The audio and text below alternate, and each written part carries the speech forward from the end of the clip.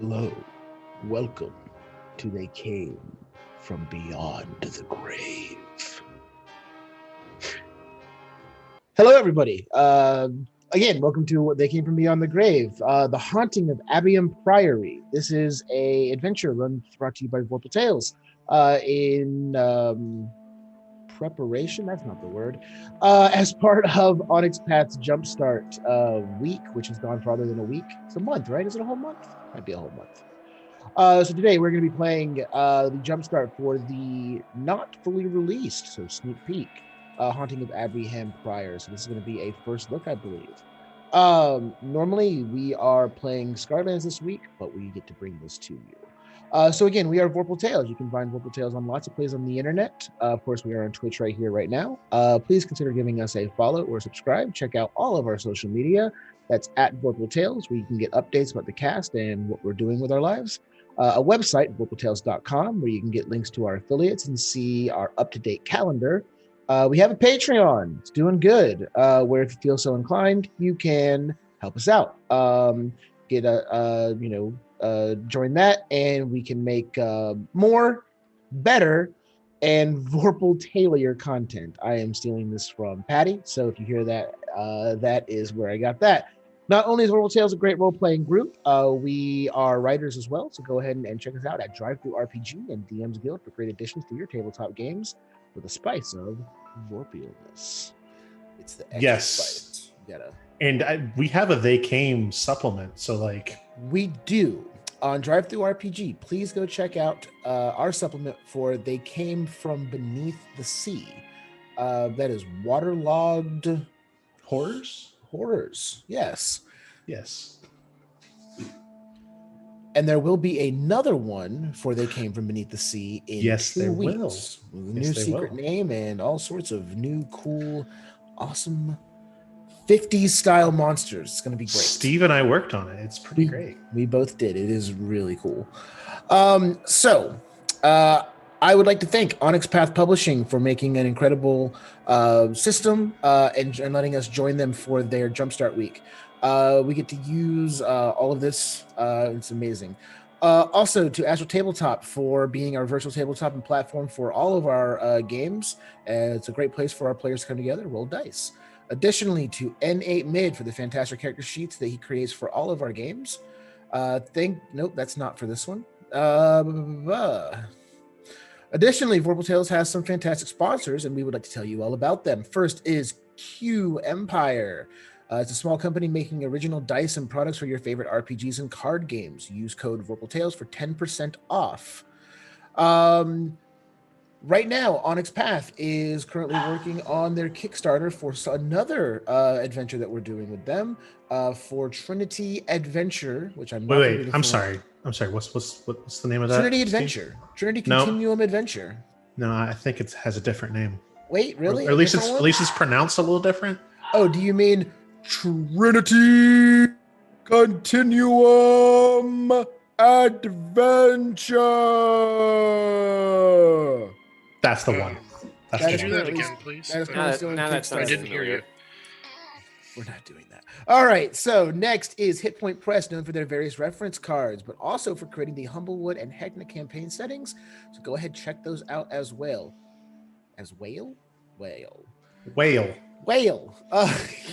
Visit vorpaltales.com, click on our affiliate link. Anything you purchase, a portion benefits the show. And finally, Gemhammer and Sons is an RPG supplement store that has everything from the Deck of Wonders to Deck of Illusion to amazing dice. So once again, use discount code VorpalTales for 10% off. Now, I want to welcome my amazing cast for this evening. Actors, please introduce yourselves for the audience.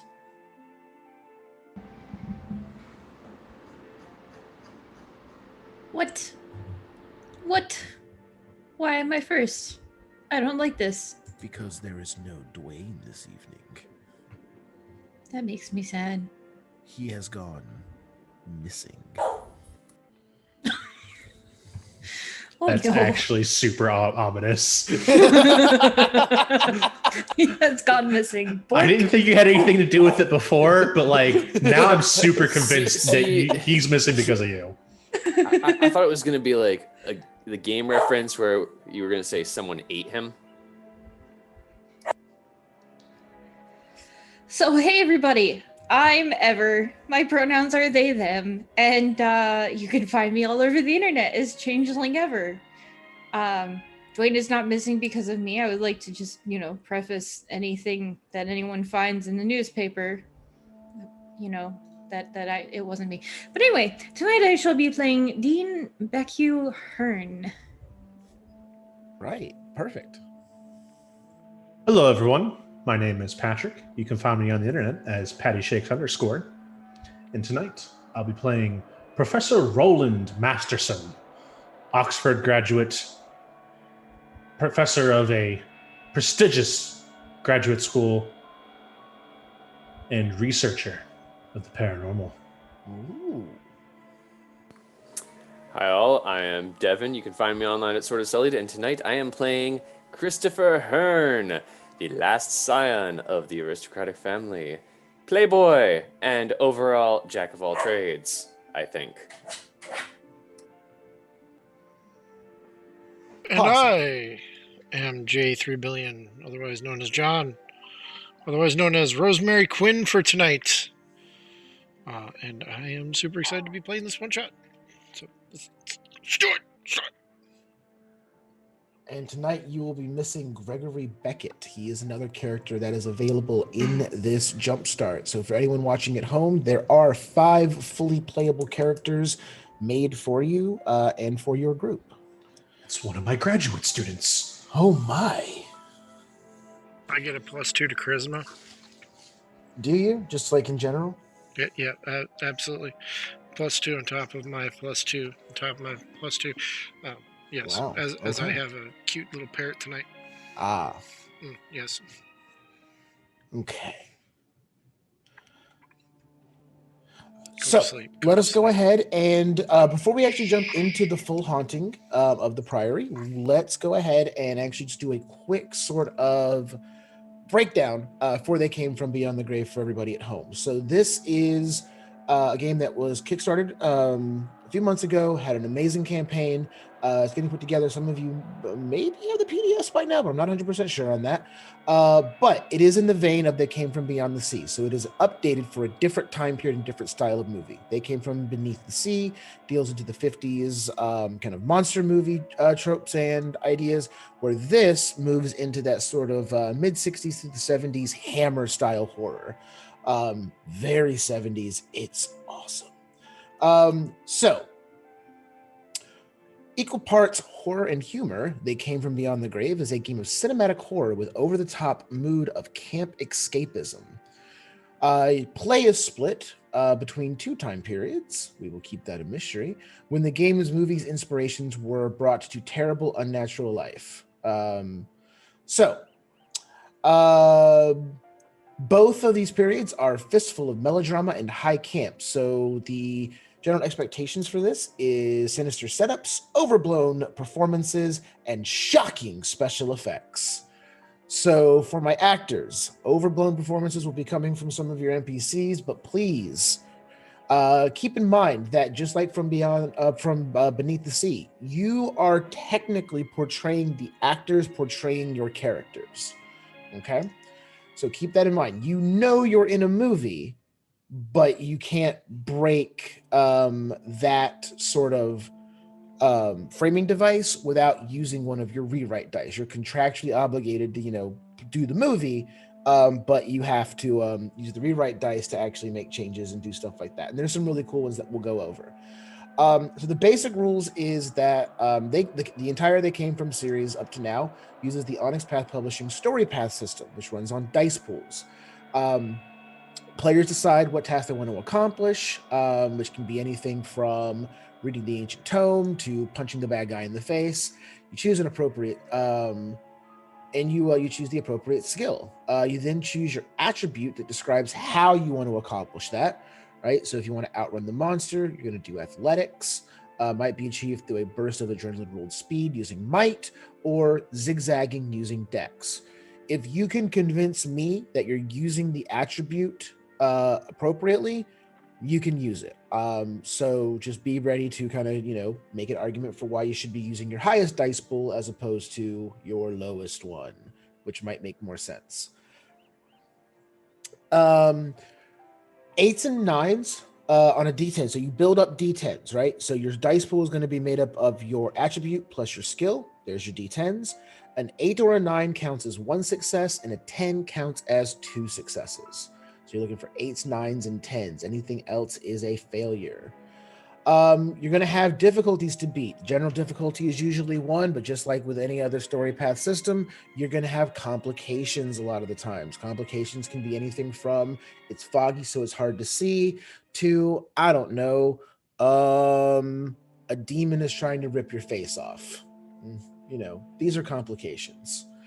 You assume all checks are difficulty 1 unless otherwise stated. For each complication, your difficulty increases by 1. So difficulty 2 is a regular check plus 1 complication. Complications are unintended consequences that create new narrative elements. So anytime you do something, we can add complications on top of that. But one of the cool things is the more weird, cool stuff you do and the harder it is to accomplish, you might fail, but this game really likes you to kind of fail forward. Failure's common, but always comes with a consolation. It is going to come with some sort of clue or a prompt that the player can use to move forward. You might get a momentary enhancement. Oh, you failed this roll because you tried something awesome and just didn't quite get what you needed. So here's an extra enhancement on the next thing that you try to do. Again, consultation for you failing. Although most of the time, a rewrite is added to the writer's pool. Writer's pool is a pool that you all have collectively of rewrite dice. And as a group, you have to come to the conclusion and consensus for when you're going to use those dice to dramatically change what's happening in the game. And all of you got a list of what your rewrites or your cinematic effects are. So be prepared to use those. Okay.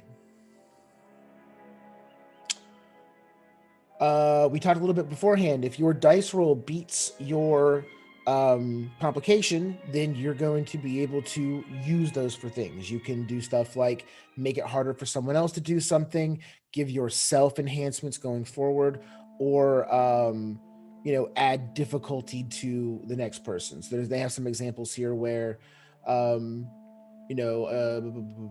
maybe you tear the pages out of an occult tome so no one can draw the same conclusions you did.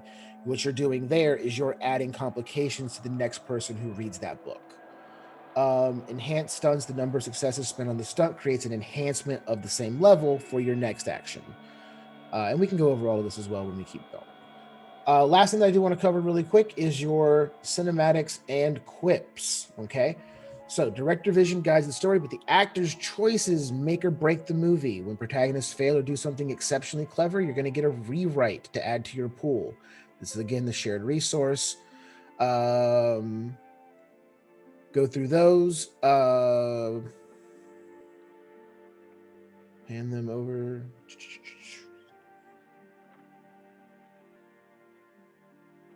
Oh, interesting. You know what? I chatted you over all of those. Let's see. Where are my cinematic cards? I chatted you all of those. So normally you would only get 5, but you know what? Screw it. We're going to have fun tonight. You got the whole list available to you. All right.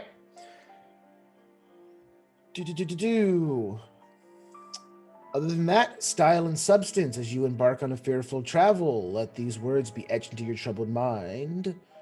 Too much is just enough. All right. So with that and this wonderful 70s music, we can begin. First, before we begin, I would like each of you to share your character's aspirations. You should have at least 2. And if you want to talk amongst yourselves, you can come up with a 3rd one for each of you. Ooh. So mine are short first, perform a work of magic. Short second, player's choice or leave blank. Ha ha ha ha ha. How about we hear everyone's and then we can come back, and if anyone wants to add one, we can. Okay? Okay. And then the long one is visit the other side. Oh, Interesting. Patty is muted. Right. My short is convince others to protect you. Then I have a blank short. And then my long is become a world famous ghost hunter. Interesting. Well, I have make a dramatic entrance as a short. Player's choice. And be on TV. It doesn't say how. Does not say how. I'm excited for that one. Solve a problem with science.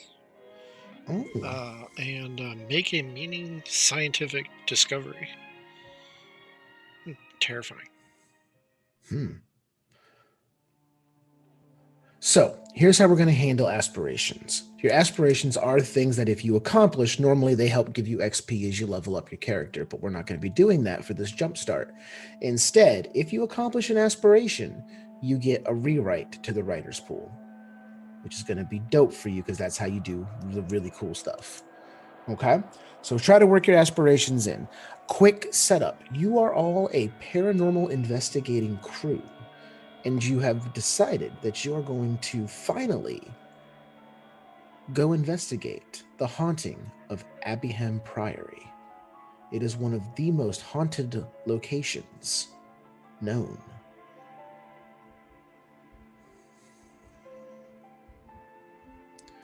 So, you are going to a priory. It is incredibly haunted, and you are paranormal investigators. You've been working together for a while. Is there any last-minute aspirations you would like to include?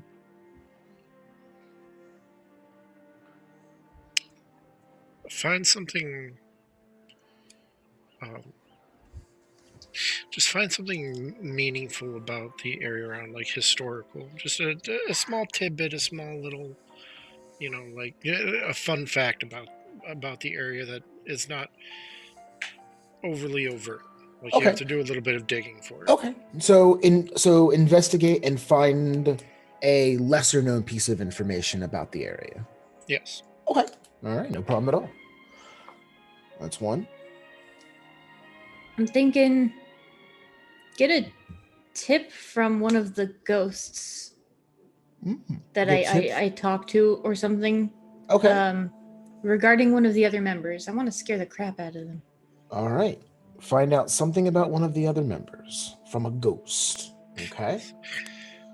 Can it just be scare the crap out of other members? Let's see.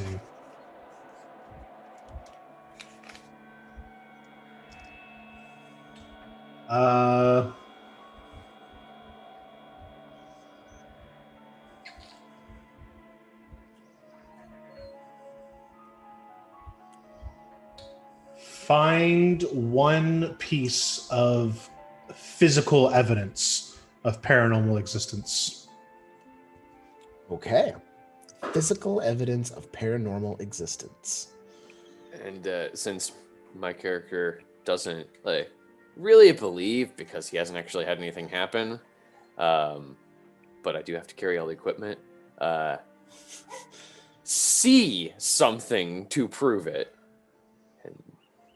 Okay, so you're looking to see something, where he's looking to actually find the physical evidence. I'm not going to count sounds. It'll have to actually be something I see through, or something of the sort. Oh, okay. All right, I like it. Okay. All right, so now that we all have an additional aspiration, our investigators. So, we begin on a long country road, winding away from the city of Abbeyham. As we pull further and further away into the countryside, green fields and trees fill your view. You're all crammed into a powder blue Austin Allegro, driven by Gregory Beckett. You start to pull up towards the Priory, your location, one of the most haunted locations you've ever heard of. As you pull down the last road towards the Priory, you see into the parking lot. You see up ahead its stone facade just kind of jutting out of the country. There's a big gate that stands well ahead of the priory, and in that, the parking lot.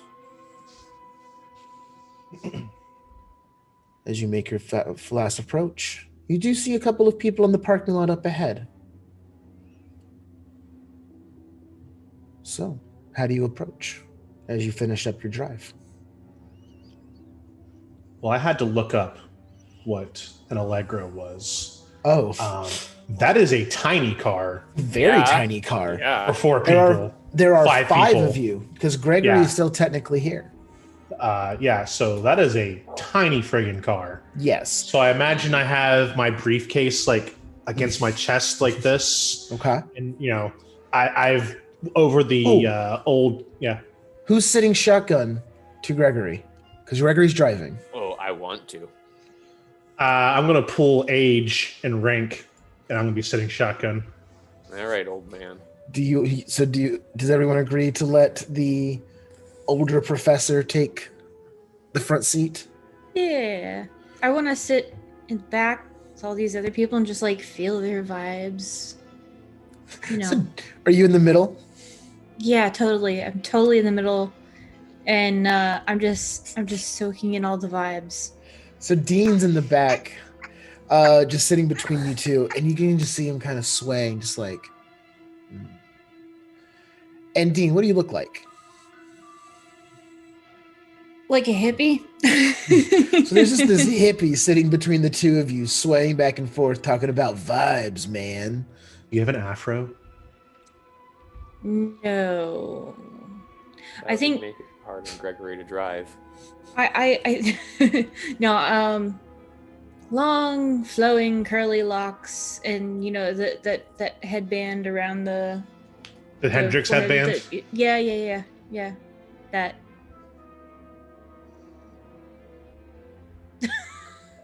Perfect. And sitting to his left, Christopher. How are you I'm reacting? going to sit on the right. You want to sit on the right? Okay. Yes, I would like to sit on the right. Is there a reason for wanting to sit on the right? Because that way I get a better view at Gregory. Oh. Well, sitting to the right is Christopher, who is dressed up in nice, expensive clothes that are loosely fitting on because they're just kind of that, I'm wearing nice clothes because I'm awesome. And he's got this kind of attitude of devil may care, but he's here because I want to see something cool. Maybe I can get on TV if I help you guys out. Maybe make my aunt pretty happy that I did too. And Rosemary, how do you feel in the back with these two guys? Rosemary has been doing that thing that I do a lot, that antisocial people do a lot when they're crammed into a tight space with other people, and that's just face the window and just stare out. And constantly think of, hey, why is he elbowing me in the back every time he moves? The elbow gets a little sharper.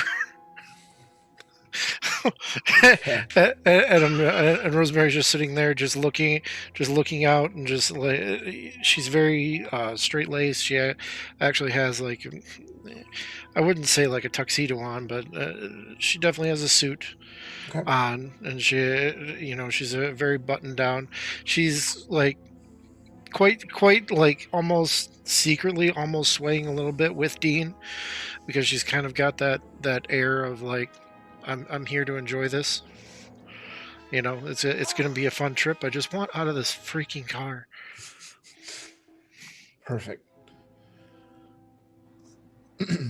So, as the car approaches and you've all sort of established where you are in the car and getting a general idea of who you are, it's that establishing shot high above the car as it drives through the shadows cast by the trees. It gets closer to the priory. You pull into the parking lot, ready to start getting your equipment out. But before, as you pull in, you realize that group of people, they don't really seem, they're one for sure, not nuns or any holy person, there is a group standing outside.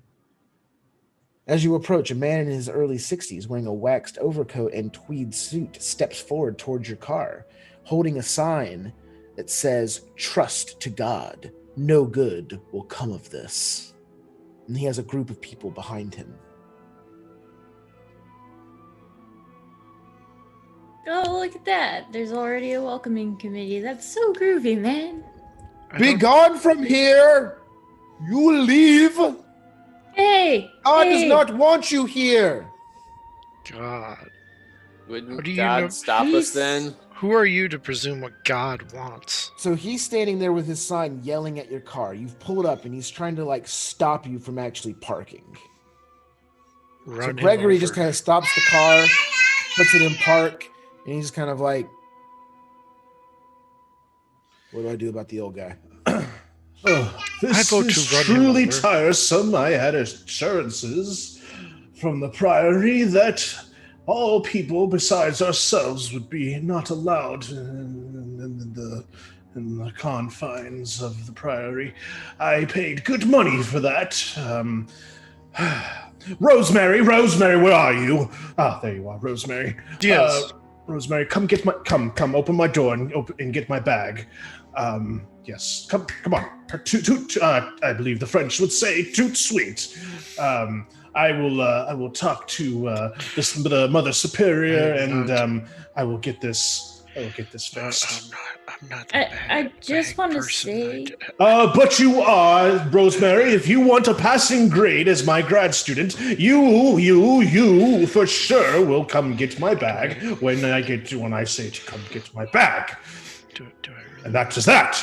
Do I want that grade Like, that much? Rosemary, I can totally help you carry those bags.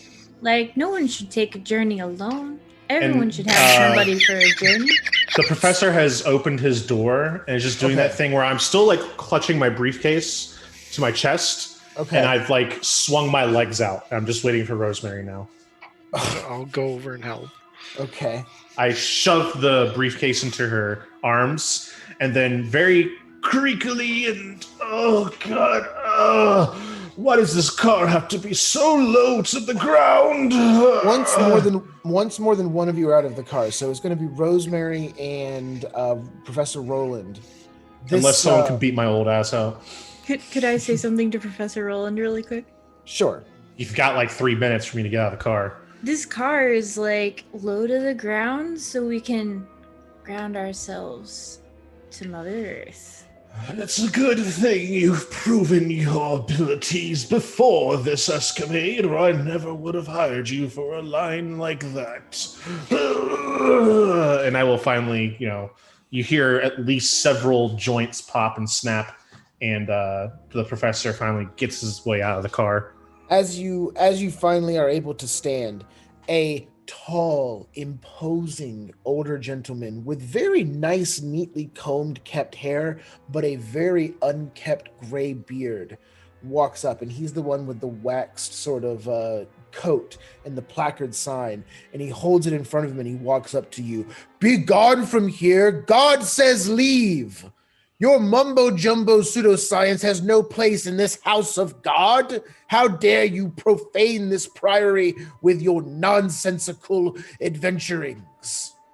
My back was to him the whole time he was talking to me. As I'm reaching back into the car, I grab my cane, which is more for show than it is actual need.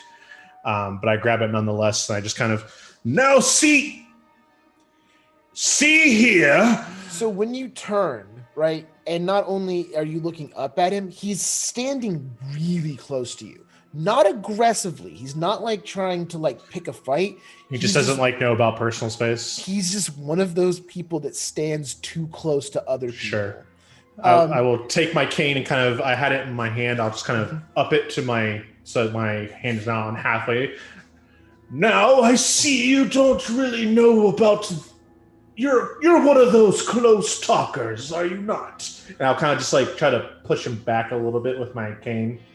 again, he's not trying to pick. He's not trying to pick a physical fight. Yeah. So he, Me so neither. he kind of takes a half a step back, and he's just like, "Yes, unfortunately, sometimes I do step because I want to make sure that I'm able to address a person." And then, like as he's talking, he's like unknowingly stepping back in towards you, just kind of naturally closing the distance. And as he talks, you just get this smell of wet dog and just like nastiness. Like Well, it's a Professor good- Roland. I think Not now, Dean. I'm closer to talking you? to the dog. because he wants some connection. He wants real connection, so he's got to get like all up in your aura. I'll give that boy connection. Now see here. No, you've done the talking. I will do the talking now. See Sir, here, I don't I believe you're- spent my entire childhood being raised by these nuns. So see here, if I would like to go back into this place, I will. And I will tell you that I have made a sizable donation, very big, in order to get back in here. So you, sir, and all the time is still like very kind of like gently, not like poking very hard, will back up and you will allow me to visit with the nuns and my teachers. Okay. So as you start to do that, and you back him up, and again, he's not like pushing you or actively trying to start this fight. You realize the crowd is about 24 people. So about 24 other people just kind of start crowding around your car, and they're closing in. Again, they're not Rosemary! They have no weapons, no clubs or anything like that. They've got signs and placards, and they're like chanting just like, not in this house of God. Not in this house of God. Rosemary! I don't think they're going to listen to us. Shush. No. Now's not the time for talk. You get about and contain this crowd, and I'll lean my head back in the car. You, boy, you'll get out and you'll help Rosemary. Thank you. I have an appointment with Mother Superior. So while the crowd is chanting, Dean would like to go like next to them, put arms on them, and be like, "We're all in the house of God. We're all in the house of God. Yeah. Dean, quit that mingling and come with me. We have meetings to attend to." But mingling is how you know the people. So they've started again, not to confront you physically, but they've Like cutting me off. They've cut you off. They've formed a wall or like a kind of circle around you that, like, they're not actively letting you pass. But again, they're not like even cracking their knuckles or anything. They just like they're just forming a wall. They want you to leave more so than anything else. Okay, and they all seem to have the same like religious fervor. Okay, well, two things. So we've done a lot here. So let's go ahead and get our first roll in. So with the way that you were kind of like pushing him and kind of like standing up to him, how do you want that to come across? Are you looking for it to be more intimidating, to have him kind of back down? Are you trying to, because you're saying that you lived here, raised here, and that wouldn't actually be true in this scenario. Yeah. The Priory I was educated by nuns in general, not this place. Oh, okay. So are you trying to kind of like imply that you were brought up in this specific priory and you're just coming back home? A little bit, yeah. I'm trying to spin it so that like he's got us confused for a group of other paranormal researchers. Well, the other paranormal researchers. Yeah, no, we're here to like talk to the nuns. Well, I don't know anything about your paranormal research, mumbo jumbo. All right, so why don't you go ahead and pick what setup you want? You either gonna want to do. Oh, I don't have a character for these skills. Hold on, I got this. My Jumpstart characters, and you are Professor Masterson. You can either do a form of persuasion or actually do persuasion. Okay, because you are trying to persuade him, but you're gonna pick your attribute. But tell me first, do you want to lean more into the intimidation or more into the kind of lie part? More into the lie part. Okay, so go ahead and do the cunning with that. Ooh, okay. So I get 5 dice for cunning, and 1 for the persuasion. All right, now before you tell me the stats of this, there's an aspect to this game when dealing with NPCs, and it is called your attitude rating, right? Okay. So you can have different attitudes and intensities of attitude. So right now you have a significant negative, or this guy has a significant negative attitude towards you. So this actually has 3 complications to it. So you need 4 successes to match him. Okay. Okay. Here we get here. The only numbers that matter are 8, 9, 10. 8, 9, 10. 8s and 9s are 1, 10s are 2. I got 1, 9. 1, 9. So okay. 1 success. All right. So again, you're not you're not provoking him. He's not getting mad at you. He's just staying his normal course, but you can tell he stands his ground. He's just like, we will not allow you into this priory. It would be a besmirchment upon it with your blasted sciences. A besmirchment. I look over at the rest of my group, seeing them kind of just mingling, maybe one still in the car. Yeah, what's everyone else doing while Professor Roland deals with this? Rosemary, I know you're kind of with him. Is there anything specific you want to do right now? Rosemary is going to, because Roland's talking to the main person right now, but he's just going to make sure everyone else around us just doesn't kind of push in too far, just to stand. We're standing our ground. We're staying here. This is what's happening until I hear differently, or I'm not going to get physical. It's just, hey, we need a little space. Please step back a little bit. We're not getting back in the car. Mm-hmm. Thank you. God says be gone. God says be gone. Go ahead and give me a you're trying to kind of just reason with them. So go ahead and give me, let's see here.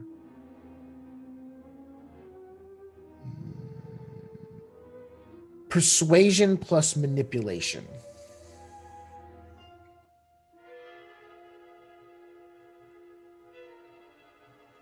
That's the role to kind of pacify a crowd.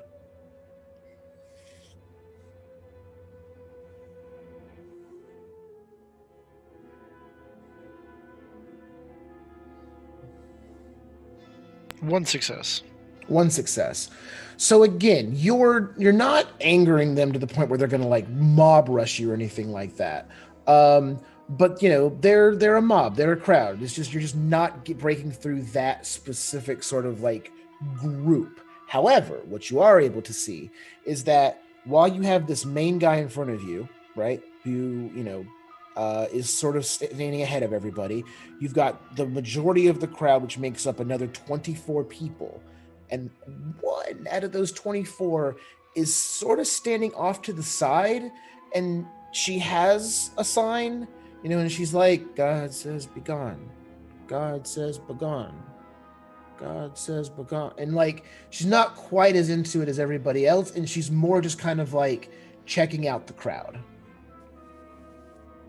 So, my other two, my hippie and his nephew. So, question. How long did it take us to get to this place? It was about a 2-hour drive from the actual town of Abbeyham.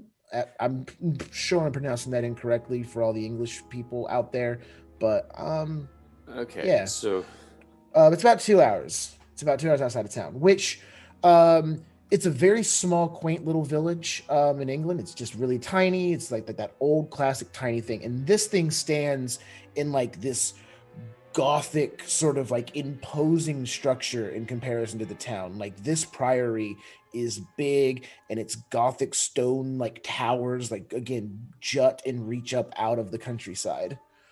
So this is a shocking difference from what everything else in the town would have looked like. So I'm going to get out of the car, and as I get out of the car, I'm going to do that. Why are you stopping us? I mean, isn't it supposed to be, a good Christian and godly thing to do to let us, rest? At the very least, can't we, take a moment and relax inside where we can, rest our weary legs? We've been on the road for hours. And we got up earlier and got here before you just to stop you.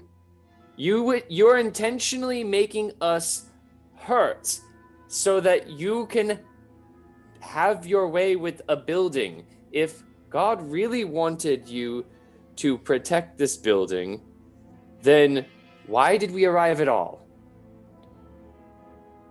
Wouldn't God have prevented us from getting here? Everyone kind of like stops and thinks, and then kind of from the back, no, because he wanted us to stop you. Yeah, because he wanted us to stop you. God says be gone. God says be gone. At which point I just grab some bags and just start walking and seeing if I can just bypass. Okay. So what do you want me to roll for that? So for that, you can try to intimidate them. Like, so again, like they're not starting a fight, but they are going to kind of stand in front of you. So you're kind of trying to like intimidate a bit of the group, right? Kind of like, I'm going to walk through you. Okay? Yeah, I'm going to keep walking. Okay, so Presence manipulation. Since I have good stats in that.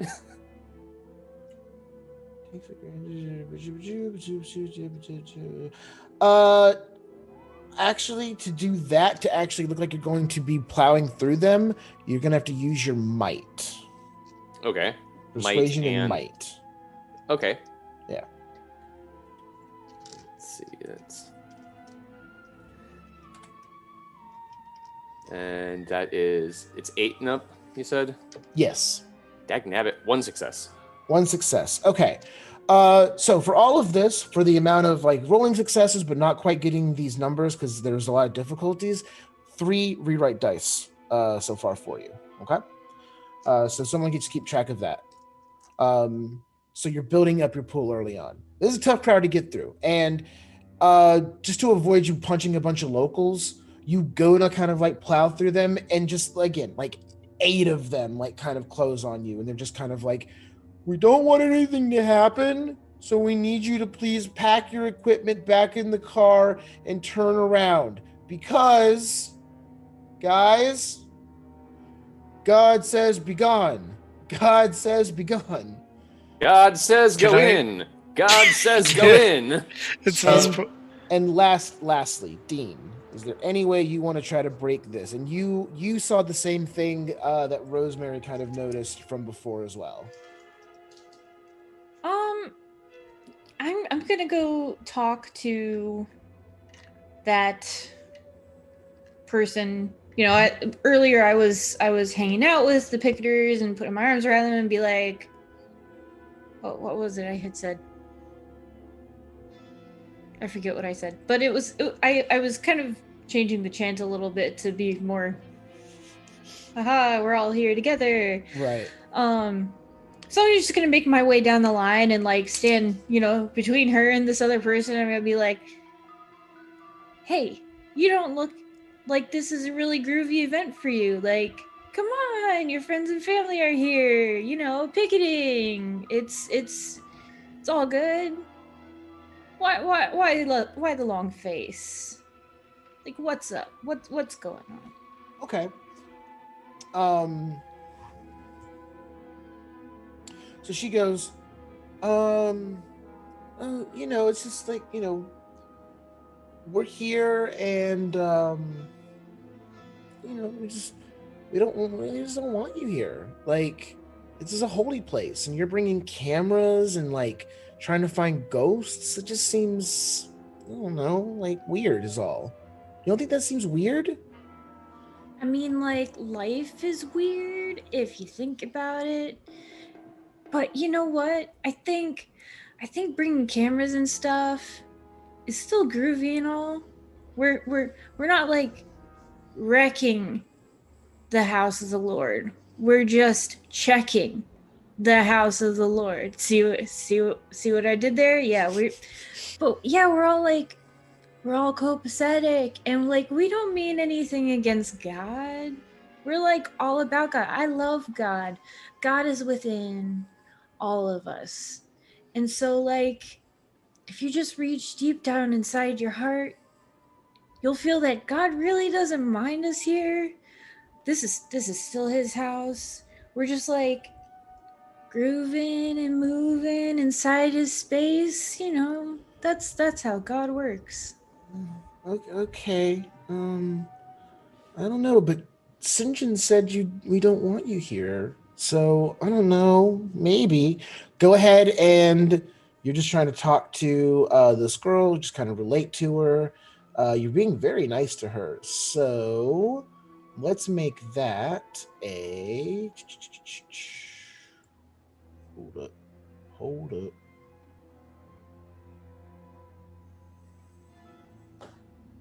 Yeah, all the while that he's talking to her, he's still like bouncing with the rhythm of the rest of the picketers. So it's still going to be a persuasion skill.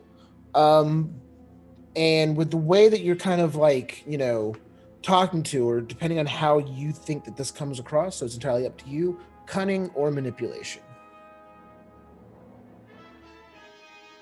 Ian doesn't feel that he's manipulating, so probably cunning, and then what was the other? Manipulation. No, just one of those single rolls? No. Persuasion is your skill number. So what number do you have next to persuasion? I'm not seeing that on my sheet. Got presence. Should I have be- empathy. Oh. It's just above that, so it's under your skills list. Let's take a look here. The skills from the bottom Should up be should just above science. Yeah, survival, science, pilot. Oh, you do not have any persuasion. That's interesting. Okay, so you have no dots in persuasion. So let's see if we can find another skill for you. You know what you're trying to do? This isn't empathize. Yeah, this would not normally be how you use empathize. It's normally to kind of tell, like, hold on, it's okay. It's normally used to kind of tell, like, if someone's lying to you, it's to read people, understand what they're going through, things like that. But specifically with the way you approach them, I'll let you roll empathy. Plus your cunning. Actually, no. Can you roll your composure? Because you're trying to like be cool and like, yeah, bruh. Okay. Oh, let's see. That gives me 6 dice.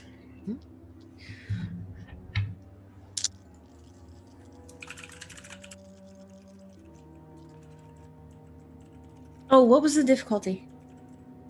8 and up. 8 and up? Oh, yes. For this game on your dice, it's 8 and up. Only 1 8. Okay, 10s count as 2 successes. Okay. Only one. Man, out of all of you, 4 tries, only 1 success each. Man, tough crowd.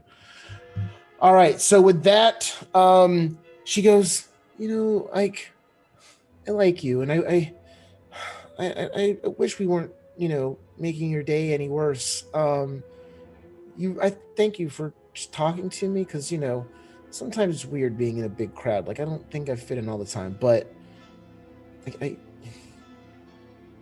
I think you should go. I think it would just be better for everybody. And she kind of half-heartedly keeps chanting.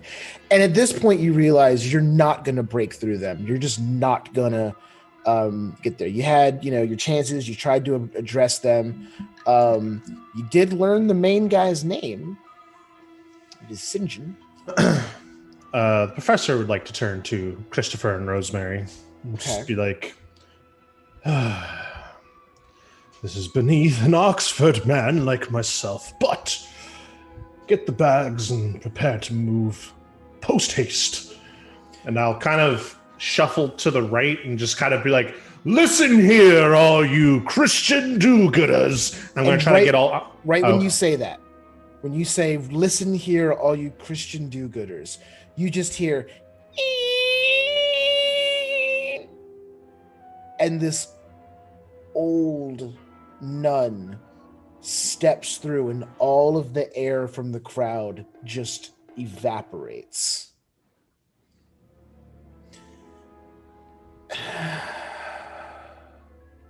Every one of you step aside and let them through now. And they all just kind of like, but sister, they're bringing now. And they all just move aside. And she just has this look on her face of like, I can't believe I had to walk down here. And she's just got her hands steepled, and she turns and she just effortlessly back up towards the Priory, and then sort of stops and just looks back at you. Are you keeping an old sister waiting? I'll heft my cane again, and I'll kind of, I'll just point it at Sinjin and be like, see, I told you I had phoned the Mother Superior before arrival. These delays, you'll be hearing from my lawyer. And I will enter the Abbey. Okay. And I'll turn to Rosemary as we're walking in and just be like, thank goodness I didn't have to do what I planned to do next. I was going to fake a heart attack. Don't worry, I would have helped you fake a heart attack. Oh, Rosemary, my loyal and ever faithful grad student, what would I do without you? The professor's in like a noticeably better mood now that this blip, this road bump has been crossed. He's just he's got a smile on his face now. He's out of the small car where, I assume the hippie smelled like weed, and he's just he's just in a much better mood now. Even though we're entering the very creepy, haunted Abbey, he's beaming.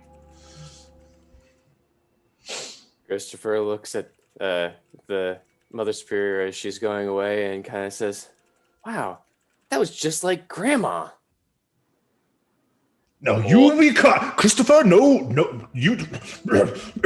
What? Everyone listens. No, see here, Christopher. Everyone listens to Grandma. See here. You would not be disrespecting the Mother Superior. Do you understand? That woman is twice as old as I am. Just kidding, Christopher. Come on. What is it the kids say these days? Pulling your leg. Right. Much to see, much to do. I mean, I'm pretty sure that's true. Age, you'd pull her leg off. Oh, good Lord. Since all four of you technically failed your specific encounter with the crowd or Sinjin or the girl, that's 4 rewrite dice for your pool, and take a 5th one for faking a heart attack. Or planning to fake a heart attack. That would have been hilarious. I was just going to throw the professor into the crowd. You almost made Steve spit take. That was great. It was close. It was almost there. Okay. So at this point, you guys kind of hurry to get your bags. I'm sure someone's carrying the professor's bag for him. Rosemary. Christopher, you carry the gear, right? You said? So you want to carry, so you've got a series of cameras. you have available to you with no stats, so do with them what they will. Okay. A packet full of expensive ghost hunting equipment, I'm sure procured by yourself. This includes several tape recorders, EMF meters, and a Kirlian camera.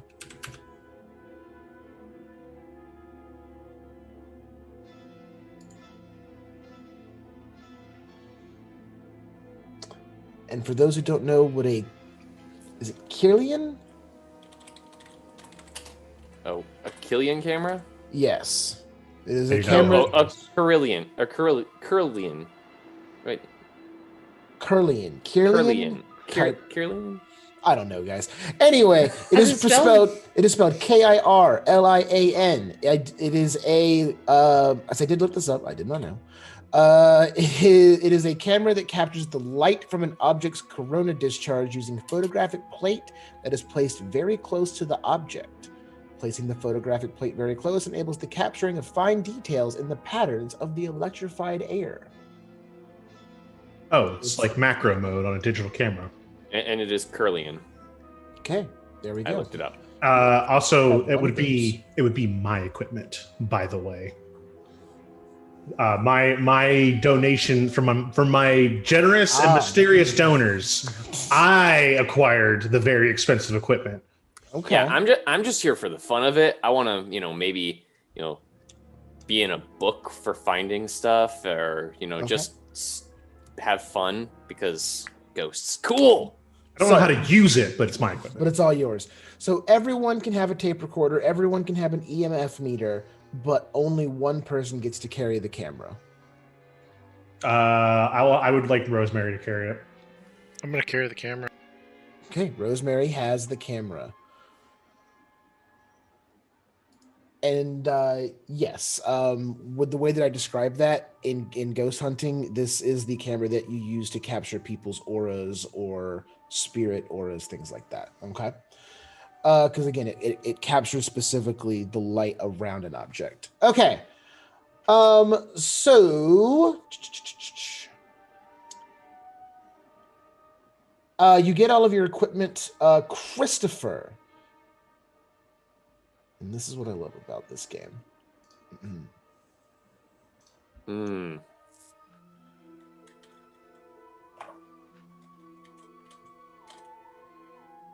I tried and failed. Two things happen. While you're taking the equipment out, you take the camera and you kind of you turn and you go to kind of put it down.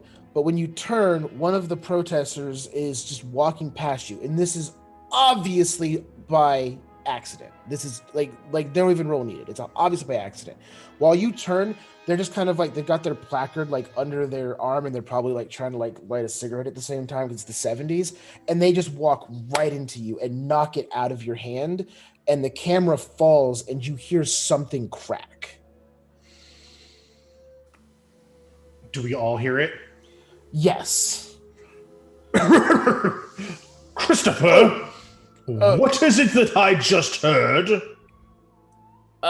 You just heard one of the protesters hitting me and breaking equipment. Well, I didn't hit him. He turned into me. What? Sinjin? Oh, jeez, Christopher. I'll walk over to Christopher and just not enough to hurt, not enough to leave a mark, but I'll just be like, "You stupid, incompetent fool of a boy!" Hey, Uncle, he's hitting me again. Hey. There's no need for corporal punishment, man. Look. We just gotta... Every setback in the book, every one is happening right now. I pick up the camera. Because you're being so negative. You're attracting all the bad stuff in the universe, man. Gotta mellow. Does that have anything to do with what we're doing right now? A quick scan of the camera does show that it is still intact and working, but essentially the thing that you like, basically the reloading sort of thing, so the little cameras you had to like, spin for the next shot, that's been broken off, so you can use it once. Basically you have one use of this camera. Oh, I this will- is absolutely fantastic. I will very slowly bend over, pick it up. Oh No, Professor, No, Professor, no. no. I'll grab that. okay. I had I'm already gonna take fixed Too that. late. I've already picked it up. No. And I walk over to Rosemary. I go, Rosemary, this is why I have you to carry it. You don't bumble around like an oaf. Yes, please give me that. You are incredibly old. Give me the camera. You just dropped a letter grade. You get your stuff together, you make your way to the sister who is waiting for you. Again, she kind of has her back to you, and she sort of just barely looks over her shoulder. Again, hands still steepled in front of her. I am Sister Agatha. Hello, and welcome to Abbeyham Priory. Yes, we spoke on the phone. He is a little bit rambunctious, but he means well.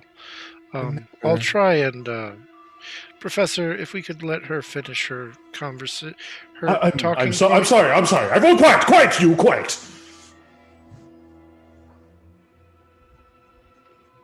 And then she just starts walking up to the priory without another word. When you reach the doors, you come closer, you see like all the wonderful carvings in there. Remember, this is like pure old Gothic priory, so these wonderful carvings in the stone, but it's kind of mossy and kind of almost alging over. It's not well maintained. It's not prim and like washed or anything like that. Like they're it looks a little grimy. A little black mold growing. Yeah, just a little tiny bit, not too bad. Yeah. And she reaches the door and she just kind of once again pauses. I must apologize for the small-minded local idiots that you had to deal with. You are, of course, welcome here at the Priory. We want to thank you all so much for coming and investigating our little home. Please deposit your equipment through the small door to the left, and it'll be taken care of for you. Oh, but in order to do what it is we do, we will need that. Of course, you will receive it back. Just equipment through there, and What guests is it through you're here. doing with it? I'm putting the equipment down as he's talking. Already putting the equipment right in that room where she said. I bet you the sister is like blessing it, man. It'll help us find more ghosts or, like disprove the ghosts. I mean, like they're sisters. Right, sister, sis? Yeah. Dean, I need you to stop agreeing with just everyone. Fine. agree Leave the with bags. everyone. We'll come back. We won't need them for the initial observation. The walkthrough. We're doing. I will keep doing my. the walkthrough, I will yes. keep my tape recorder. I will keep my equipment though. Okay. Yeah, you carry a couple other things. You have bags mostly, like probably like overnight bags, things like that. It's basically she's just telling you like just throw your stuff through that door and then come through that door and you'll be able to get it. Like they had doors where you would kind of like put your stuff and then you would go through a different door and like it's just like one of those weird things that people did at some point in time. Yeah. I just stuff- want all of our investigative equipment. Okay, that's no problem. Anyone else keeping their tape recorder and EMF reader and or the camera? I'll keep my EMF reader, particularly just because I'm fiddling with it. Okay. So I am ordering Rosemary to keep the camera. Okay. She doesn't fight you on any of that either. She's just like offering, like, if you wish to deposit your stuff in the door, and then and then she's like, in the meeting room is in here. And she basically walks in. So she's not like, it's not like, What is it? Give up all your equipment now. It's like, not Is it that I always tell you, Rosemary? The once you put down the equipment, the one time you need it is the one time you don't have it. So keep that camera on you at all times. Are we clear?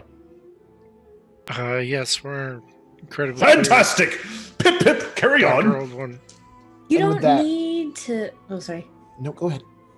You don't need to put your tools in the room if you are your tool. Oh, damn. That is. Is both calling someone a tool a incredibly- thing in the 70s? Should I feel insulted? That is incredibly deep, Excuse me. or incredibly not. I am not sure. So whether you deposit your equipment or not, you are still gonna have full access to it. She was just being polite at that point. So you enter into the reception room. This is the main area that when you step in through the doors of the Abbey for the first time, you are finally engulfed by everything that makes up this priory. So the reception room contains a few shabby wooden chairs, 2 small tables, and a bookcase full of hymn books. Fireplace stands cold and unlit at the far end of the room. Sister Agatha, hand steepled, turns to you and bows her head. Please use this room as you wish and get your equipment and set up as you need. We'll be back. And she leaves you. Sister Faustina will arrive shortly to guide you around the priory. She will be your guide for your stay. Please wait for her. Do you say anything to her before she's about to leave, but you have a moment to talk to her if you want to. Okay. With that, Sister Agatha leaves. All right, everyone spread out, touch everything. Let us, Professor, with all due respect, let's administer some amount of restraint a little bit. Almost everything. Let's confine ourselves to looking for right now. I immediately go to the thing that has the Oh. most religious artifacts on it and just start Okay. picking them all up. It's the hymn bookcase. That's the most religious thing in this room. Oh, So this I is immediately just I do Oh. the thing where I like pull back all the spines, Sure. Looking for the see if secret anything, passage. see if a secret passage opens. Don't, Okay. don't. So the first thing you notice is that this entry hallway in the reception room that it attaches to, it's dusty, it's poorly lit, it has no windows. Like the entire opening area is just blocked off almost, right? Neither the entry hall or the reception room has any decorations. There's no crucifixes, there's no Christian paraphernalia, there is nothing. It is not decorated. It has not been cleaned for nigh on 50 years. Cobwebs and mold are just kind of like growing freely across the stones. I imagine about every 4th hymn book I pull back, a new spider crawls up my arm. I have to Yeah, just like dust this, it off. one of those just little like harmless, like just like Rosemary. Rosemary's gonna try for like 30 seconds the to convince the professor not to touch every single book in that bookcase. After I realize it's a failed endeavor, I'm just gonna get it. What? A grad student trying to tell the professor what to do. Like pulling back all the books. I'm gonna get my notepad out, and I'm just going to not actually leave the room, but I'm gonna take a look in the other rooms that are adjoining to us, and just write a few notes on their description, stuff like that. okay, so you're looking at the adjoining rooms. Yes. Okay. So let's take a look here. So with old buildings, right? So basically room just kind of attaches to room. There's not a ton of like so there's a hallway that kind of leads out of here. So you open it up. One of the big problems here is that it's just really fucking dark. So if you're just kind of like opening a door and looking in, it's almost hard to tell like what's really in there without going in there. But what you do pick up on is these doors are not locked. You are not locked in this room. That's good. It's good to know that we have a It looks way like out. it looks like as you kind of start to look around, that the first thing that you would be able to come across would be the library. You haven't fully gone into it yet. You're kind of just peeking around, but you see that, like, I think that might be a library. What? No, you're busy with the holy shit. Since Rosemary is the one specifically that said that she was looking, she is the only one that sees the library until she informs anyone else. And Rosemary, the best word that you could think of for this would be modest. Oh, it's modest. Modest. It is a modest library. So it's just a couple of shelves and maybe some places to sit down. This isn't Beast's Castle, that is what you're telling me. Correct. It does have, bookshelves that go where you would probably need a ladder to like get to the top, but it's, it's a small room overall. Like it's by no means like, yeah, it's not Beast's library.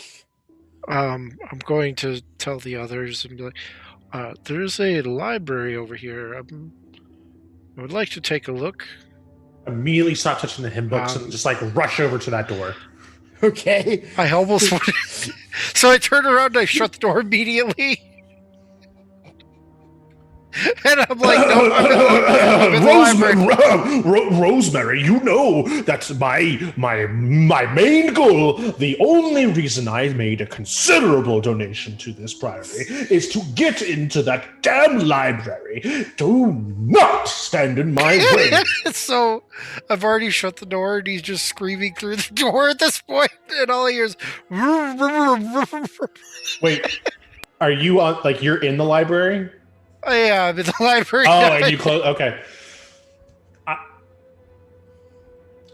I did lock it. I'm just God. like, oh my god, that was intense. Holy shit.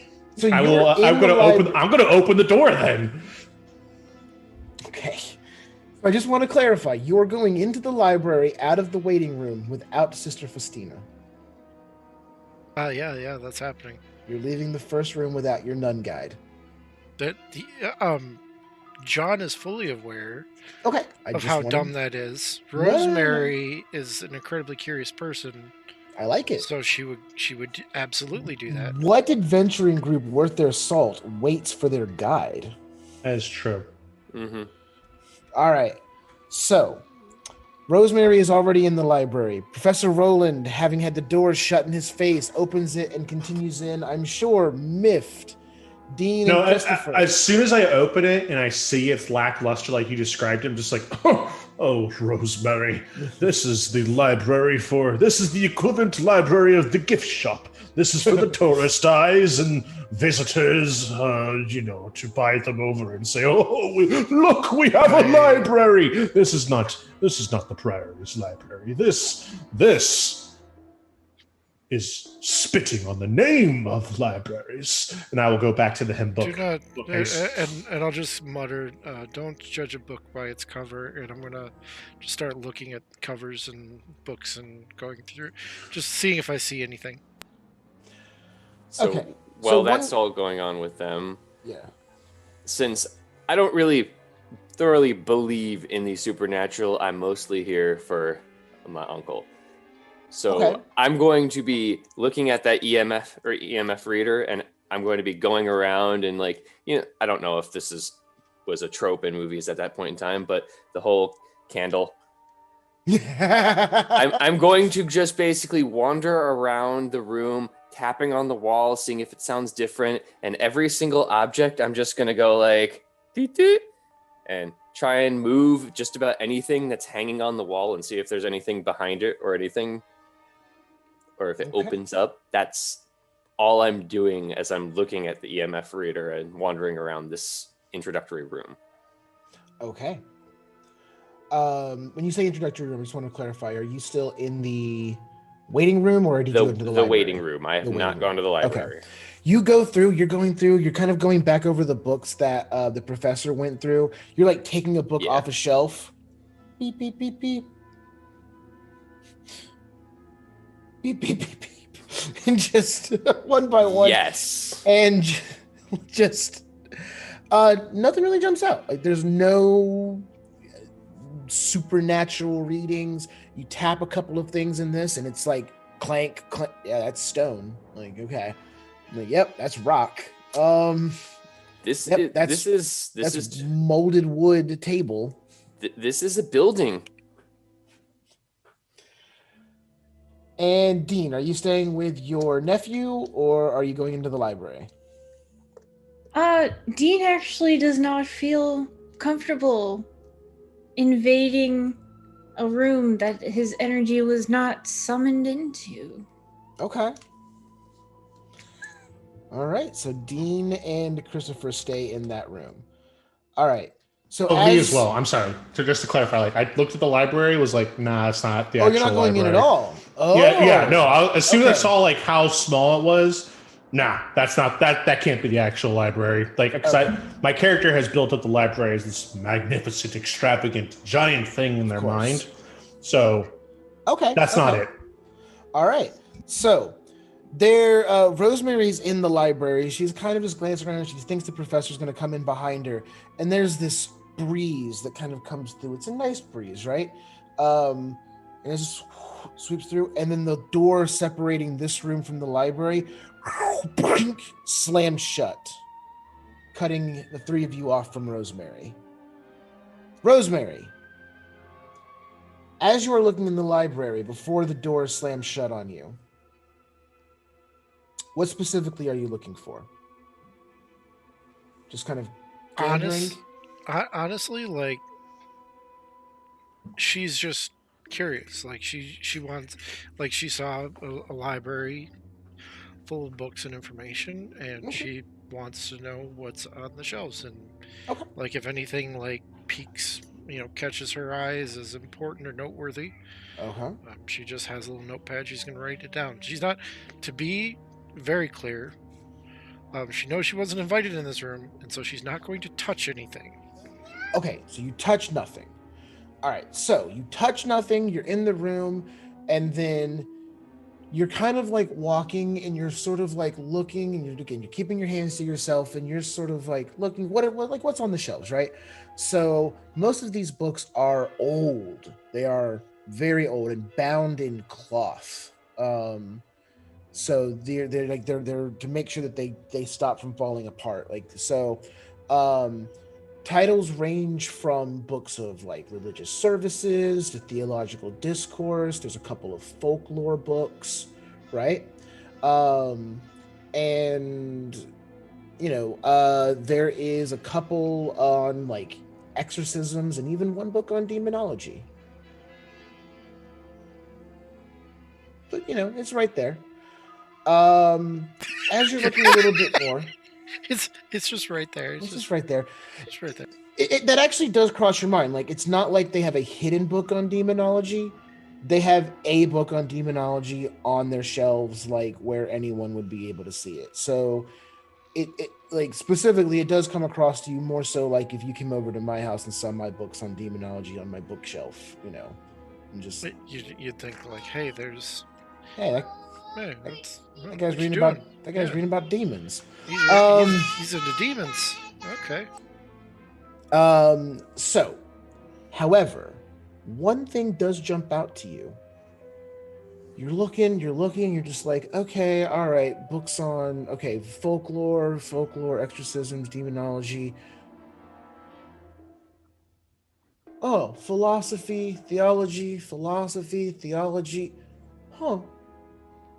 All the theological philosophy books are way up at the top, and they're like out of arm's reach. Like they're at the very top shelf. I'm going to get a ladder and see what's no there. ladder in this room. There's no ladder at all. There is no library ladder. and you're there a looking chair? around. There is no, there is no chair. There is a small table that's kind of like built into the floor. Where you So would there's like no put a volume? single like volume, flip through it as needed, and then put the volume back up, right? Again, very modest. You can tell that they don't spend hours in here like looming over like, tomes. And they're not even sure they really use this room all that often. It doesn't appear like it's a big concern to them. And you're looking around for ladders. You're like, oh, a chair, of course. There's no chair in here. And you turn and you're just like, okay, hold on, I can do this. And then that's when the gust happens. The door slams shut. You turn and you look at the door, and then after the breeze is done, there's like a breath, like you're like, oh crap. And then you hear wham! And the book flies off one of the bookcases behind you.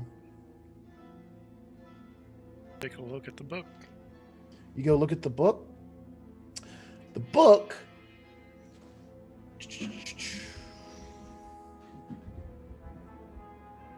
You look at it and it's just sort of like kind of like a folktale book about a hero in the countryside, just sort of like doing hero stuff. Doesn't jump out to you as anything super interesting. I am just. I'm gonna do a very stupid thing. I'm going to pick it up, Okay. and then I'm gonna go try the door. And if I can't get the door open, I'm just gonna sit down and read the book for a moment. Because everybody knows where I'm at, so. So you go, you reach in, you're going to touch the book. The music starts to swell. You get that violin, and you reach in, and then the pages start turning just by themselves right as you're about to touch it. You cut back just a little bit, and then you reach down, and you pick up the book. Nothing happens. What page is it on? Page 660. No. Shit! No. Oh my god! It had floated around to about page 25. I'm gonna look at page 25, and Okay. is there anything on page 25 that I should know? The knight went through the garden looking at the lovely flowers. He noticed that in a world where violence was so necessary, there could be quaint beauty. This is beautiful. I'm going to take out my notepad, and I'm going to put the book on the reading stand right there. I'm going to take out my notepad and just make a note of what was said on that page, and then I'm going to very carefully put the book back. All right. Okay, we'll get to that in a second. All right, so that door slams shut. The three of you in the other room, what are you doing? Rosemary, just banging doors and slamming things. Don't know why I bother with that girl sometimes. Like, you gotta be a little more mellow. She's curious. She's learning. The spirit of excitement is Yes, but she's learning from me, and she's my grad student, which means that when she goes out into the world and she's investigating her own paranormal activities and she messes something up, it's gonna come back on me. Oh, did you study under? Well, the great Professor Rowland, of course. Oh, Professor Rowland signed off on your education? Professor Rowland allowed you to go out there investigating like that? So, Christopher, while Professor Rowland grandstands to Dean, what are you doing? I'm continuing what I'm doing, except as he's grandstanding, I'm just sitting there, like, I've heard this probably a half a dozen times now. Yes. So, while he's grandstanding, I'm just... Okay.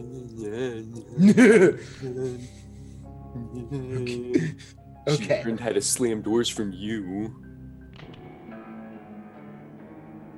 Interesting. Okay.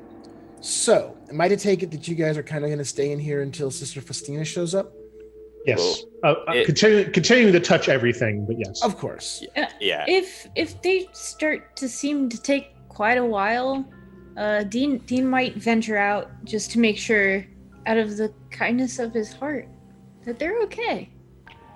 If it takes long enough for me to go through just about everything in here with my... No. Okay. Pulled it. No pull. Okay. Honestly, it would not take that long for Faustina to show up. Less than 10 minutes. Okay, then I'll still be in the room. Okay. So the door slammed shut. There was an obvious breeze, and you've been in enough old buildings like this that you know the hallways were built to move air easily for coolness and all of that stuff. So doors slam shut. That's not to seasoned paranormal investigators such as yourself. A door closing by itself is not ghost activity, especially in a place like this. So you're like, all right, Rosemary's fine, no big deal. And as you're waiting, you're reviewing everything. This room specifically, no ghost activity, no nothing. Everything here is pretty mundane. But you hear the main door that the first sister exited from opens back up again, and a short kind of what's the word that they use to describe it to make sure I'm not being delayed here? Hold it. Okay. Hold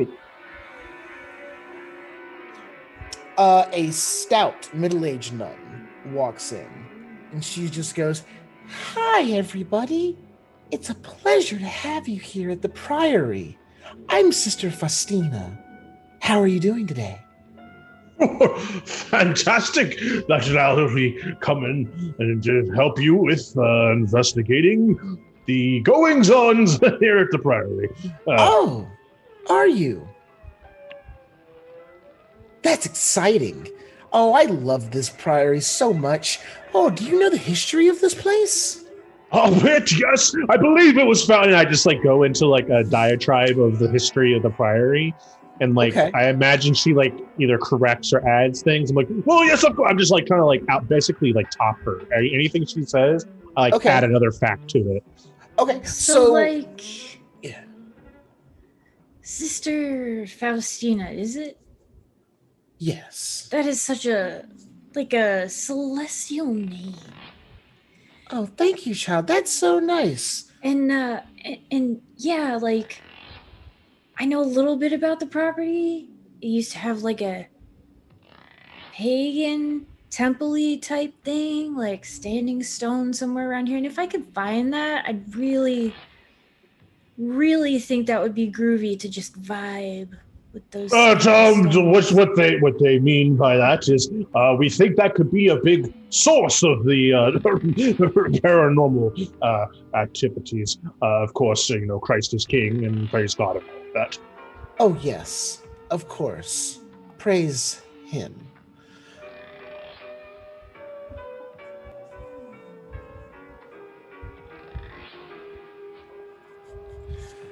I'm not aware of any sort of. The professor will remember that. I'm not aware of any specific stone or anything of that nature, although there is a long history of the Priory's connection with what you would refer to as these pagans. We took many of them in when they had nowhere to go. They owe much to us. They had nowhere to go because the church bought all of their property and forced them out. But that's neither here nor there. Yes, I believe you were supposed to give us a tour. Well, yeah, and she goes, yes, a long ago, when witches were all of the rage, they were hunted and called to trial, and there were daily burnings in this area. Did you know that? Yes, lots of oh my innocent women were burned at the stake. Yes, that's right. The and do you know where they ran? so and do you know where they harsh. ran when they had nowhere else to go? A nunnery. We took them in afar, and all of those women came here. And oh no, I'm getting off topic. Okay, No, you wanted please, the tour. Please, come on, sister. No. I'm taking. No, I wouldn't want to influence your investigation. Come on, please. Just lead on. We'll right behind you. I was informed that there were 5 of you. Is that not correct? I will rap my cane against the library door. Rosemary, enough hide and seek. We found you. Come on out now. So you can hear them through the door, Rosemary, but in the time where they were or you can hear that through the door, but the rest of this conversation you would not be privy to. But in that meantime, you read through the book, you like it a little bit, and then you go to put it back where it came from. Okay? So, as you go to put it back on the shelf, give me Rosemary. Oh, jeez, I should have just left it on the stand.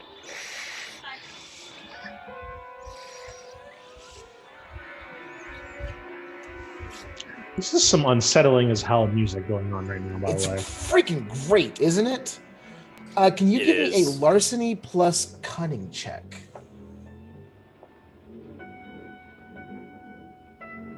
Larceny plus cunning. Mm-hmm. Okay.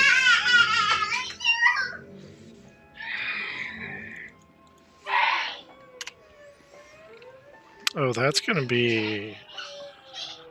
You said 7, 8, 9, 10, right? 8, 9 is 1 success. 10 is 2. Okay. Just the none. And if it helps the party or my cause at all, a natural 1. Oh my.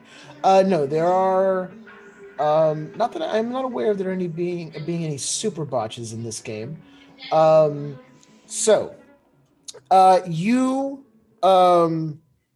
But we can make them if it's that can be a little pretty fun for me.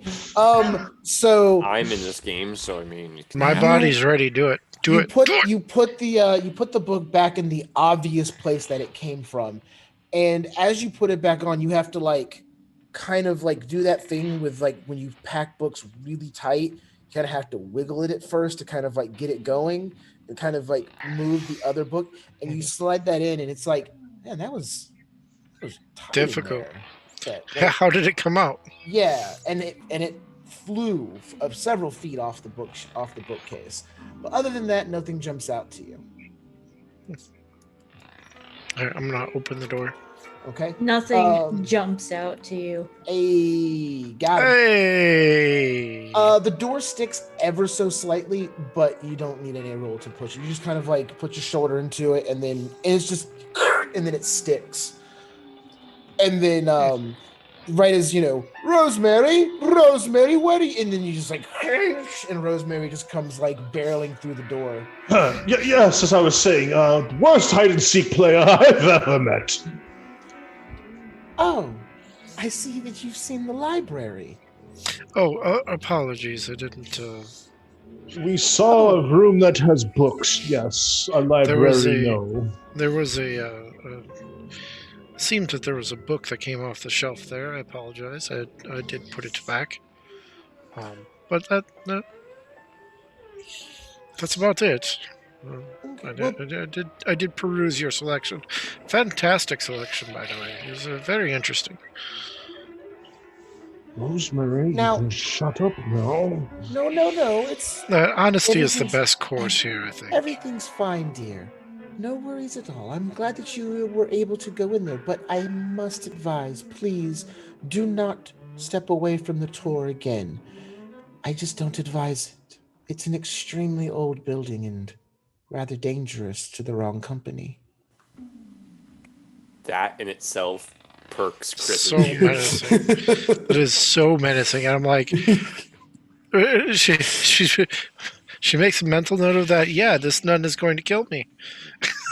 And then she kind of stops. Remember, it's one of the most haunted places in the country. There's so many ghosts floating around. It's a very old building. Come now, where would you like to go first? Obviously not the library. Well, yes, the library. The actual library, please.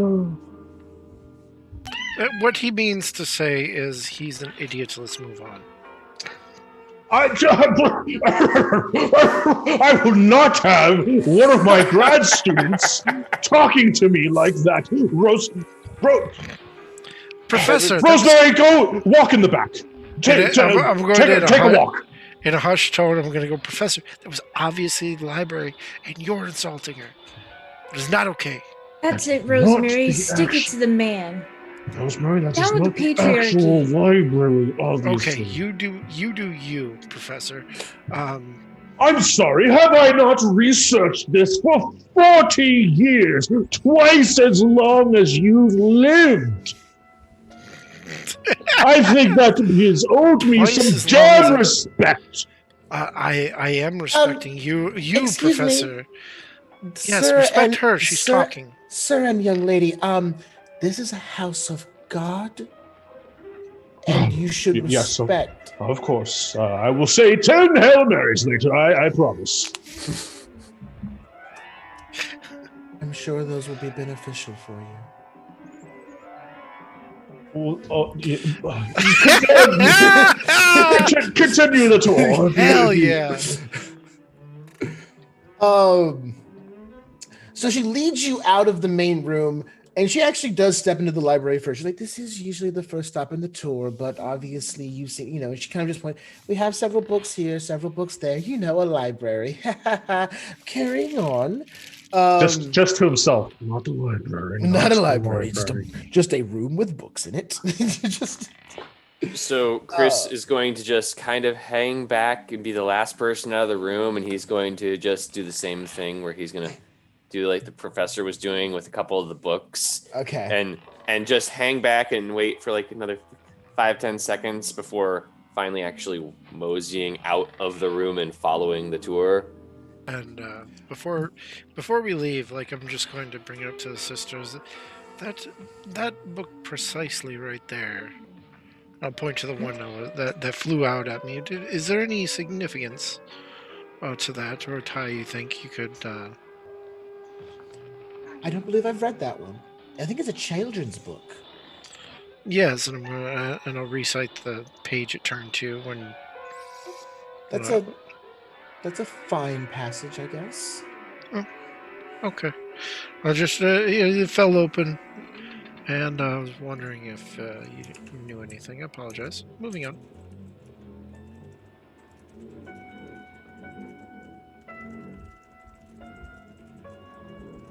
This place has some really earthy vibes. Oh yes, the Earth. It's quite nice.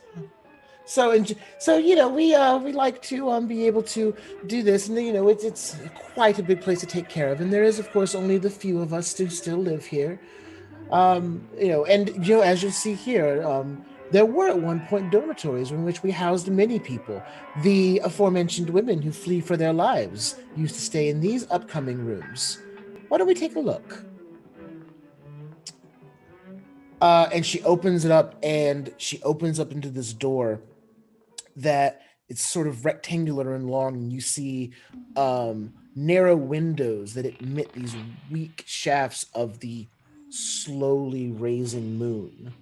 The sun has set and the moon is starting to rise, and it's this long, dusty room.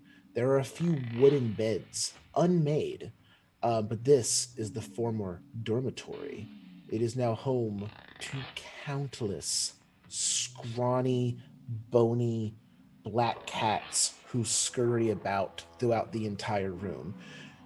All you can see in this shadowy dark room with barely any moonlight is the profile of long, slim cats and tails moving in and out of shadow, and then every so often just a whole flock of yellow eyes turn towards you and then turn back into the shadows and start moving around again. Sister, do you feed these cats? They look kind of on the skinny side. Oh, no, the cats have been here for as long as the Priory, almost. I mean, they've been here for hundreds of years. Cats just seem to flock here. They're good mousers. They keep the mice away from the fields. We just don't have the heart to tell them to move on. Oh, but you should totally slip them some tuna, maybe some burger, And we live very simply here. Yeah, but the cats fend for themselves. They're natural survivors. Oh, kind of like the witches, right? Correct, yes. Right, totally. It's like Yes, yes, Jean, I thought you said you weren't. I heard you wanted to pet the cats. Yes, sister, we'll be right behind you. We just want to take one last look at the cats. If that's okay, we'll be right behind you. I kind of just like wait for her to leave the room. Oh, she just stands right there looking at you. Please do your investigation. I'm so excited to see how you conduct this. I couldn't dare leave you in such a dangerous place. Please, I'll make sure that you're okay. Dean's gonna commune with the cats. Gonna sit right in the midst of the kitties and just. Before Dean does, I just want to pull you to the side and be like, count how many cats are here. Oh yeah. Groovy. Got to make sure that they're all safe and healthy. And I'm going to compare the number of cats to the number of witches they housed. Oh, I'm pretty sure they're exactly the spirits of the witches. Okay, well, do you do your psychic thing and confirm that if you could? She almost like effortlessly leans in. What are we discussing? Oh, we're just determining the best positioning for Dean to conduct his metaphysical abilities and channel it correctly throughout this room. Dean, if you want. Understood. I'll be in the corner, and I'll be observing, watching, making sure that you stay, out of danger. But please be aware, the cats are not friendly. They are feral after all. And then she'll go to the corner, and she's just looking she's looking at you, smiling. So, when we walked into the room and they started talking about the cats, that's when Chris would just have started down to his knees and just trying to get the cats to come over to him. And if they come over, pet them if he can. Okay. And use the EMF reader on them just because of the. I'm totally doing what I'm supposed to, Professor. Okay. Totally. So here's what happens. You two are having your discussion about counting the cast to the number of women who fled here in the past. You've got this running kind of like theory. And Christopher kneels down to start petting the kitties. And one slow walks up to him, shoulders high, head low, tail straight up and pointed at him. And then another one comes in from the side. And another one comes in from the side. And then two more come up behind. And they bare their fangs. And then as you reach your hand, you've had your hand out like kitty. Kitty. It pounces claws out and just digs into your hand. And then you are mobbed by 5 black cats hissing and snarling. What the? Bad kitties! And I basically get up as quick as I can and just start grabbing them by the scruff and just chucking them off of me. Take 1 point of damage. Okay. I read before that raptors use similar hunting techniques. Very interesting to see the witch cats doing the same.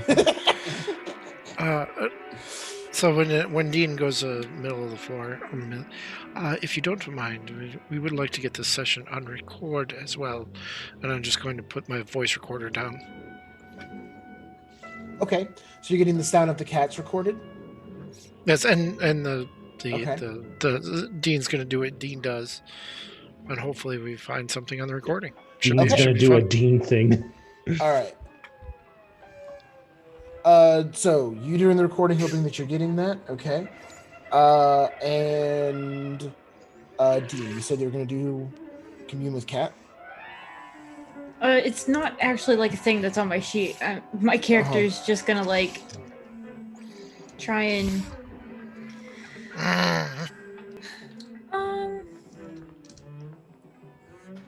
Let's see. How can I do this? So I have a stunt I'd like to Perhaps use, channel Ravnos Archon raiding your mind in order to do this this cat reading. I mean, that makes sense. It totally makes sense. I will do this thing that you have said. Okay. But, Thank you for the raid, Ravnos Archon. yes.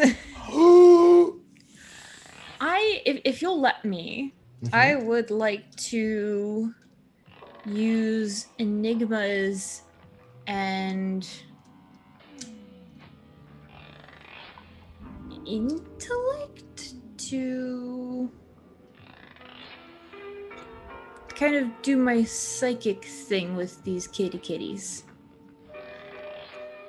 Okay. Let me look at that sheet one more time. Enigmas.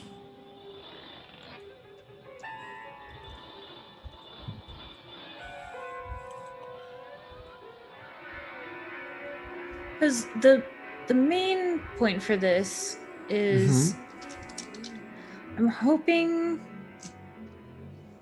to roll. Oh no! Wait a minute. Huh. So I'm looking at my stunts. Okay. Either simple or flashy. Simple, I have oracular gaze. I can use the stunt when I take an investigation action, learn the name and origin story of one character you're choosing. Or flashy is tastes suspicious. Ooh. You may purchase this stunt when you take an action to understand a strange disease, magic, or monster. Once in the next scene, you may use the magic or one of the monster's powers or inflict the disease. Okay. And then daring magic, you could choose. Okay, and that's a damaging spell. Okay, so I will let you know you are not currently dealing with a disease, specifically magic, or an outright monster. Okay. However, your simple oracle gaze could be interesting if there's someone in the room that you'd want to learn more information about. If you are able to do so. So that would require your investigation action. So let's take a look at what your skills are. Does anyone have investigation as a skill? Is that a skill? I don't think that's a skill. No. No. Okay. That's no problem at all. Here's what I would like you to do. You do not have persuasion. So I want you this time to use... You know what? I will let you use the enigmas. I liked that idea. However, I want you to use presence with it. Okay? What you're trying to do is both give out your presence to the cats so that they kind of accept who you are. You're kind of like trying to project yourself while trying to understand what they're doing sort of together, right? So you're projecting out and trying to draw them in. So that's going to be your presence and your enigmas to see if you can understand them. Presence plus enigmas. I've got 3 in enigma and 2 in presence, so a total of 5 dice. Be gentle, my darlings.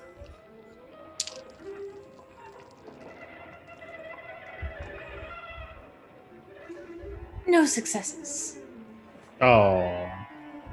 Is there anything you want to do with, I believe, the 6 rewrites that you have?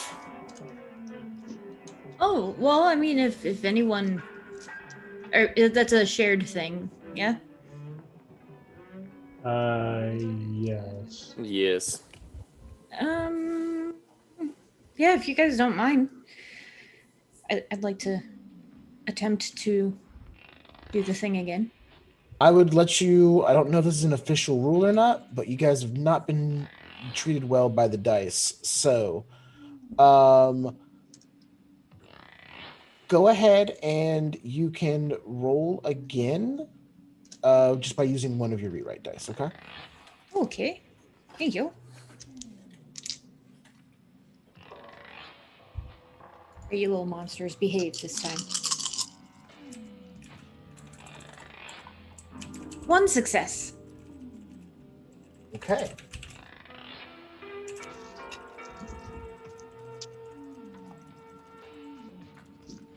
That's what I tell my kids, but they don't listen either. Ah! So, you don't bank any enhancements to use your stunt, okay? However, the actual attempt at talking to the cats works. So, you reach out and you start to get this information. You see that the cats, they are in fact just a ton of feral cats who just hang out in this priory for some reason. But there's one cat that stands above them all in a way. It's this big, he almost seems to, be a little bit bigger than the rest of them because the rest are super thin, right? Where he has a little bit of weight to him. Yes. Player might have figured out what's going on with these cats. Maybe. I won't say anything. I don't know. It's a large tomcat and it's missing one eye. So where you see pairs of these yellow sickly eyes, right in the middle, one by itself turns toward you and walks out of the shadows towards you. And while Christopher's over here being mauled by his kitties, this one just gently walks up to you and then kind of nuzzles and headbutts you a couple of times and then starts going around your foot.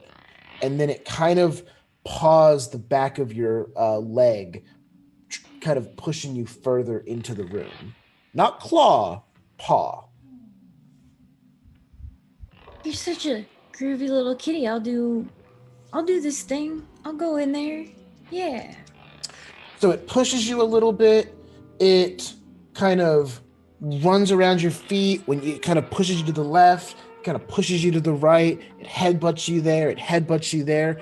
And then you step and you hear, "Eek." And then the sister in the back goes, "Well, I believe we've seen enough of the dormitory. Might as we go ahead and move on to the next location. Thank you all so much." I don't think so, madam. It appears that we have found our first clue. I'm sorry, excuse me.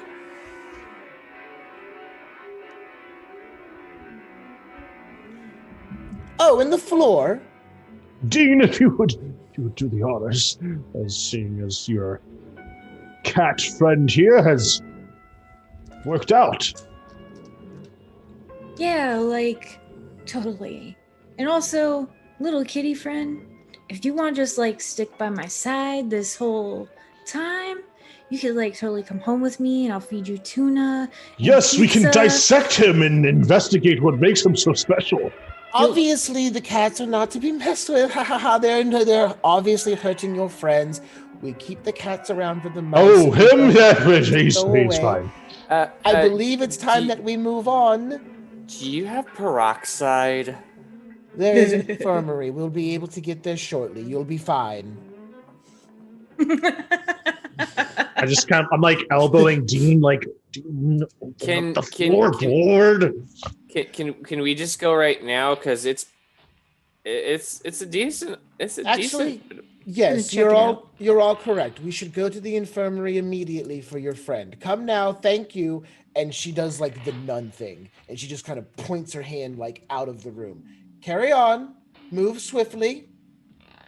Is there a way that I can check this out before she freaks out on me? She is dead staring you, just you leave this room now. Okay, I'm having a heart attack. I leave the room. While this whole entire thing is going on and she has pointed, I go that way and I just start walking one direction.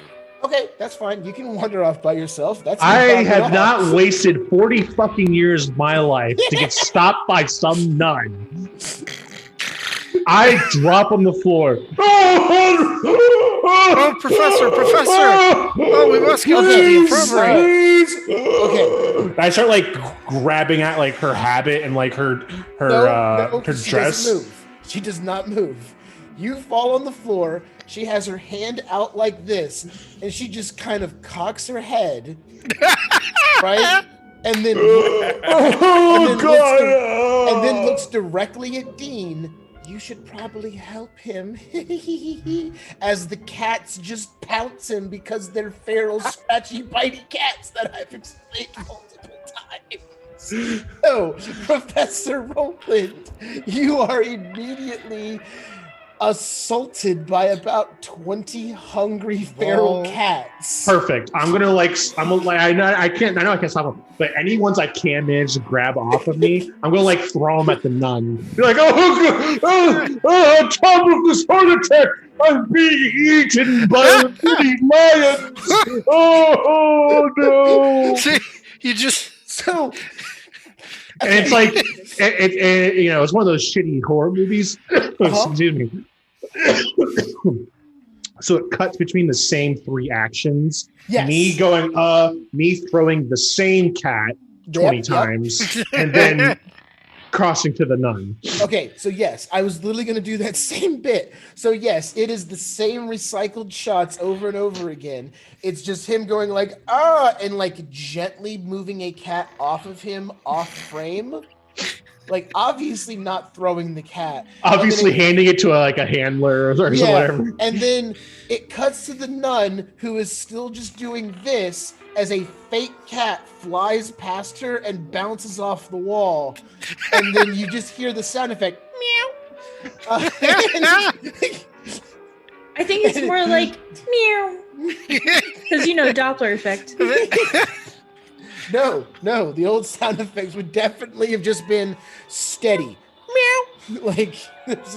There is no, it's, damn it, I got Tyler in the side chat. While all this is going on, She is unfazed by the cats who do not attack her. while all this is going on, I would just like to... Professor Roland, take a point of damage, and I'll tell you when you guys die. She is unfazed by your heart attack and still wants you to not look.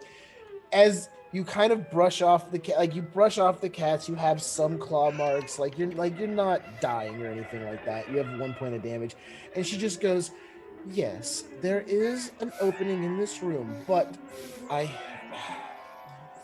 underneath the Priory, there's many old tunnels. As mentioned, we have had many people come here illegally. We took in refugees. The tunnels beneath here are caving in or flooded. It's incredibly dangerous. So for your own safety, please get off the door before you fall and hurt yourself." While she was distracted by cats being thrown at her and just meow, can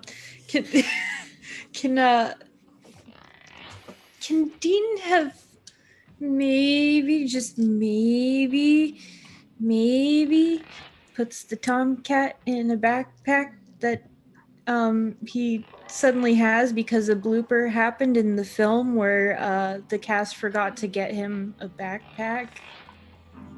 Okay, so you go to pick up the tomcat, and it's that shot where you go to pick him up, and he's sitting legs off frame, and then someone with a stick and a fake black paw comes in from behind, and it puts its paw on your hand and pushes it down, and then it looks at you as if to say, "No, I'll be there when you need me."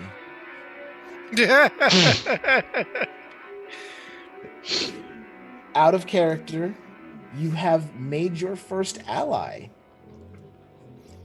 Ooh. Awesome. We take those. Epic. This is an actual ally you can make in the adventure. Oh my god, Tomcat. that's amazing! Professor, are you okay? Want to lift him up and try and get the cats off? Dean will shake the cat's paw and turn around and go. Oh, thank you, Rosemary. More help than some people. And I'll look at the sister.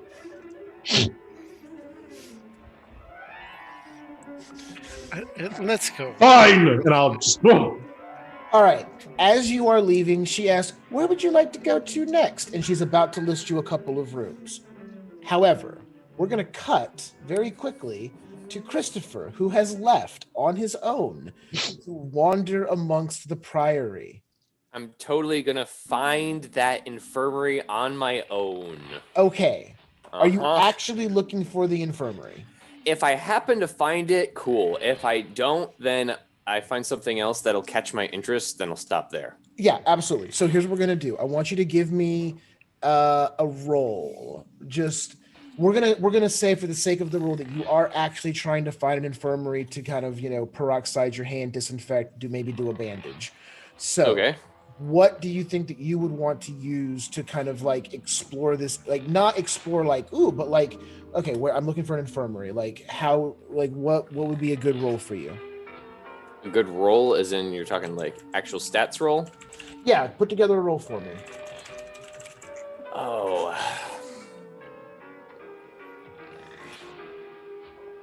All right. Just looking for something. Yeah. I'm gonna make this absolutely terrible because so I'm going to use intellect because a smart person would be able to find a infirmary. Okay. I am not exactly a smart person. Correct. And technology because I'm have a point in that, and I'm sure I would be like, yeah, this is that newfangled thing that you're supposed to put on your wounds that makes there be no germs, which is a grand total of 2 dice. 2 dice. I like it. All right. So go ahead and give me a roll. You have a regular difficulty to find the infirmary. And I rolled a 1 and a 9. A 1 and a 9, which means you in fact find the infirmary. Yay! Cool. All right. So we have another, so that's another room for you to explore. So you walk in. The infirmary is one of the few rooms that is neither dusty nor disused. This is actually a well-kept, clean, updated room. There are 3 beds, each surrounded by stiff white curtains for privacy. It's those old, really hard, like, thick curtains. Um, they can they consume most of the floor space, so most of the room is these 3 beds and the curtains. The walls are lined with wooden cupboards crammed full of brown brown glass bottles. So those thick, like old medicine bottles. That's like just that. old timey medicine bottles. So what's the first thing that you're looking for? If they have like peroxide or something, if Okay. they don't actually have a bottle labeled peroxide, I'm just going to start opening up those brown bottles and sniffing them and seeing if they smell like alcohol or anything. Because like I said, I am not super smart, but yeah, and I look for something that smells disinfectant-y if I can't find it with words. Okay. No problem at all. You go through there and you're just kind of like, you smell this. You smell one of those bottles, just kind of like, oh, that smells. Does this bottle smell like chloroform to you? Yeah. You smell and you're just like, no, that's definitely not. That's like really like herbal something. Okay. All right. And then if it's really, really herbal, then I will actually cap it and put it into a like backpack or a large pocket so that I can take it for Dean later so that he can tell me what it is because okay. All right. You have one bottle of mystery medicine. Finally, you find what's clearly marked as peroxide, and you clean your hand up. You dress your wound. No problems there. As you're finishing up and you close the last thing, one of the bed curtains rattles behind you, and you see like a hand run across the curtain. I pull out my EMF reader and point it at it. The EMF reader goes like beep, beep, beep, beep, beep. And it's like, it seems like there's something. I open the curtain. You walk in slow, just like beep. And it's like, it goes from like a lot to nothing, because no one said these things actually work. So you're paid good money for those. So it's giving you like all sorts of crazy readings. Finally, you get to the curtain, reach in. Do you say anything before you pull it back? Oh, let's see. What would I say?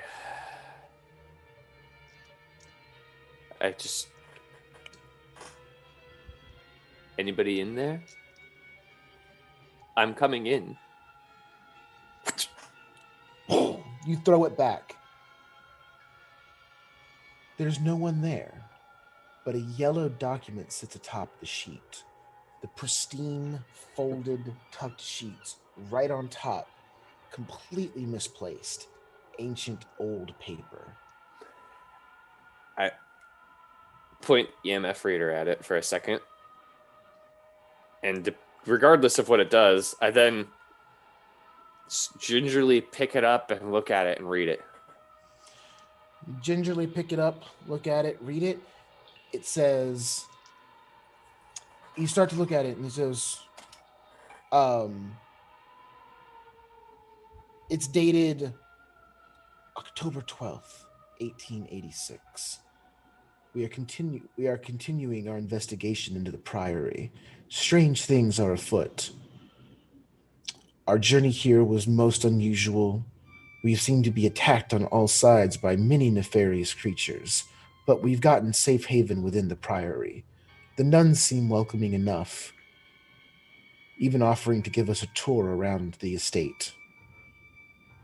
And it goes on a little bit more, and it describes the same priory. It talks about a group that investigated the priory back in the 19th century. It says that the nuns were very accepting and accommodating, and that they're looking for, just local rumors of people going missing. And at the bottom, it is signed, Reverend Wolfram.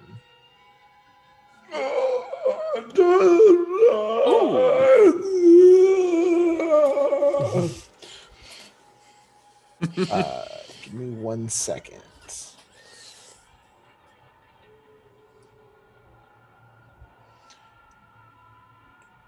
Apologies.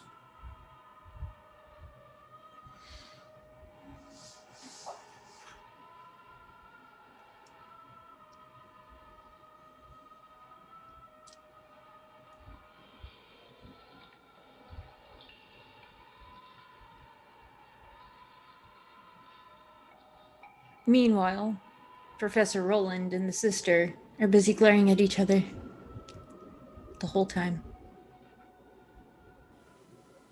And Rosemary's just sitting there like, come on, Professor, we got it. If we're gonna get through it. You know that donation is not final. I could always pull it back. Okay, let's go. With the lackluster. We need to move on. We have to get through the rest of the. Gotta mellow. Just chill.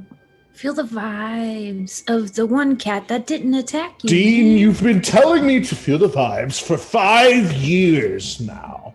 Can I tell you what I felt in those 5 years? Okay. So old age setting in. So we cut away ever so slightly. We cut away very quickly to the rest of the group. And the sister says, let's continue on with our tour. We've already seen the library. You've already seen the dormitory. Is there anywhere else you'd like to see? Perhaps our chapter house? Or, oh, I know. Why don't I take you to see the church, the main church? I'm sure that's why you're here. Sure, whatever. Okay, let's go. She makes her way through the halls, past everything. You do not run into Christopher, and takes you to the church. Unfazed that Christopher is missing. Oh, she actually doesn't even really bring it up. Maybe one of the other sisters found him and took him to the infirmary. He'll be fine. There's nothing can happen to him here. I hate to tell you, but I think you've lost a nephew. You walk through, and she finally leads you to the main church of the priory. The ancient stone pillars that make up a lot of the church space are cracked and worn. There are vaulted ceilings that look far from safe, as things could fall at any moment. No fundraisers for this church. There's stained glass windows that depict the deaths of saints. Lavish red cloths drape the altar and the pulpit. It's drab, dreary, with slashes of red across the front. I'm gonna look at the slashes. I'll just be like, No. The slashes being those cloth drapes. Like the room is dreary and stone and falling apart, but Gotcha. At the pulpit and at the altar, are these red cloths that drape, so they stand out. Like, Not really time for Pentecost, sister. Why the red? oh, it's just the color of our order. Isn't it like Well, the seeing as this is blood a of chapel, Christ? seeing as this is a chapel, and currently, according to the date, we'd be an ordinary time of mass. These colors are incorrect.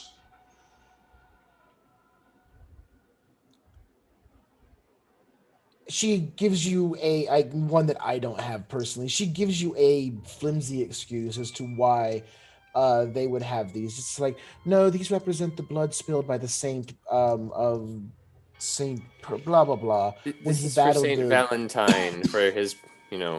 My character, not just the player, my character grew up Catholic. Does this excuse hold any water whatsoever?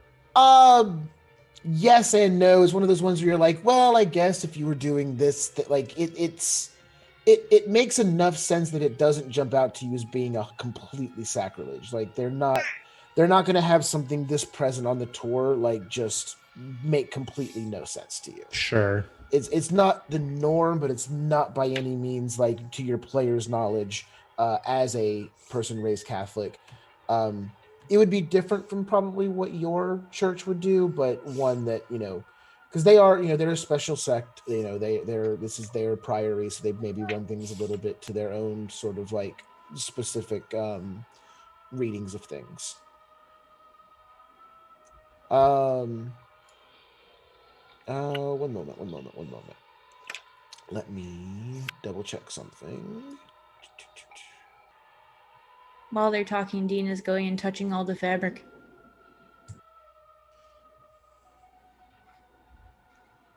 I could tell you have lively crowds here every Sunday, sister. Well, we do not hold open mass. This is a private priory. Even then, there's not even a choir stand. Is So there no it's like, singing? The songs are in our heart. so Why it's can I like not a find private re, right? No. Dean, one more glib comment like that from you, and I'm docking your pay. Rosemary slow blinks. What? Not you, Rosemary. I don't pay you. Unpaid intern. Oh no. No, you're right. I pay you to No, haul your bags. you don't pay me. Oh, I pay the school. That's right. Mm-hmm. To haul your bags. You signed up for it. I don't know what to tell you.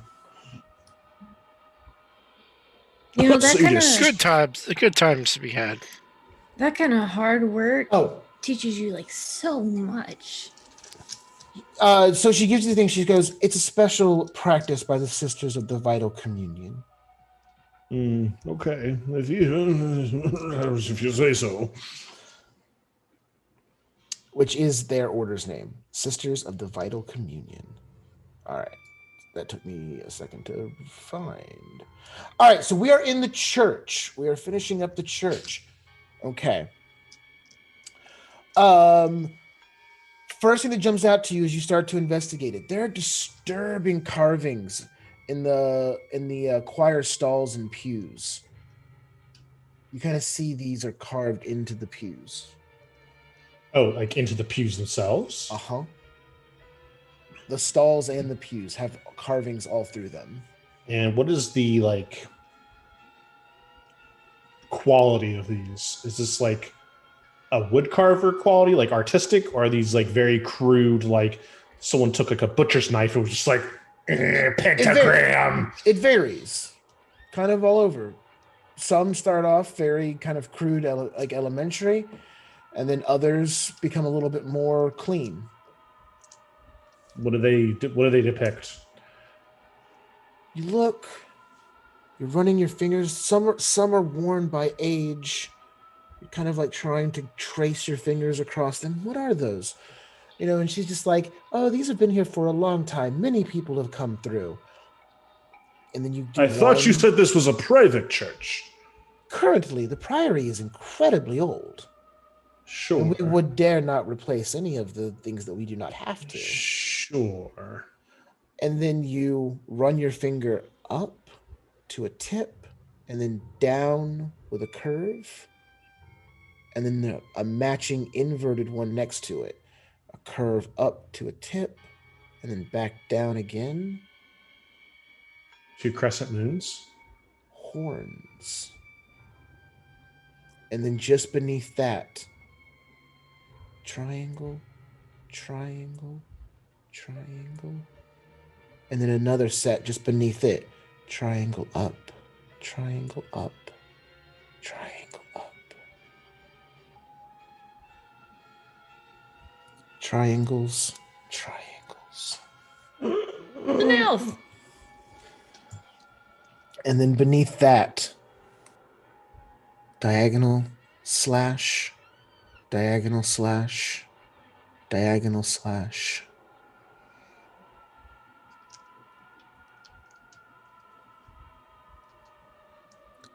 It's horns, atop teeth, atop claw marks. Over and over throughout the pews. Every so often, not with the rest, only a few times, you're watching, you're going like, what happened here? What is this? Your fingers run, and then at one point, Rosemary, as you're kind of like trying to go through this, your hands like, wow. And then you get right here, kind of framed by your own hands, a carved set of eyes just stare at you.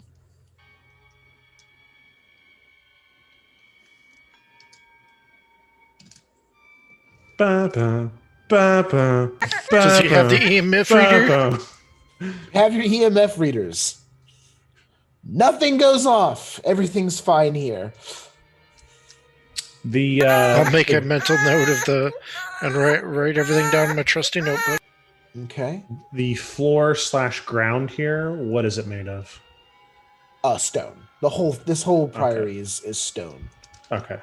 The eye carving, are those human eyes or cat eyes? Actually, I apologize. 1 second before you go.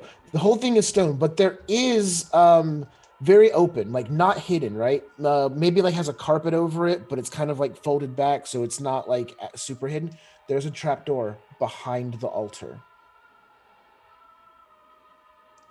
Yeah, I'm just gonna make my way straight to that. I don't have any time for the sister to be like, hey, no, we have to tell you the door. No, you can't touch that. So again, Sister Faustina, she steps kind of like, towards you again, not like grabbing or anything. She just goes, again, as I've mentioned before, there are many doors that lead to the underbelly of the priory. We aren't like, I don't understand. Fantastic! I'm tired with the top of this priory. I'd like to see the bottom now. Professor, we cannot go to the bottom. It is unsafe. There are cave-ins and it is flooded. There's nothing. Okay, I'm beginning to think that you don't want us to solve any problems. You're just here to the term escapes me. Snipe hunt.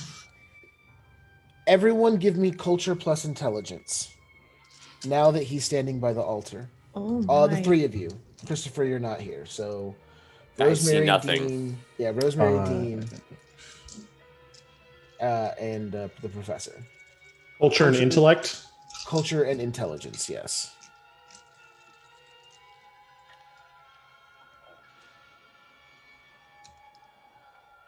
Two successes. 2 successes. 1 success. 1 success, 1 success. Perfect. Bank yourself a couple of enhancements for that. Okay, you can have. We had 2, 3, 4. Bank yourself 3 enhancements for the team. Okay. Okay. All right. All 3 of you, it clicks kind of simultaneously because the professor is actually kind of standing just off to the side of the altar, and she's kind of like, facing kind of sort of up towards him. Again, she's not like attacking you, but she's just like, we have trapdoors, we have tunnels and secret passages because we hid people who were being murdered in the past. Like, this is a place with a lot of secret passages, but that one specifically is dangerous. We're letting you know. We invited you here. There are ghosts afoot, but we cannot going to let you go where it is in danger. So please, come, we can talk more about the Priory. And as this is happening, all three of you realize. Patty, do you remember what direction altars were supposed to face? I don't believe there's a specific direction they're supposed to face, I don't think.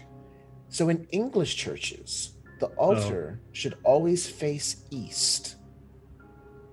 Okay. This faces west.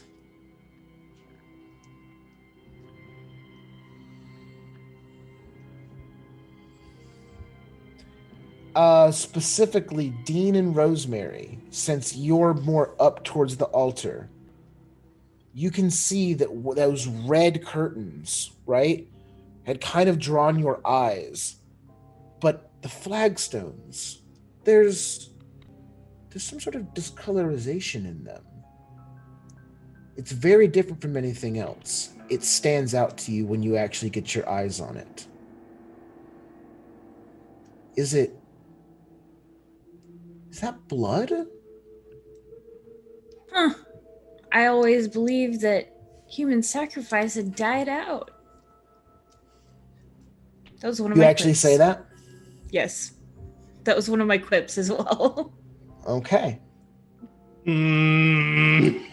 Right when you say that, you hear a boom, and it echoes through the entire priory. And Sister Faustina looks directly at you, Professor, almost ignoring Dean's comment. It's time for dinner. You wouldn't want to keep the other sisters waiting. You'll have more time to investigate later.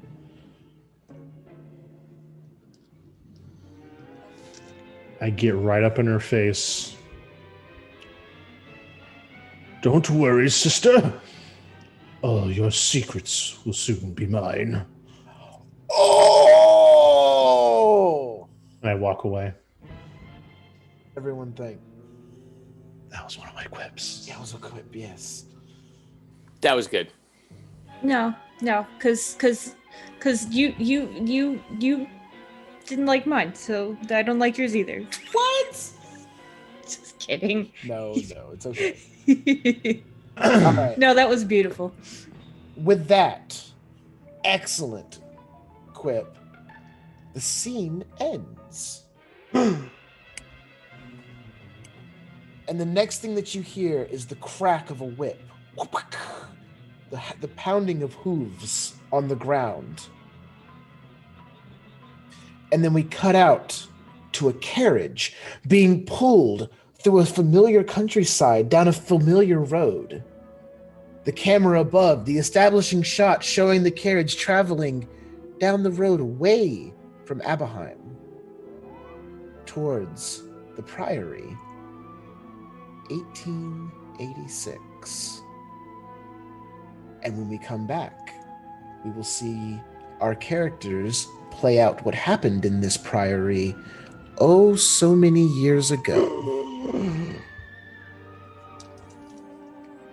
The gasp. Stick with us, everybody. We're going to keep going with this. We just need a small break because we are going to play for forever and ever. Just so that you all know, there were actually many more rooms to explore, so you have not received the full version of this Jumpstart. There were probably 3 or 4 other rooms we could have gotten to, so this is just filled with places to explore in this, and I hope I'm getting across the creepy nature of... it took exactly 1 room for me to be like, nope. The cat room. So I hope you are enjoying our creepy exploration into Abbeyham Prior. And when we come back, we will see what the Prior was like back in the 19th century. Stay with us for 10 minutes. We'll be back at 10:45. Let's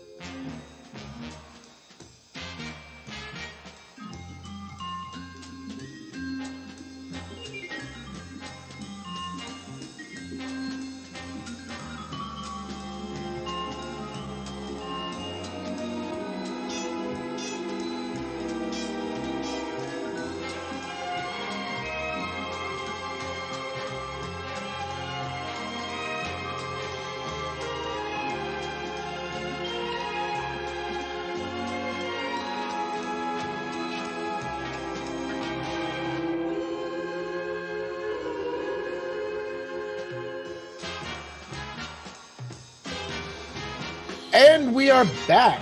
Hello, everybody. Welcome back from break as we are continuing to play They Came from Beyond the Grave. The Haunting of Abbeyham Priory, which is a word I still am pretty confident I'm not saying correctly. All right. So, when we left for break, our characters playing normally in the 1970s. Yeah, it's Abbeyham or Abbeyham. Okay. Ham. All right.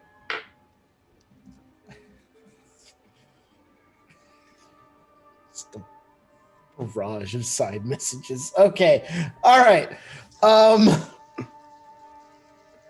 When we left, our players in the 1970s, they have discovered several clues to some goings-on at the Priory. They have their suspicions. I will ask Christopher, what do you think's happening at the Priory? Is this supposed to be in character, Christopher? Yes. In character, Christopher has no idea what's going on at the Priory because aside from some weird nuns and, you know, the cats that didn't like him, but I mean, that's cats.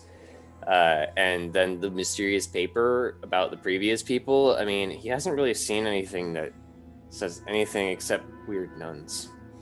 Okay. And what about our other group? As you were separated, what do our other characters believe is happening at the Priory as we leave them? I mean, I witnessed the book come off the shelf on my own.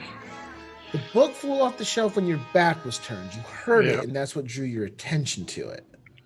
And so, like, the amount of velocity and the amount of force it needed to get that book from the shelf onto the floor, and the speed at which it did, she's processing all of that. She's definitely thinking this could definitely be a haunting. Okay.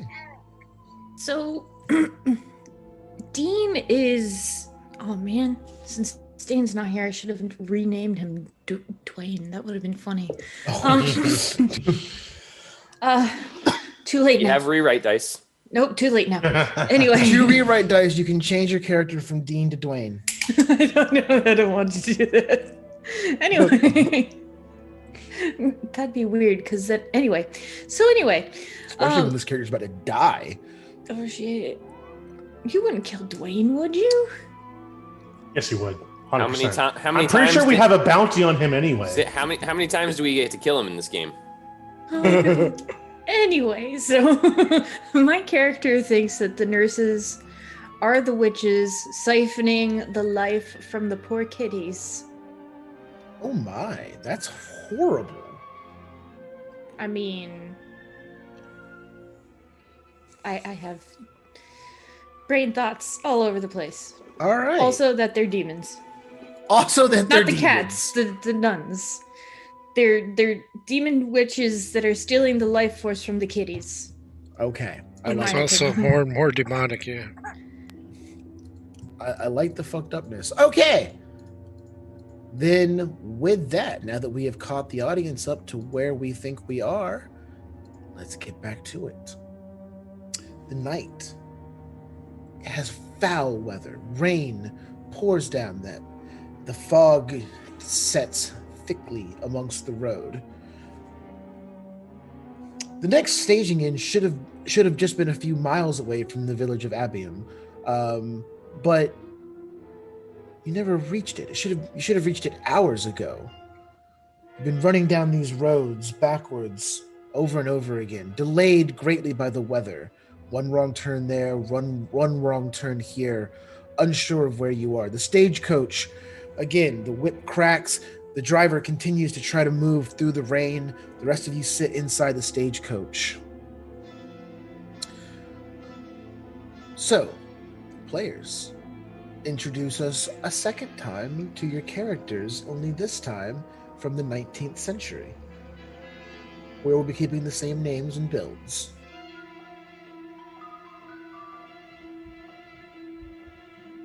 So, We'll start at this. Who's sitting next to who this time? We have no front and back. Think of it more again like a small rectangle with a stagecoach. Who's sitting next to who?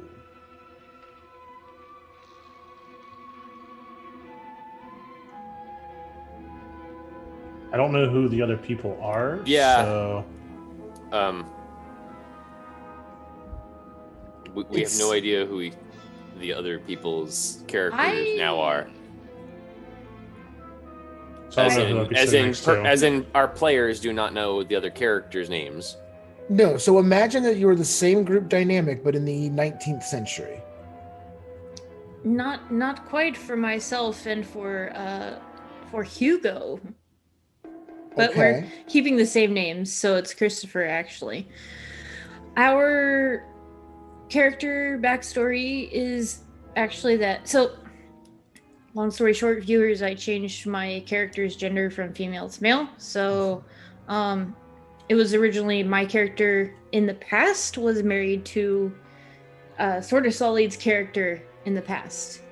In the present, they are supposed to be aunt and nephew by marriage, not by blood. But since my character, I switched to a male character, Hugo or Christopher and Dean are married. I do apologize. You're correct. You are not exactly the right. So yes, you do have your 19th century selves. So each one of you should have a small note for what your 19th century version is like. Yes. Okay. So I do apologize. Mine is renamed as Eli. The pre-written character is Okay. Ellie or something like that. So Elena. Yes, thank you.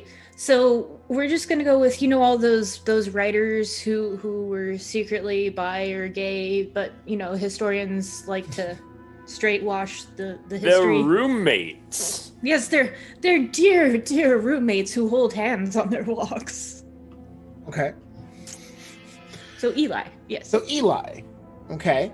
And Eli, What what's your about Eli? Yeah, Eli, what's your personality like in the 19th century? Tell us a little bit about him.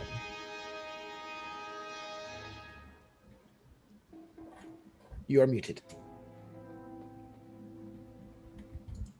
No. Eli has lived a sheltered life, longs for excitement, an opportunity to spread his wings and contact with others who share his gift. He is a seer/witch, which is a secret from everyone except for his roommate, Hugo. Okay. I am the Reverend Barnabas Wolfram, Oh my. the one who wrote the letter wrote the journal passage that Christopher found. Uh-huh. And I am both a scholar and a believer. While I am a priest, I look to understand and explain modern science through the lens of Christian scripture. I believe that there is nothing that can't be explained between the twin blessings of faith and reason. Okay. Well, Hugo is a wonderful dandy and devil may care type attitude. He thinks that all he has to do is smile and everything's gonna be okay. Especially considering that I'm not going to be doing that work. Somebody else is doing it, right? Right? Good, because that's the way it's supposed to be. I'll be over here with my roommate, and if I find somebody else, I'll pick them up too. Okay. And I am Anne Gorman, a young woman of limited means who is mostly famous for jilting her fiance at the altar. Oof. I've got she's very good at keeping her cool, and she's very analytical. Okay. Okay, so it's a little bit more about our 19th century characters. So yeah, we've updated the names for that.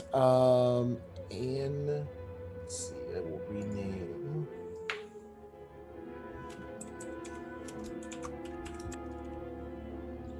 So I can keep it right.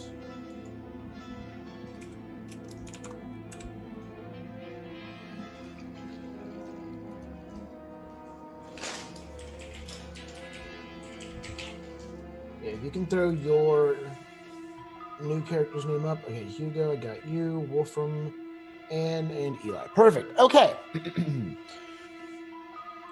The last person in your party is Lieutenant George Arthur. Fought his way up through the ranks of the Queen's army. He's fought battles on 3 continents, and he's seen every permutation of human evil. He's grimly confident that no supernatural explanation is needed for the things people do to one another, which also means there's no force of evil he can't oppose. That's who the Reverend's sitting next to. Okay. So do you guys kind of share maybe some stories? He probably shares a war story or two. You're pretty extensively traveled, right? Somewhat. I've done a little bit of travel. I assume I'm the priest that's sent when the church wants to determine whether or not someone's a scientist or someone needs to be burned at the stake. Okay. I'm basically that priest they should have sent in the Castlevania series when they found Dracula's wife.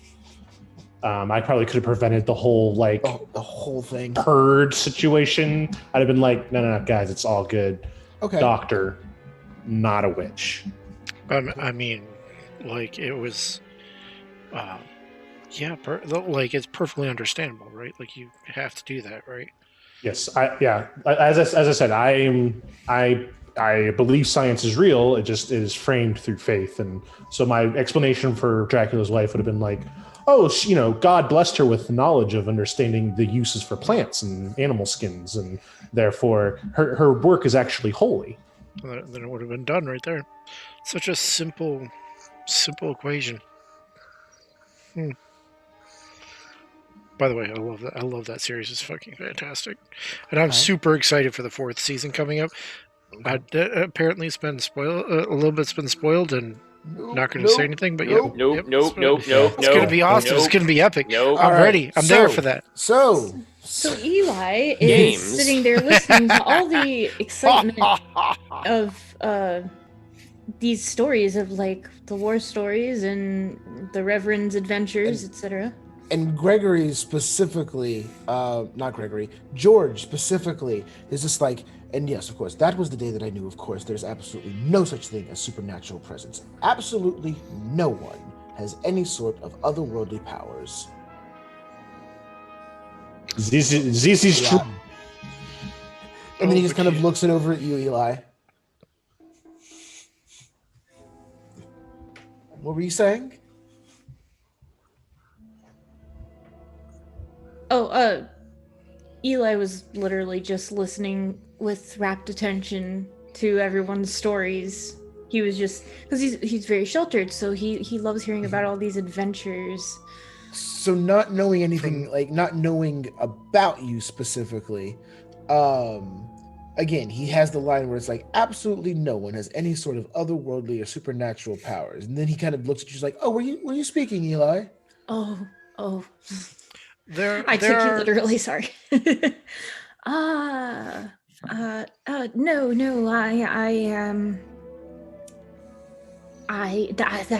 That is quite fascinating. I can say that I have never seen anything with my physical eyes that is supernatural.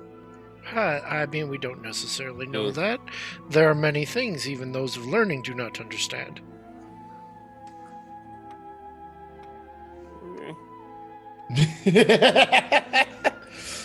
Wasn't dramatic enough. Sorry. So around that time, you guys are having these conversations. A lightning bolt strikes down, and the rain gets a little bit worse. Come on, move it along! I want out of this damn rain. Move! And one of the wheels just hits this massive hole, and mud sprays up, over the side of the carriage. The weather is miserable. Okay. Hey, be more careful. We're gonna get wet. And that is your first concern, Hugo. As the And not being left alone in a ditch somewhere. So as that wheel hits that, and all the mud splashes, all of those things, the wheel has this sound to it, and the coach starts to come to a stop in the middle of the rain, and then you hear, "No, Carrot, keep going, no!" And you hear, and just he's whipping out the horse, just move, wolves, werewolves. Werewolves? Where Was are ist the das? wolves? There are no werewolves. So there are windows to the stagecoach, and you've heard that the driver is just yelling, "Wolves, werewolves! Wolves, werewolves!" Eli will immediately open the curtain and poke his head out and find out what's going on. You see, I don't know. What is it that you see? You see a pack of 4 large wolves sprinting from the tree line towards the horses. And before you can even react to it, they close the distance almost immediately. Two of the wolves jump on one of the horses, and then another one comes up from beneath the other horse and bites into it from underneath. And then the 4th wolf leaps and sails, and you just see the driver is smacking the, "Get off me horse, you damn werewolf, go!" And the other wolf just takes him off, and you just hear, and just the horses and the driver are mauled. I don't know. I'm wondering if you have brought your weapon. You're a colonel, right? Are you commander or captain or? Eli. George. George. Sorry, George. Yeah, George is the. Yeah, shit. George probably produces a small pistol, and he's just "I've got this." And George throws the door open and jumps out, and you kind of see him take up an old-timey shooting position. You hear bang, "Have at the wolves!" And he just gets immediately taken out by another one. And you just hear and then just. I will close the door. As I would suggest, there's no one else tries to go outside, and I will start saying. I'll start saying, "Our fathers." These wolves are closing in.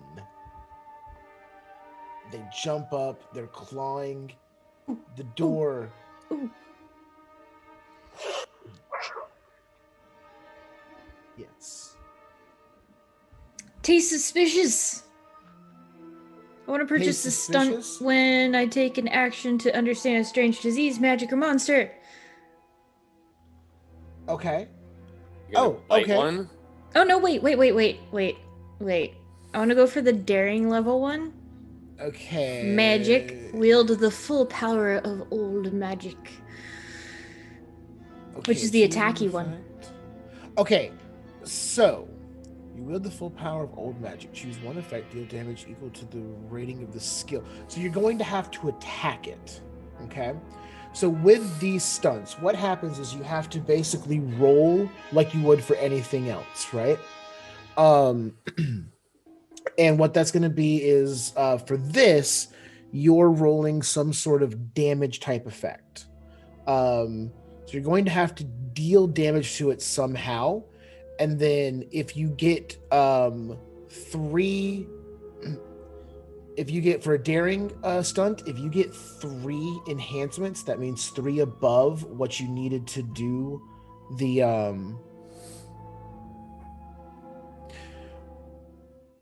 right, because they're not don't worry, yeah. So you can do this in lieu of the inflict damage stunt, essentially. So 1 to succeed, and then an extra 3 on top of that to be able to perform the stunt, and then you do that instead of something else. Okay. So you are going to have to attack the wolves to be able to do this. Well, we're all gonna get eaten anyway. That would not be a good idea. If I see Eli try to open the door, I'd be like, that would not be a good idea. Mm-hmm. But I must. The wolves naturally start to pack up on one side and kind of like work together, and you can see they're trying to kind of rip through the carriage. They're trying to get at you specifically, okay? However, they seem to be on the kind of towards the back, and there's enough of the window that you would be able to kind of punch it out, and each of you get through and make a run for it. To the left is the forest, where the wolves came from. It is deep and dark, and you don't really know the area. And again, it's raining, it's nighttime. To the right, a clear, short run to the lights and safety of Abbeyham Priory. So I'll stop Eli from attempting to open the door, and I'll just gesture to the Abbey. See, God will provide. And I will attempt to kick out the window. I'm gonna need help with this. Let me see. You guys want to wax poetic? Christopher, you keep an eye out for things. You're always looking for the easy way out. Oh, yeah. You realize that you remember, and you know that he just didn't have enough time to produce it once this all sort of went down, but the driver kept a blunderbuss on his seat. It literally rode shotgun. So there is a blunderbuss at the front of the carriage, if you could get to it. I don't want to use it now. That's a big gun. All right, so your options are Deep Dark Woods, Priory, fight the wolves with whatever you have on your person, and or the blunderbuss at the front. Mm-mm. Priory! I kind of want to grab the gun and run. Like, the Reverend is not a very strong person, but he's just like kicking against the back window, just like, Scheisser! Just. Like, Hugo kind of wants to go and help out just a little, like, even if it's just for show. But then when he finally is able to get out, grab the gun, and he's going to try not to take up the rear, but throw pot shots back at the wolves if they start to chase us. Okay. You mean pot shot? Pot shot. Shot, yes. All right. Okay, so, all right, so I've got Hugo is going to try to kind of get up to the front really quick, grab the gun, and do that. You can obviously not jump down for the wolves to get you. Maybe you're going to try to climb up top or kind of like maybe punch through the boards between you. Just not putting yourself in specific danger, but trying to get to that. So do you want to might your way through the wood to try to grab what's in for the seat, or do you want to kind of athletics over the top and go grab it before you start to move? You're muted. Still muted. There we go. My buttons didn't press. I kind of want to might my way through the wood, but that seems like it's a lot more work, so I'll just try to... I'll let you know. that because Okay. it's, a movie in an action setting, it's, it's just describing how you're getting to it. So if that's better for you, you can punch through maybe this is like a cheap stage. I was going to say, can we spend a rewrite to make this a cheap set where I can literally just punch through it like it's You can. the cheap wood? You guys You care if I can. spend a rewrite for that? Sure. All right. Go for it. All right, so what was thick, sturdy oak between frames changes to the flimsiest of flimsy balsa wood. And it goes from my fist to being obviously my palm just kind of like pushing the wood out of the way. And excuse me. And Hugo reaches to the front. Give me a might and might and a close combat with one success, and you'll get through the wood.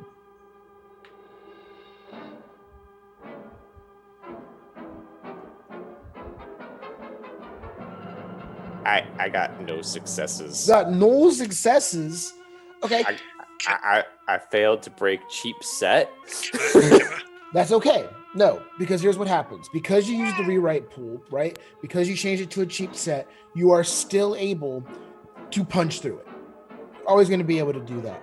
So you punch through it, you reach over, you grab the blunderbuss, and you're able to pull that back in as well. So you got what you needed to get done. However, you got a kind of a nasty boo-boo, like right here on your palm. It kind of is like a splinter. So you're going to take a condition for the rest of this scene. You're going to be at -1 to your dice pool, or you're going to be at -1 complication for the rest of this, which means anything you do until I say that we're into the next scene, you have a -1. You have a 1 additional condition. Success to yeah, okay. Yeah. Which, as you can tell, it's already hard to do some things in this game already because it's designed to make you fail but push forward. So that's going to be interesting. I like that. All right, but you have the gun, and so that was you, Rosemary. What were you? Where were you going? Rosemary would like to do maybe a thing or two. She's going to tell the Reverend, "Let a woman do it for you," and he's going to take her palm and just smash it into the window and try and break it out. Okay. All right. Might and close combat to punch that out.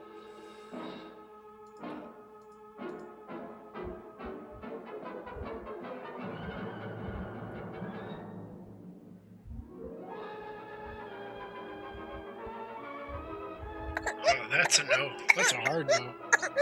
Really, on 5 dice? Nothing? Okay. What's your rewrite pool up to?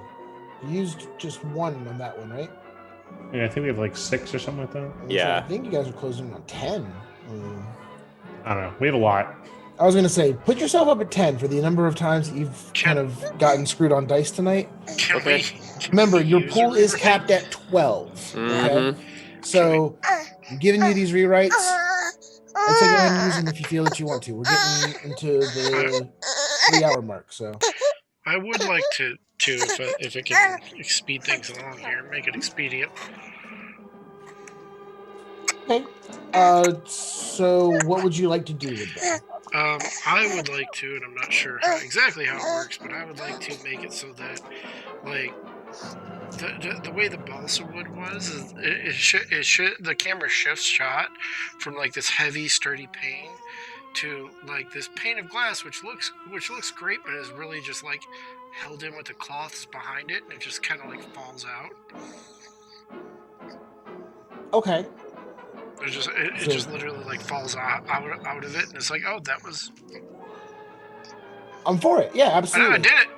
So you go to hit it, right? And just like, ooh.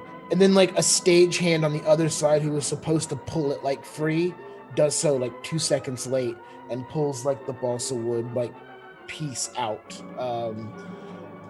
It just falls over, and you're like, still holding my hand. I'm looking at it. Wow, that was. Reverend, let's go now. All right, so there is a open section of the stagecoach where you can leave facing towards the Priory. Let's skedaddle. All right, so you guys are running. That means that you are trying to flee from a pack of hungry wolves. And these are going to chase you and snap at your heels as you all try to run. I'm going to need everyone to make athletics plus might for their character, please. That was kind of you not to do stamina. You're changing your mind. You want to do stamina now, don't you? Nope, because running from the wolves is already pre-built into the adventure, so it tells me exactly how to hurt you guys. Oh, okay. Well, since I succeeded with one with my -1 complication, I failed. Oh no! Okay, To, so to you the got shock to the shock of no one who's seen me roll dice. So you got a 0. Yes. Okay, One success. 1 success. Okay. I cannot find my athletics, actually. If you can't, there's some skills I don't have on mine either. I'm just That assuming if means I you don't have a skill, I have means 0. that means you have no dice in it. Oh. Yeah. What I asked It lists some Oh. skills that I have 0 in, but if I just don't see the skill and it's alphabetical, if I don't see the skill, I'm assuming I have a 0 in it. Okay. Hmm. Yeah. Hey, here Oh, we then- go. Oh shit! I rolled a 9. I rolled a 9. I rolled a 9 on one die. I rolled a 9. You guys just got so incredibly lucky. Well, it's okay. We know the Reverend succeeds and wins because he writes a diary page, so Someone could have forged your name. it's true. I'm assuming I'm dead. So, because so I have how also no lucky? successes. Am I still alive, lucky? Let's see, shall we? With 0 successes? Let's see. Da-da-da-da-da.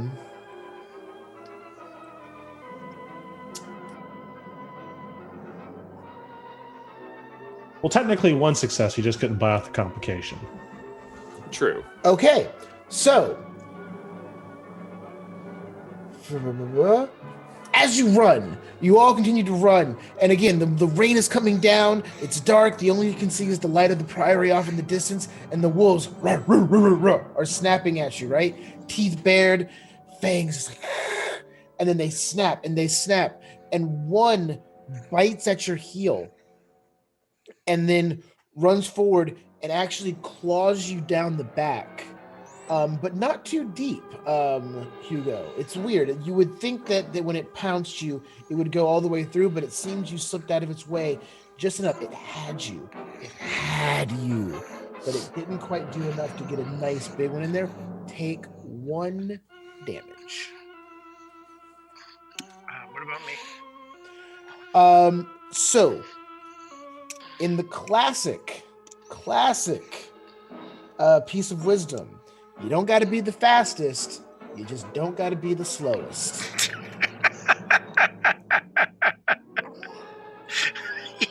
Fair. All right. Oh God. When in the company of a halfling and a dragon, you do not need to outrun the dragon. Just the halfling. Oh God.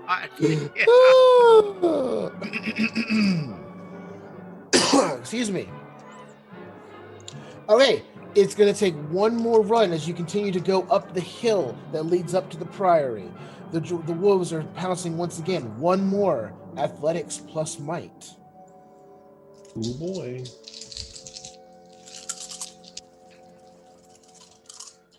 Would anyone like to do anything else? Thank you, enhancements. Would anyone like to do anything other than run? There goes my die, forever gone. Okay, all right. The desk has consumed it. If I can. Yeah.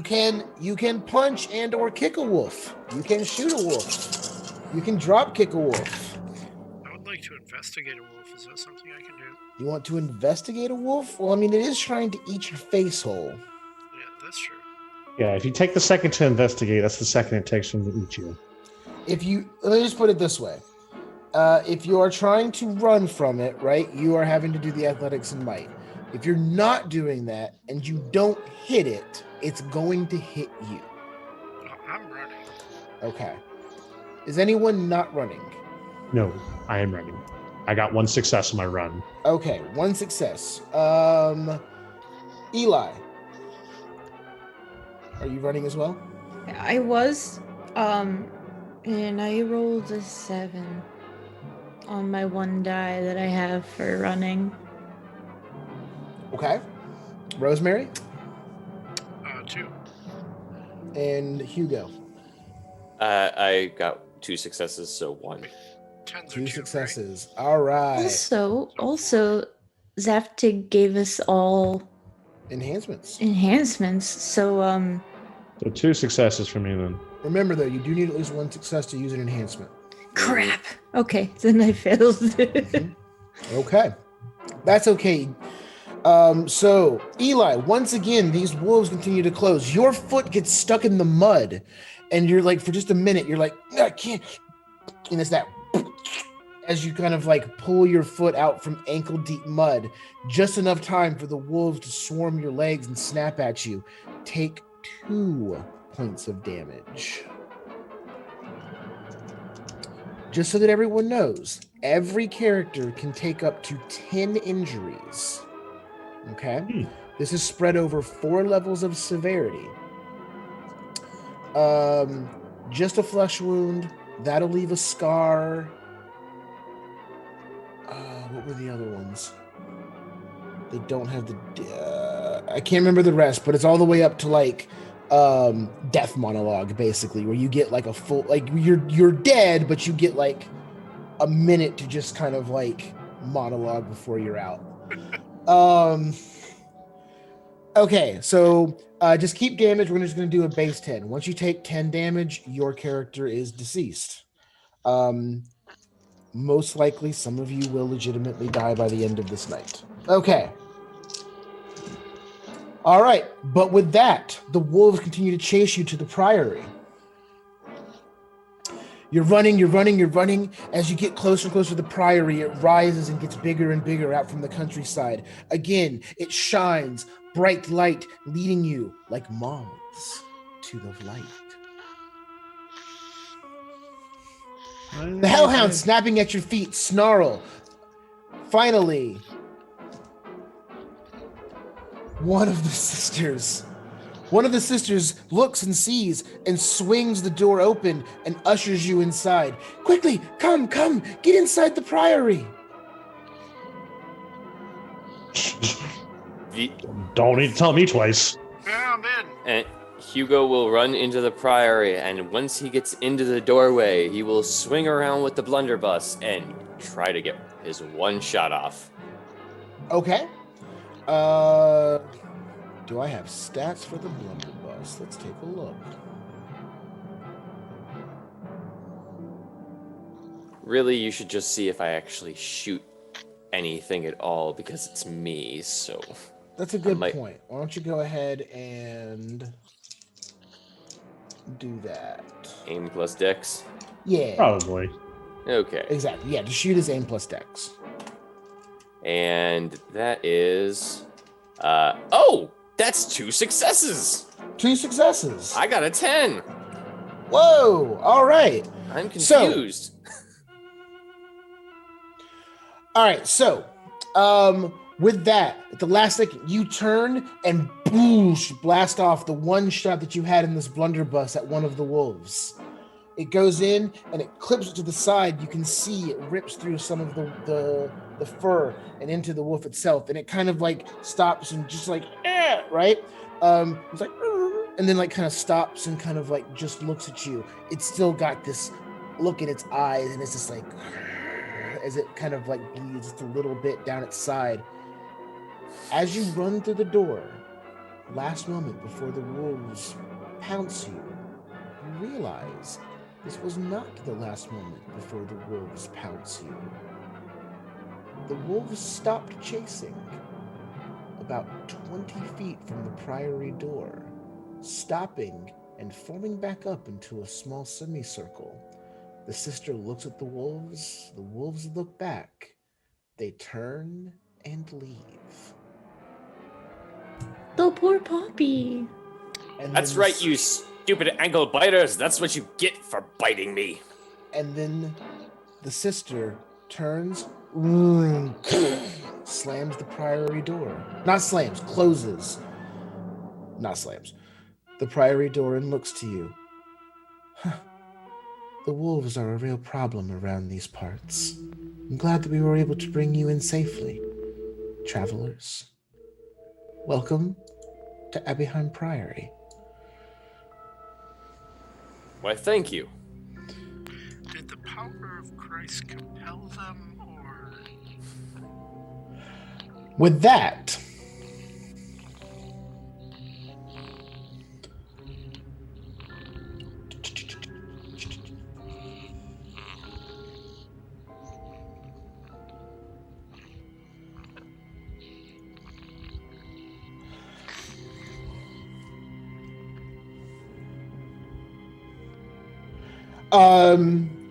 so she looks at you. She says, "Who was injured by the wolves?"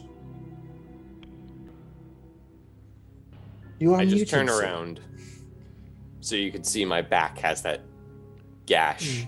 Oh, this is more superficial than anything, but we'll be able to fix you right up. Anyone else? Was I? I don't recall. You Yes. took 2 points of damage. I could use a bit of medical assistance, yes. Very well. I can escort the two of you to the infirmary. The other two, you will be staying in the dormitories. You've unfortunately reached us at just the absolute worst time. We are doing a very important ceremony. And I must ask that you stay into the rooms in which we lead you. There is no wandering amongst the priory this evening. This is most acceptable as we have intruded. I am Reverend Wolfram. Perhaps I can help. Oh no, me and the sisters will take care of it. We appreciate that. When our work is done, perhaps we could be a little bit more accommodating. We do apologize for any rudeness. But again, just for our own sacred beliefs, we do need you to remain in the rooms. And she will calmly guide you, like lead the two people to the infirmary, and she kind of like, here's some medicines, and like, are you able, like she kind of like helps patch you up, and she's just like, stay here. It's the most sterile room that there is. Rest, sleep, help yourselves to any medicines and bandages you need. At which point she then leads the other two away. Dankeschön, sister. Wolfram and Anne, a dormitory, separate obviously, but adjoined. That door will be unlocked for you to be able to see each other. However, and this is specifically to Wolfram, Anne, and she would have said it to Hugo and Eli before, so you're all getting the same message. You must not, under any circumstance, set foot outside the room, no matter what you might think you hear. Do you understand? Yes, I do not think in my condition I could even. Of course. This is most peculiar, but okay. Excellent. And I'm so sorry, I didn't introduce myself. I am Sister Penitent. And with that, we go back. We are now at scene 4. This is a new scene for anyone who had.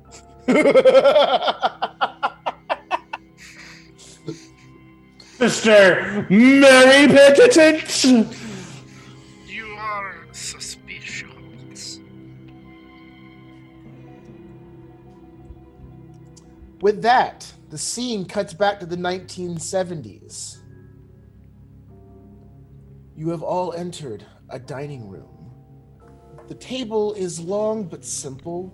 The chair is uncomfortable.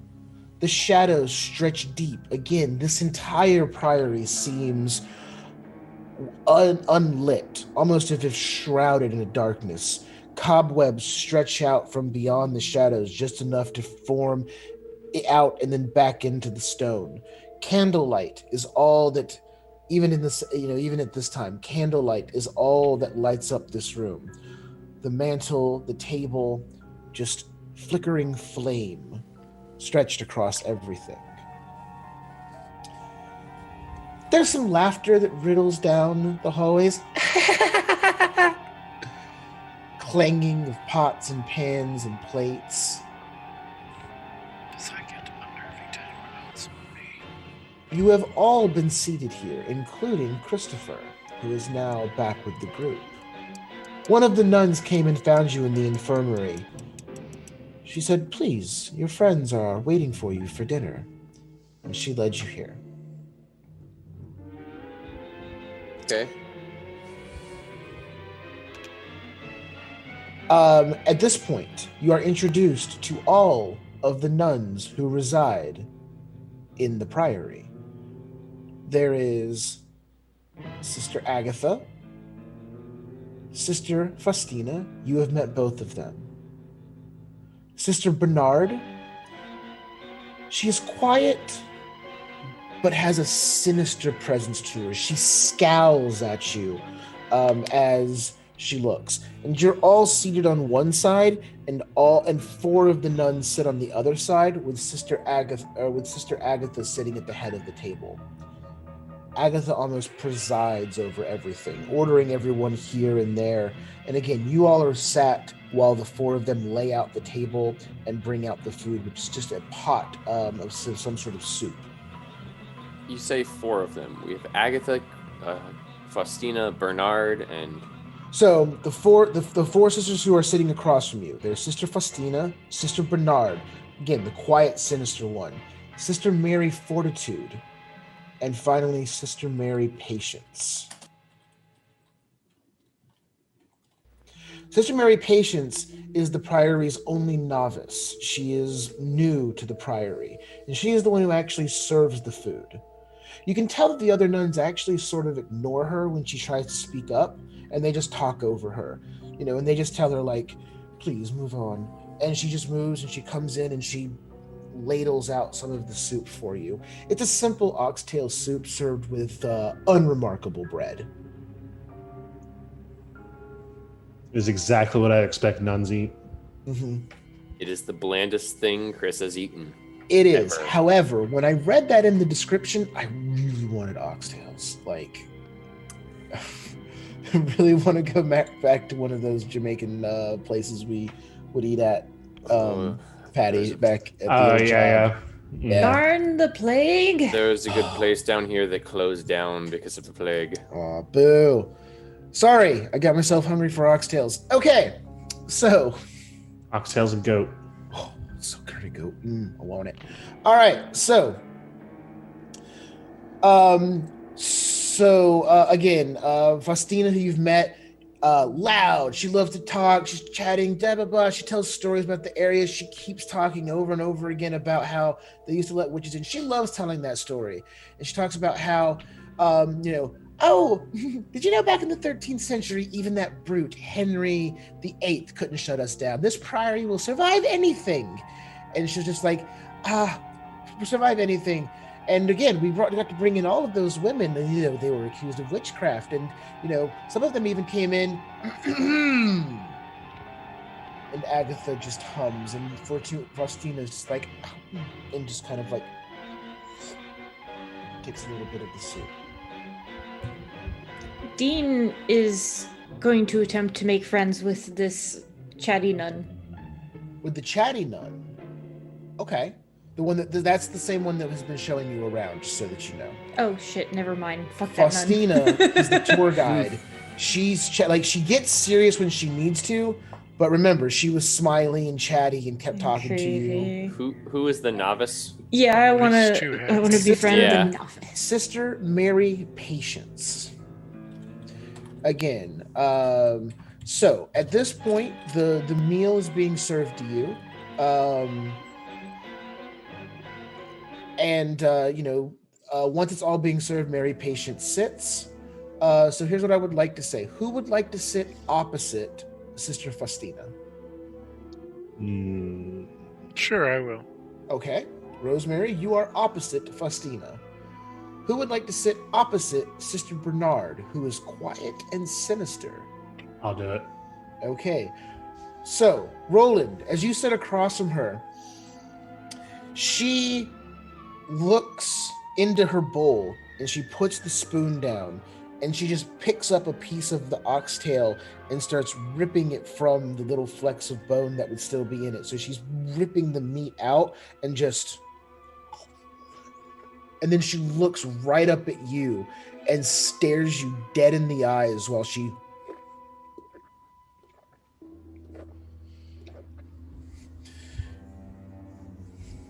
It's creepy your Mike can pick that up.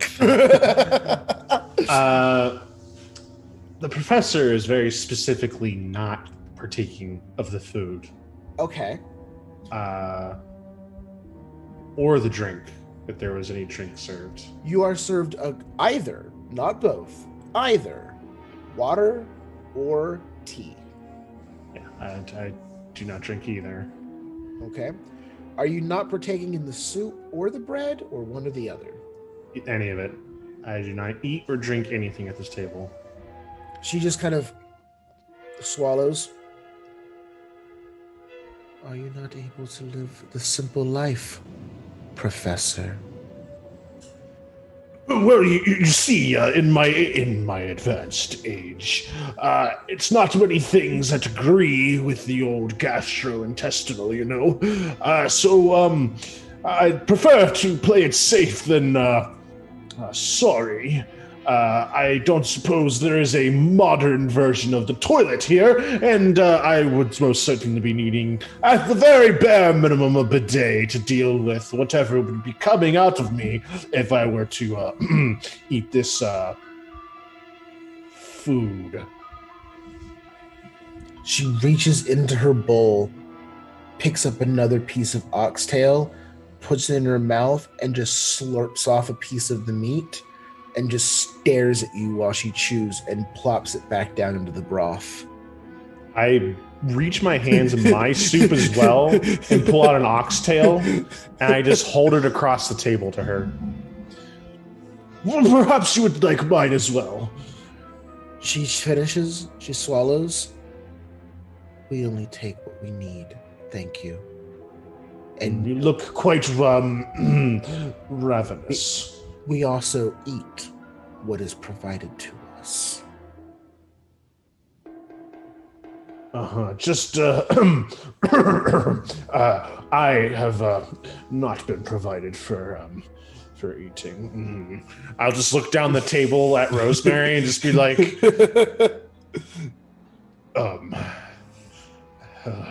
I'll look down the table at the rest of them.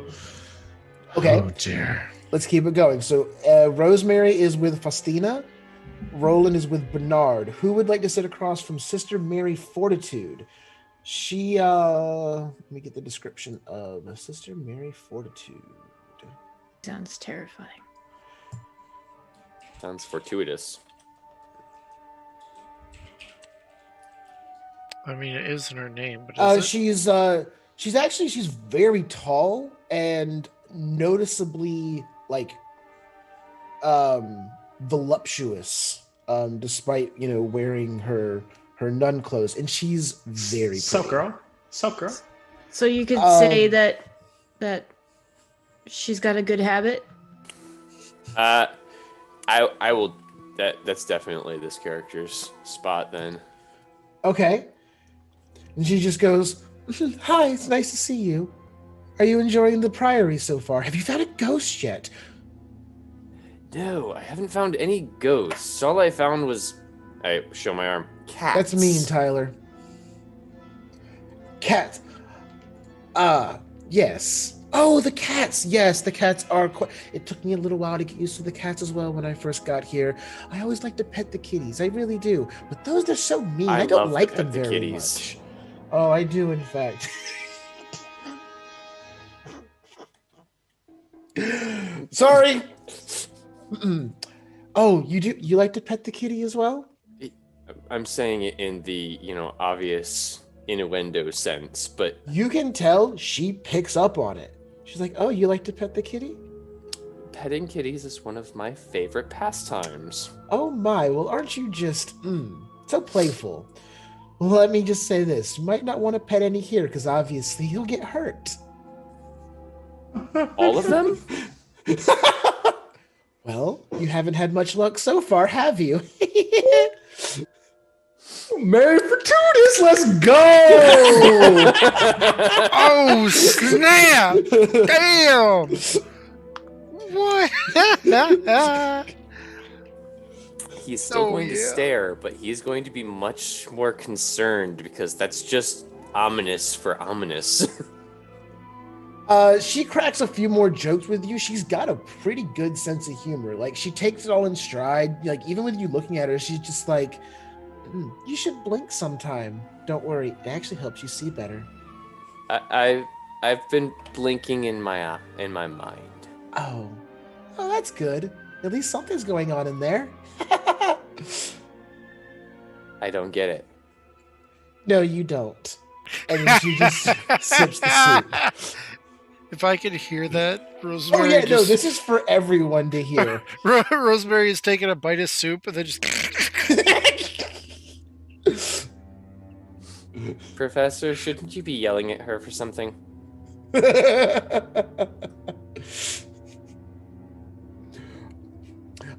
So that's Sister Mary Fortitude, which leaves Badass. Eli. I'm sad we're gonna have to kill her along with all the other ones, but badass.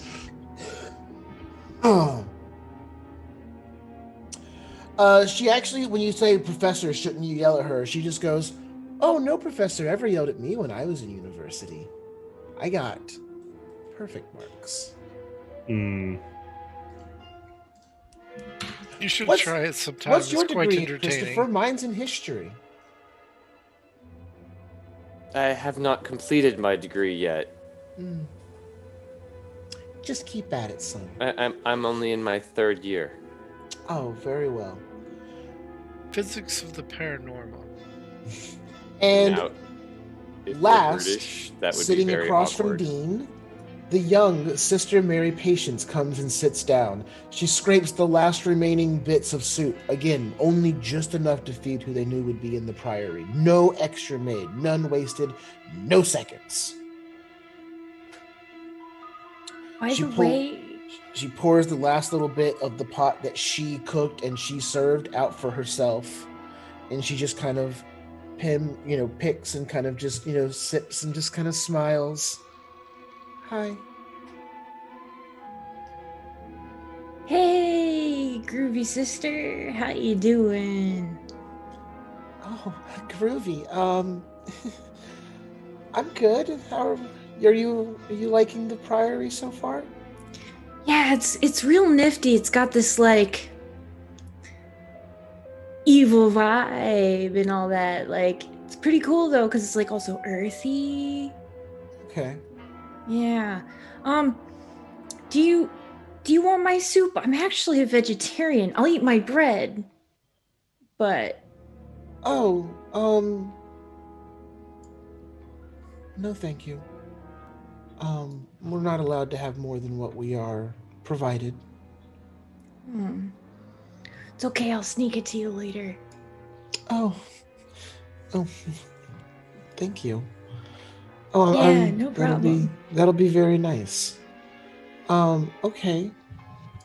And this kind of goes on in this manner, right? Like, basically, Agatha oversees everything.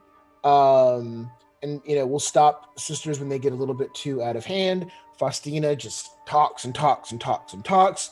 Bernard is creepy as ever loving hell. Mary Fortitude just roasts Christopher. And Mary Patience is actually incredibly nice and engaging and she smiles, but she she gets around.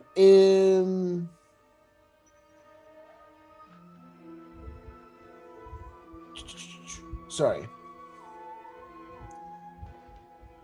Sister Mary Patience, actually, just a little bit. She kind of just like, oh, thank you so. She kind of gets up and she's like, here, let me help you out with that. And then she kind of like knocks her tea over, and it spills, and it like kind of gets into your bowl, Dean. And she's just like, oh my, oh god, oh no, I'm so sorry. It's all good. No, I'm here. No, really, it's Here. it's okay. Let Here, me I take got that it. away. No. You sit. I'll take that away. And she very quickly snatches your bowl and takes it away, and comes back with an extra sort of like mini loaf of bread. And she's like, "Here, you said that you were hungry, and you said that you eat bread, so you can have another piece. It's okay. It's mine for tomorrow, but you can have it. Okay?"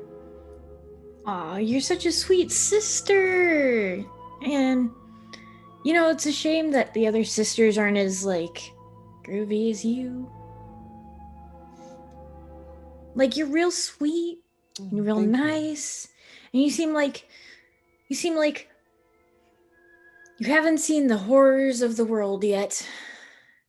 But that's okay, because you're just vibing here, you're doing your thing, and I think that's an awesome life for you to be able to be happy and pursue your faith, and like, it's really cool. I respect that. Okay. But also thank you, because like, I don't like to harm animals, so I don't eat meat. So that you did this, that's really groovy of you. I appreciate that. Thank you. I'm so glad. Thank you. So at this point, this conversation kind of goes on more. Is there anything specific you want to ask the five of them while they are here? Nope. I do not trust them. I'm not letting them know anything I know, and I don't want to ask them more questions, so I'm just going to get more lies. I want to ask when they came here, each one of them individually. Each one of them individually? Okay, give me 1 second.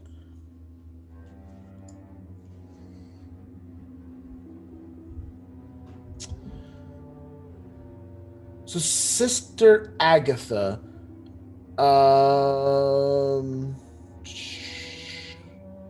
Sister Faustina, Bernard, both say, "Oh, we've been here for decades at this point. We've lived here pretty extensively. I really don't even remember a time before coming here." Okay. Sister Mary Fortitude, she goes, "Oh, I've only been here a few years, really. I led a pretty incredible life before I got here. It's embarrassing to say now, but I actually was a showgirl back in London just a few years ago." Now that is pretty groovy. I went to university. I got my degree in history. I was a showgirl. I lived the big city life. I did all of those things, but just something called me out here, and I followed the calling, and I think I ended up in the right place. That is absolutely stellar. Totally stellar. And Sister Mary Patience, she goes, "Well, I'm actually from here. I'm actually from the nearby town of Abbeyham, and my family's always been connected to the Priory, so it's kind of expected that I join too, and that's why I'm here. It's something I have to do." Oh, something you have to do? That sounds like really disheartening. No, don't take it that way. I'm doing what I'm supposed to do with my life. I'm living up to, my expectations. Are they your expectations, little sis, or are they someone else's? Because that's not groovy. Sister Agatha will be like, "It is impolite to pry, Dean." Well, it's a good thing you're not my mother's sister. Interesting. And then Sister Mary Patience will just be like, no, I'm okay. Thank you so much for asking. Yes. Anything else? Roland says no. Dean has asked this question. Rosemary, anything that you would like to ask about that you've experienced so far? Not about the experiences per se, but more just about the grounds and the area around it. Just kind of like asking the history of the area, and then also like trying to get into the like. There are tunnels and caves underneath here apparently. So like, what was the history behind them, and where did they come from, when were they built, stuff like that. Okay. All right. So just doing her due diligence. Okay, yeah. As she goes about the local area, well, there's some folklore, but I think the biggest thing that you should know is that it's said that there are incredibly dangerous wolves in the forest. But dangerous. As everyone knows, there are no wolves in England, and there haven't been for many, many years.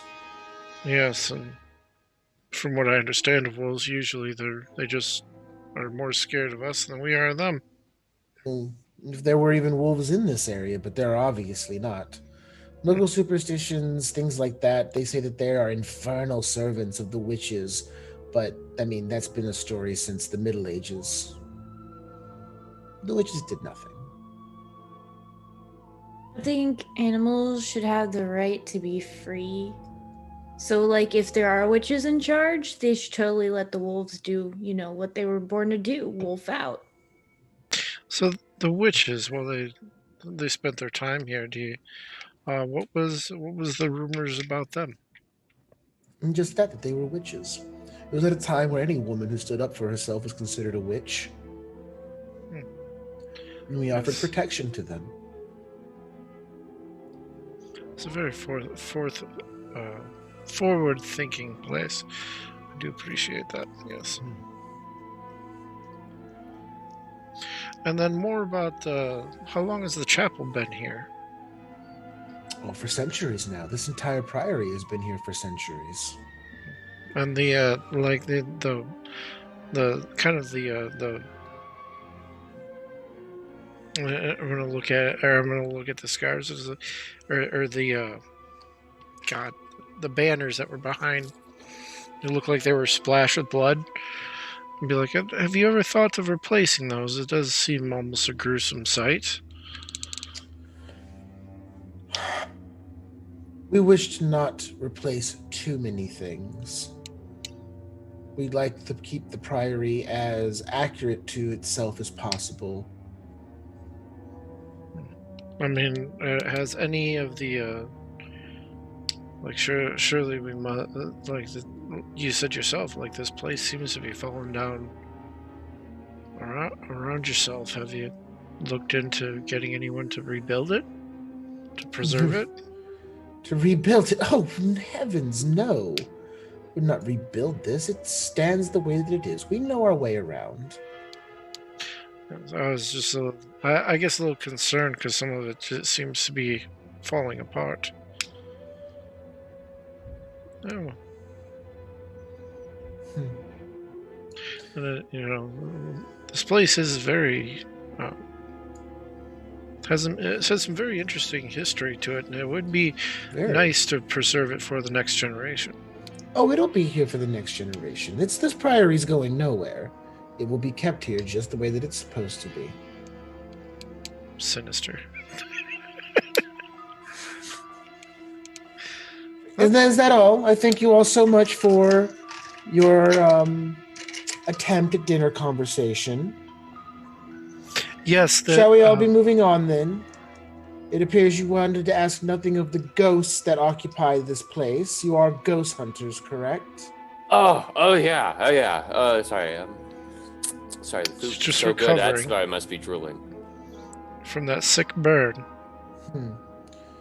Unfortunately, we do all have things to do, so your time now is over. I'm sure you'll be able to find something to do. Sister Faustina actually finishes her meal, and actually kind of walks off by herself.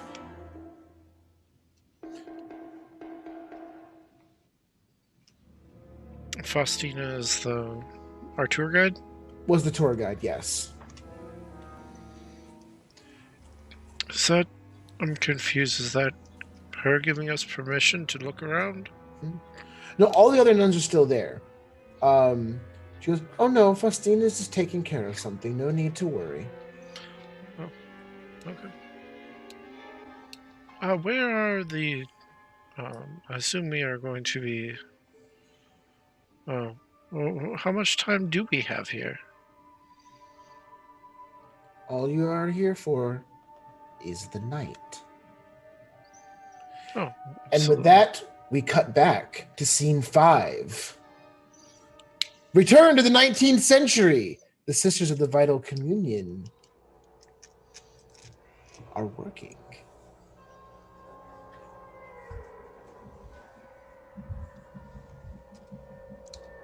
So, 2 of you are in the infirmary, 2 of you are in the dormitories. Okay? Let's see. The 2 people in the infirmary, I need you both to make medicine plus intellect. Okay? Your role is to patch the other one up. So your role fixes the opposite person. Your difficulty is 1 + 1 for each injury level completely filled in. You said infirmatory. So I'm just gonna say this now. Eli's not getting healed at all. Why not? I have 1 dice. That's unfortunate. I have 2 dice. Let's see how this goes. So none of you have a completely filled in area yet, because I looked up the injury thing. Well, Tyler sent it to me. Just a flesh wound is your first section, and you get 3 injuries before that's filled in. So with only 2, it's just 1. So your success needed is 1. Okay. I didn't get it.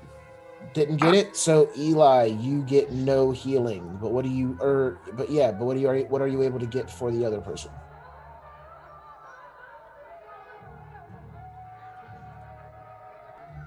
Out of character, while we're doing rolling, like, doesn't just a flesh wound seem to be like it should be the last dot, like just before death?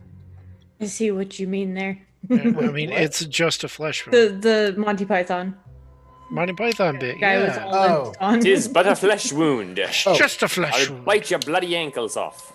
Kneecaps. And do you remember?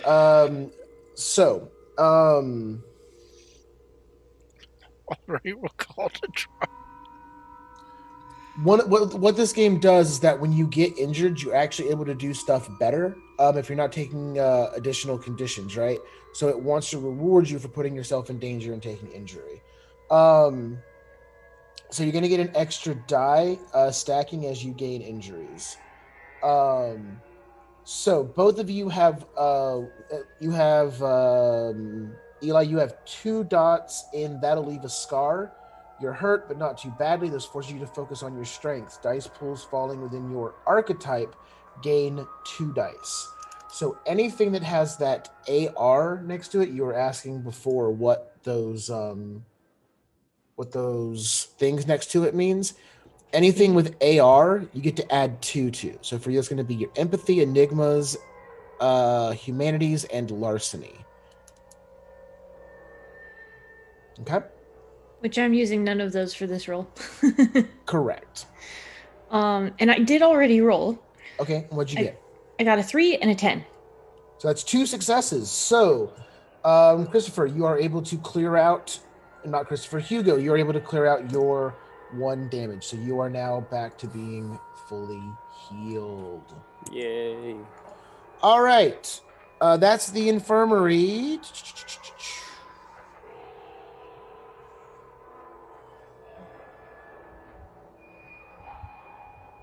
You can also use your rewrites from the writer's pool to clear your lowest level of damage. So if you do want to clear Eli's, you can do that with rewrites. This costs 1 rewrite for each box cleared. I will totally agree if everybody else does, since I didn't heal Eli. Remember How though, dare you? Yes. Eli technically has a +2 to 4 different skills right now because of that injury.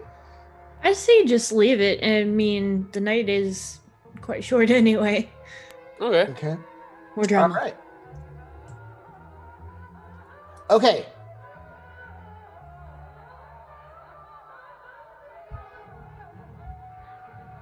Oh, some spooky laughter going on right now. That is some spooky laughter.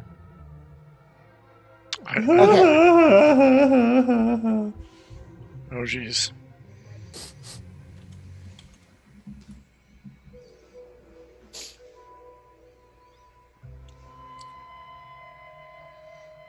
Thank you for your attempt to tend to my wounds, Hugo, but alas, it was never your skill. So for those that are in the dormitory, okay, Mm-hmm. you're able to sit in there. You're hearing that you're sitting on these hard wooden beds, right? And Reverend, you kind of know the history of this place a little bit more than anyone else, and you know that. Excuse me. These were probably the chambers where the accused witches were sheltered. Women would take vows to join this order for safety. And you've heard rumors that those who refused, who did refuse to join, were turned over to the angry mobs. So it was basically either join the order or we weren't going to take you in. Join or die, motherfucker. Join or die. Basically. And the rare few who threatened to expose the sisters' dark practices, right? This kind of like making people join, but did not wish to find the witch hunters were not heard from. You don't know where some of these women who fled here went to. Okay. As you are there, you start to hear a couple of phrases echo on the wind. Don't like that. You're just sort of like, because remember, they said no matter what you hear, you're not allowed to leave this room. And the two people in the dormitories, that is Anne and Reverend, you hear, I died for their secret.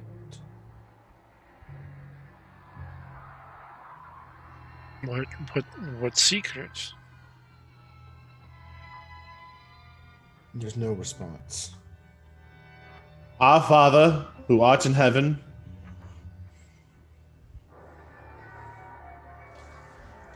No response. I just start saying Our Fathers. Okay.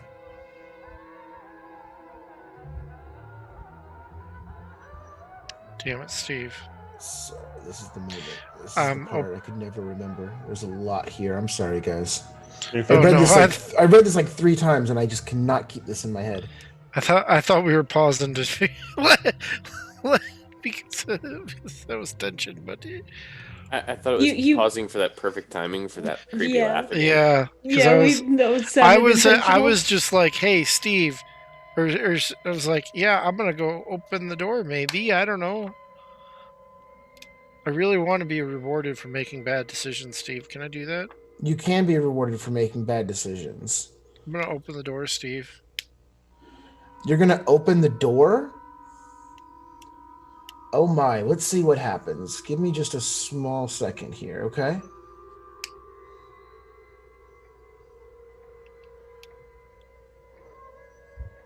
I don't know, you might need a large second. You then also hear Brides of Satan.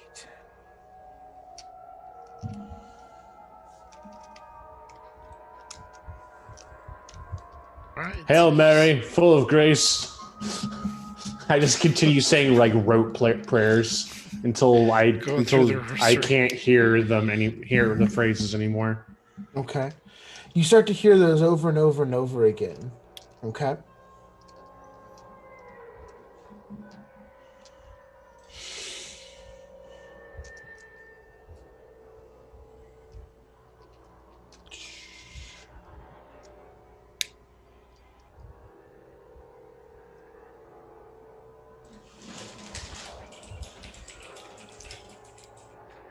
You then start to see in this room an image starts to appear of a woman, and she reaches out towards Anne.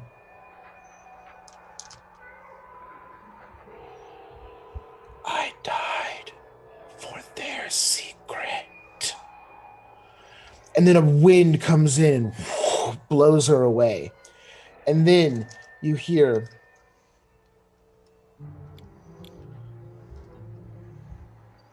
the closer to heaven, the safer thou art. In cold irons put thy trust.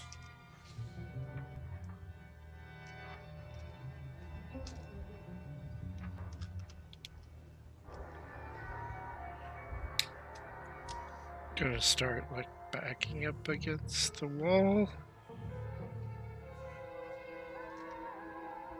So, and you said that you opened the door, right? And I'm just going to like. You open the wall, Yeah. and you open the door, and you kind of peek out, and you hear all of these things, and immediately a rag shoots out towards your face, and you start to see that they're trying to. There's nuns outside trying to put a chloroform rag over your face.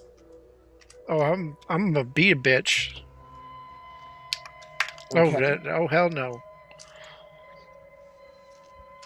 I mean, it's like 4-on-1, so oh hell yeah, it's happening. I'm gonna try. I'm gonna try. Okay. So go ahead and give me your might plus close combat. And roll 20 successes. Yeah, that's about right. 1. 1, okay. Oh man, I'm so sorry. It's all good. So, I knew I was being dumb. So, one of them comes in and actually breaks the bottle against the wall and actually uses it, and the fumes start rising up around you.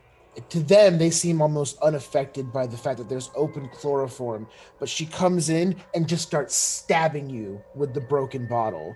Take 4 damage. Ooh. Okay, so this is a filled-in box plus 1. That's correct. So you're all the way up. You have surpassed just a flesh wound, and you are into that'll leave a scar. Okay. All right. Back in the infirmary, you hear you're patching each other up, and you hear the door, and then you hear,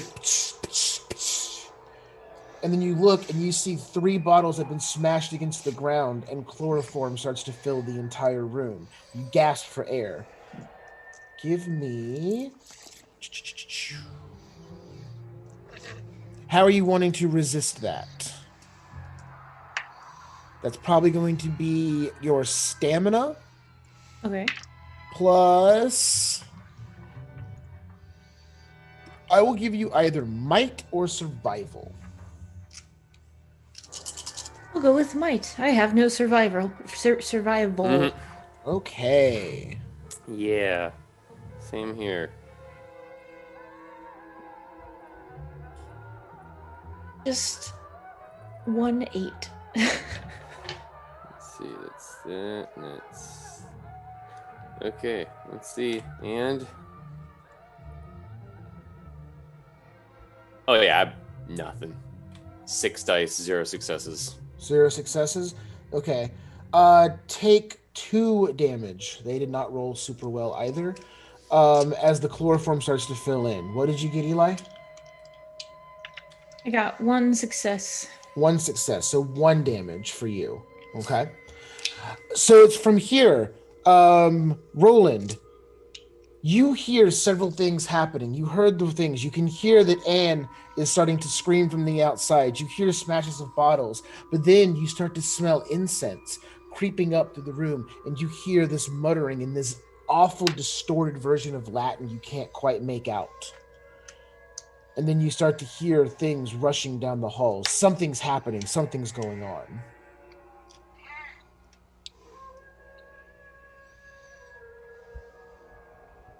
I'm gonna head towards all the commotion. Okay.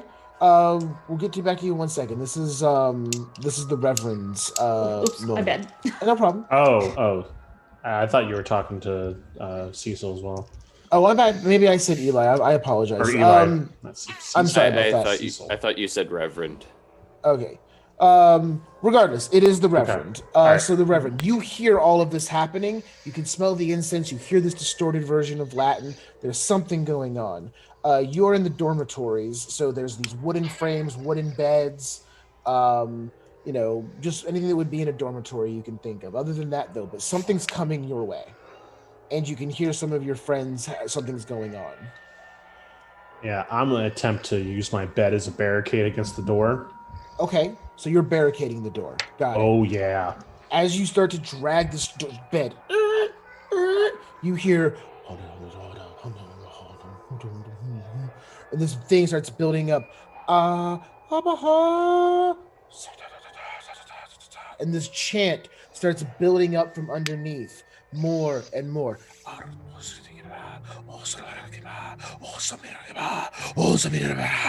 And it starts building and getting louder and louder. It's coming from underneath you, and the sound starts to almost permeate through the stone, and it's filling the room, almost like it's booming in your ear.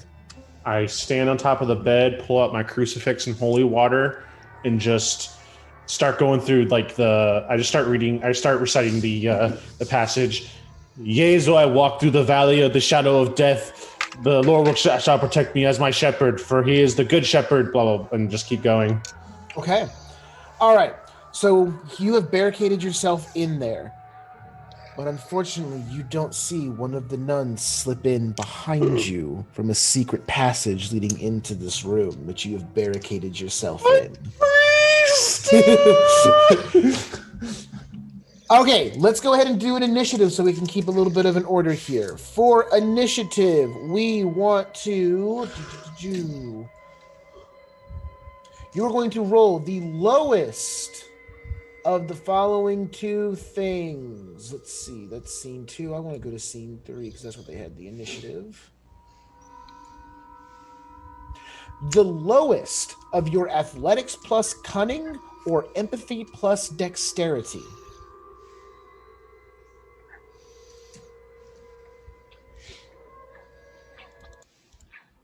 Okay. Take a second. You mean 1d10 plus that? No. You are rolling that full dice pool. Okay. One success. You are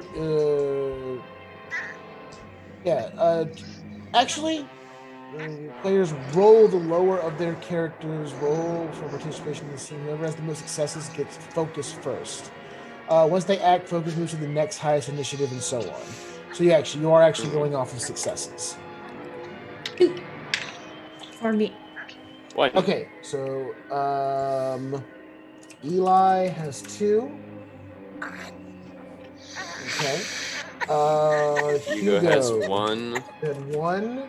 The Roland Reverend had 1. 1, and Anne had 0. 0. All right.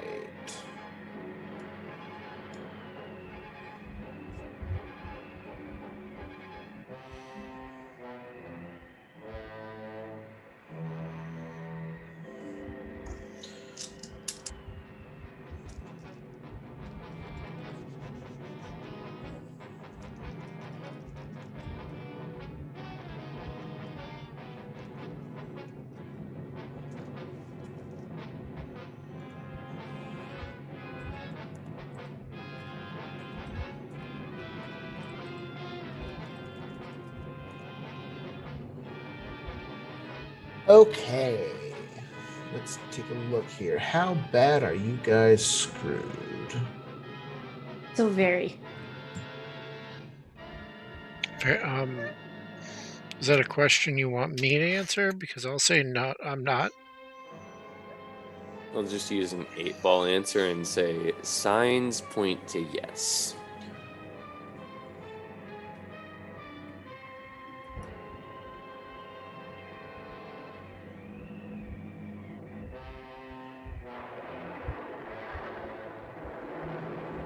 The group. Love that thunder sound in the soundtrack. That's great. It's so good, isn't it?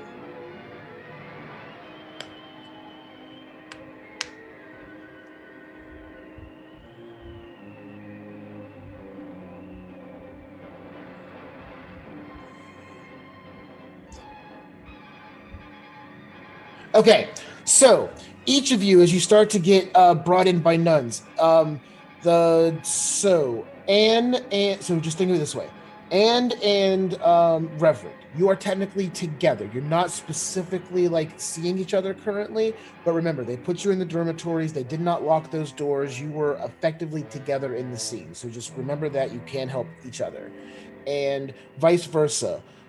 Hugo and Eli, you are both in the infirmary, so just work with each other, do what you can in regard to that. However, for the two of you, each one has 4 nuns attacking them. So basically, you are outnumbered 2-1 by these nuns as they just start rising up from secret passages or moving in from the shadows, their eyes bright red. And just because I think it would be funny, in the nun that stepped up behind the Reverend is the same nun that you saw at dinner. The old, thin-haired Sister Bernard steps forward, her eyes bright red, her voice crackling, younger but somehow still ancient. Death awaits you. Yes, but it awaits us all, and you'll die well, I promise you. Your deaths will placate the Master, and your blood will sate him. He rises tonight, you see, and better for Abbeyham and all who live here that he awakens to a sacrifice.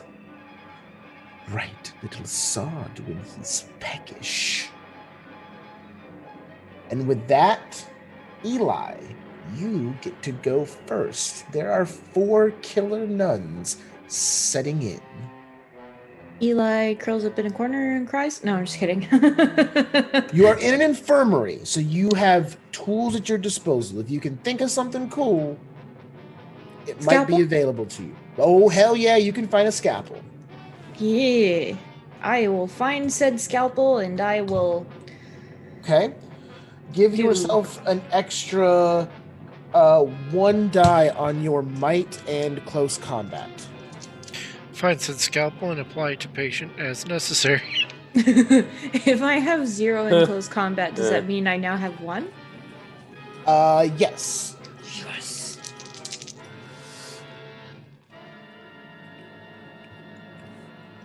Do you have aim by any chance? I do. Okay.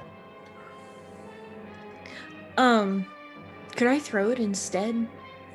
You'd like to? Yes. Yes, I would. Which means I will add 1 more die to this. Okay. Oh, I throw that scalpel deftly. I rolled an 8 and a 10. That's for 3 successes. Oh, shit. Okay. What? I only rolled 2 successes. Why?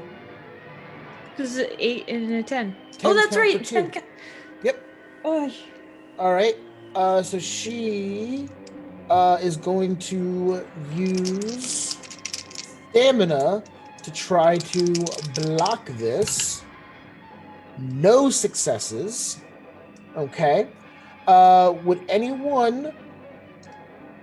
You have 2 successes. You guys have banked some enhancements overall. Would you like to use some currently? I was figuring we all could use the wax poetical and Well, so not your stunts with your rewrite dice. I was letting you kind of bank all of the enhancements for some of the rolls that you were doing. I'm going to say, because I want you just to do cool things. I want us to see how this stuff works. Basically, Ever, you currently have 3 successes, right? And you need 4 to pull off your daring magic. Okay, so I'm going to go ahead and give you that extra enhancement if you are willing to use that ability. Heck yeah, I am. Okay, so you're going to deal damage to an enemy equal to the rating of the skill used to trigger this stunt. Okay? Create a field with a complication equal to the rating of the skill used to trigger this stunt. Gain a number of clues about a chosen topic equal to the rating of the skill used to trigger this stunt. Okay. What is exactly what? What does it mean? Create a field with a complicated. Oh, never mind. So like difficult terrain type situation. Exactly. So do you want to deal damage outright? Equal to the rating of the skill used? Or oh, I see. That could get interesting. Okay. Oh, that's curious how that works. Okay. So I was kind of thinking, like, create a field with a complication equal to the rating of the skill used to trigger this stunt. Well, I just, threw a scalpel at this nun. What if she bleeds profusely all over the floor and it makes... And it's slick. Yeah. All right, I like it. So you see Eli pulls out this scalpel and just throws it. And as he throws it, goes and it nicks right on the edge of this nurse's neck. And it takes a point of damage, but then starts to kind of bleed profusely, more so than any one person should bleed, right? And the floor in front of the 4 nurses that are trying to close in on you becomes very slick, and they are going to have to move through that. Magically, this is not going to affect you. It's only going to affect the nurses. They're going to have a +1 complication when trying to attack you, which is good because it's their turn. All right. So they are going to use might and close combat to close in. Well, what if we didn't? Let's take a second, think about it. All right, this is a little thought process we're going to go through. And You have no idea how much that just helps you. Because they all rolled 1 success, right? Which means they all technically got 0 successes. All right. So all 4 move in on them and they are just not able to get past all of the blood. They are just trying to figure out, did they just throw a scalpel at me? What's going on? 2 attacks coming in at the Reverend. Yeah. Really? And another one is gone forever. Those poor dice, they Patty, were I love too short for their time. Oh, bring the pain, Daddy. So Sister Bernard moves in and she pulls out this crooked dagger and she comes right for you. And she got 5 successes on a close combat roll, 2 10s and an 8. So she crits me then. So she is in. Well, the damage is going to work a little bit different in this than it does in Trinity. Okay. Because remember, it's this because you're filling out those 10 things. We're going to go just more with the number of successes is going to equal the number of damage, with the other stunts kind of going beyond that. So you're going to roll whatever your best defensive ability is for that. Okay. What are my options? You can roll resolve, stamina, or resolve or stamina. Probably composure's not going to help you. I'm going to roll resolve. Okay. That's 2 versus 1 over stamina. Okay. That is no successes. No successes. Okay. So she comes in and you are going to take 5 damage. Okay. Which with That's that half amount my of life, right? Yeah, that is half your life. And with that, you are immediately put into that'll leave a scar. So you have dice pools falling within your archetype gain 1 die. You also have dice pools falling within your archetype gain 2 dice. So anything with AR next to it, you get 3 extra dice in it. Okay? And Sister Bernard just looks at you. Don't worry. Was ist das? Oh, Father, Reverend. It's not gonna be that easy for you. And she pulls the knife out. And the other one comes up and tries to smack you over the head. 1 success on that one. So with your 0 successes from your last defense, you roll your defense again. It's okay. Still no successes. You're gonna take 1 more point of damage. And last but not least, Anne. Oh my God.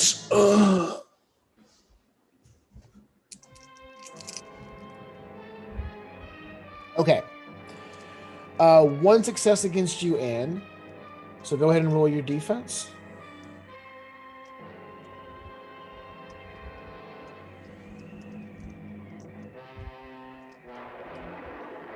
Resolve or stamina.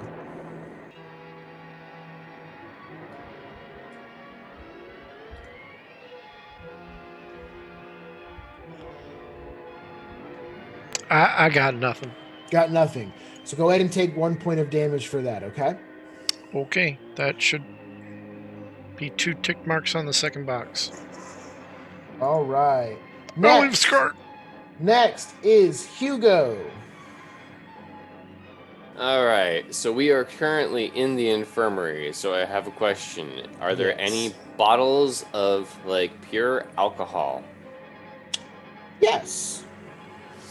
Because I would like to grab one of those bottles and see if you let me have the time to actually make the rag, light it on fire, throw it, and if not, then I'm just going to chuck the bottle itself and then take the lighter and chuck it at them.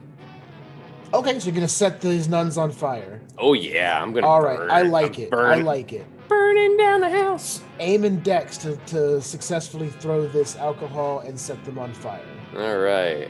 They on fire. All right. Let's see how this goes. That is 4 successes. A 10, a 9, and an 8. Wow. 10, a 9, and an 8. Ooh, that's not great. All right. So, considering that this is a fireball and there's a complication on them as well overall, so you shake this up, you kind of like put this big arc worth of alcohol, and then at the same time, you kind of like find a match, right? And they're just kind of, and the two of you got it on 2 of them, okay, out of the 4. And they just kind of look at you like bug-eyed. Their eyes again are just fully red. They rear their hands up, and they've got long, knife-like fingernails, and they're just kind of like, ah, and they go to rush you, but you strike the match, and just, and as they take that first step, it's that shot where the match is getting closer and closer, hits the fumes, and then whoosh, the fireball goes up, and the 2 of them are incinerated. Please do not hit my roommate. Darling, they're dead now. You can say we're lovers. There's still 2 nuns left. Oh, shit. 2 other nuns pop up from behind the gurney. And Now they're gonna kill us Reverend, because we're not roommates. Reverend, your turn. Oh, my turn. Okay. Yes. Well, You I am have slow. Sister Bernard and a undisclosed nun in the room with you.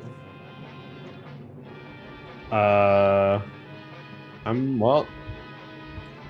Just to clarify, just for everybody, running is an acceptable thing in this scene. Okay, you do not have to stand toe-to-toe with each one of these nuns. There are other rooms where you can run to. You can try to escape and hide. Just do want to make that clear. Yeah, I don't know how far I'm gonna make it with the giant blood trail following me. There are no But blood trails in these old movies. I You got will some try. red. All you have is some red paint on your shirt. True. I will try to get away though. Okay. I'm gonna attempt to spray the holy water in her eyes as kind of like a diversion, and then run. Okay, I like it. So that is actually what's called a mixed action or split action. So Sure. what you need to do is the lower dice pool between dex and aim and what you use to run. Smite and athletics, right? Yes. Okay. Take the lower. So might and athletics to run, aim and dex to throw holy water in their face. Take the lower of those two things, right? Yep. That's your dice pool.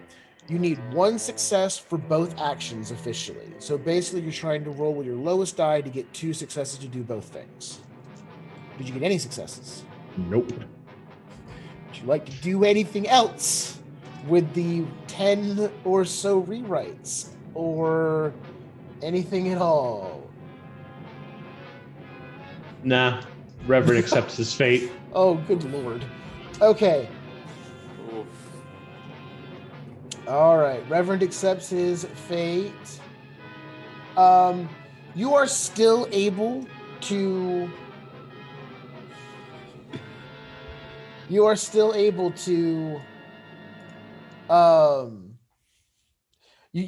throw the holy water, right? And she kind of like, it splashes against her face and she just kind of like,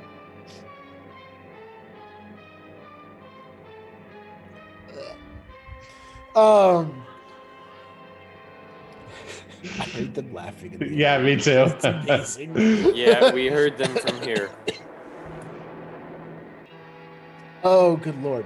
And you kind of like, kind of scurry, and you go and you run, and you are able to get out of the room. Okay, like what you're trying to do, you're still able to accomplish. You're moving out of this room further into the thing. However, the barricade that you put up was really good. So when you tried to go through that door, you slammed into it, and you're going to take a complication for the rest of this scene.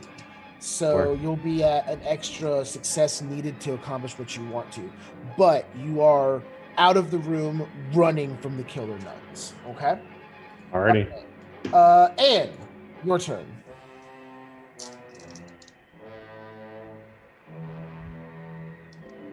And Anne, you see the Reverend run out of the room and like haul ass down the hall in the other direction, so you can see him going that way. Okay. Oh Lord, he's leaving me behind. I am actually going to do a thing. Okay. I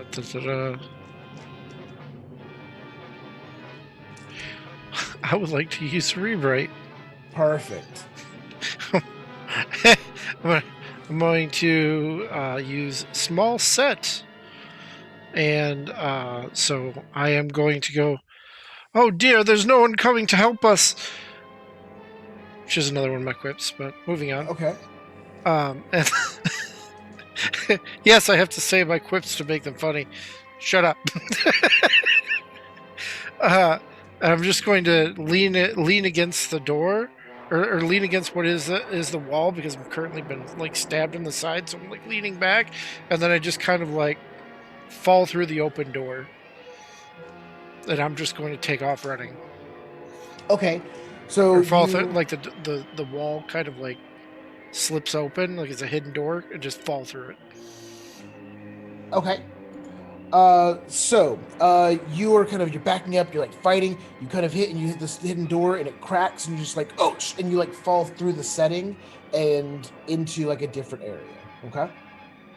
And I'm running. Yeah, And then you're bolting I'm gonna bolt in loosely the direction of the good reverend. of the good reverend. Okay. All right. Because we are running a little bit late on time, and I do not want to go past 1 o'clock. To all those watching at home, if you are enjoying our progression through this story, I want to let you know we are going to skip a significant chunk of this adventure that you will be able to play one day. And you'll be able to fill in all of these gaps. Because it's at this point in time that the reel starts to grind. The image fades away as the Reverend and Anne take down past the hall. They turn left, they turn right. Anne yells out "Reverend" as the audio starts to cut out. The Reverend turns back around. His hand reaches out as the blister starts to grow in the top corner as the film starts to burn away.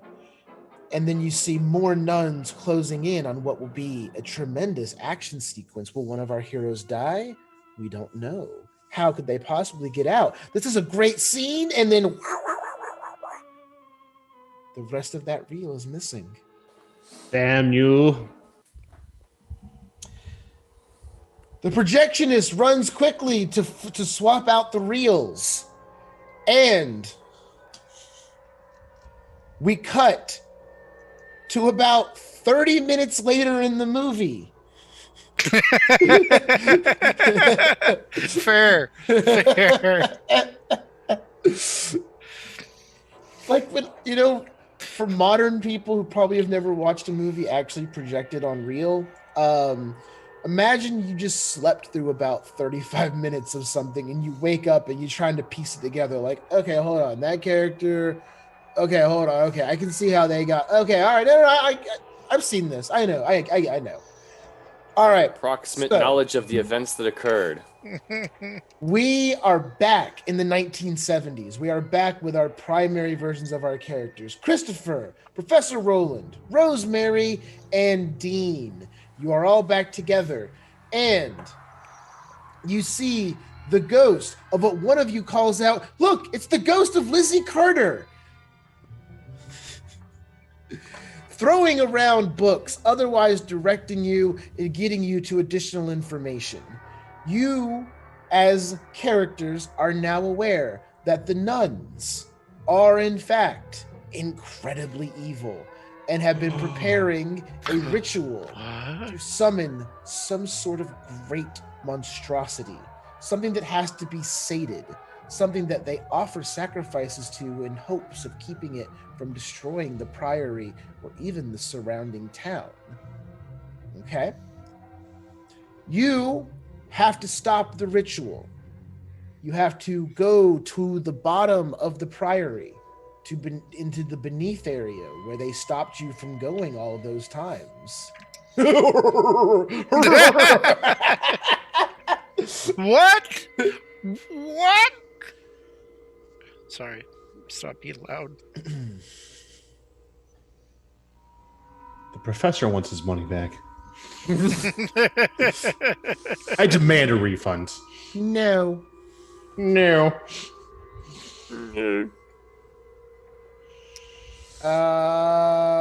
There's the records room. You found one additional clue while you were gone. Inside the Gothic Tower, which you missed, you found inside a bell a Latin prayer chalked onto the wall.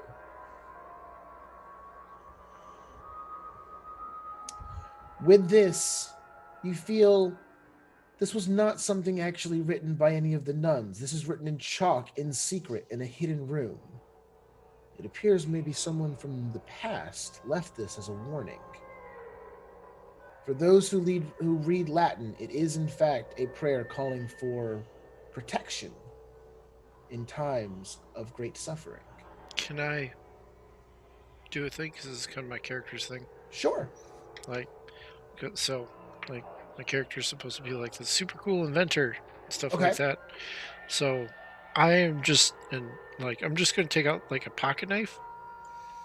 Okay. Or actually, I'll My brain is not working tonight, so I would just like to do a simple investigation check on these witches, and if I get some, if I can use some stunts, I can do some stuff. I got simple tools. I can, when I take an investigation about a monster or antagonist, I know exactly what tool to use, and they automatically appear. Okay. +1 enhancement, flashy, spot weakness, so it does exactly what it says. And daring genius. My genius is unrivaled. My inventions are inspired. I create an invention or special technique for a specific purpose. Is that something I could do? So you want to invent something for a specific purpose? Like, maybe invent is a strong word. Maybe just take the prayer and etch it onto a table leg to hit something with. Okay. Sure. So you etch the prayer onto a piece of wood, and then you're going to use that as an improvised weapon. Okay. Yeah, no, that's absolutely something you can do. It's been done before, but you know, it's never been done this way. We call that an invention. I'm going to ask you, John, will you please say the power of Christ compels you? The power of Christ compels you! I hope that was as good as it was for me. You also realize that when you found that inscription, you have a recording on one of your still working audio tape or tape recorders of that bell ringing. So the bell rings next to the protection prayer. Do with that what you will.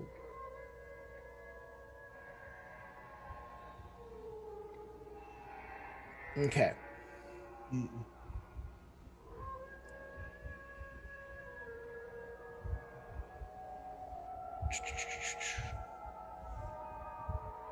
All right.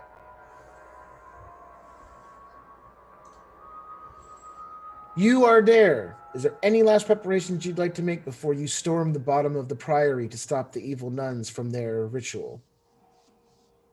Just gonna hand out sticks with carvings of the prayer on them. This is your invention. This is your invention. This is your invention, and this is your invention. Have fun. I can't think of anything other than grab stabby things from the infirmary, I guess. Yeah, stabby things, or is there a blunderbuss lying around? Yes. You find a blunderbuss hanging on the wall, almost like a trophy. I am going to check to see if it's loaded. No, but it could be. I'm going to look around for black powder, and you can spend a rewrite, just make it happen. That's actually what I was going to say. There it is. If everyone's okay with it, I want to do it.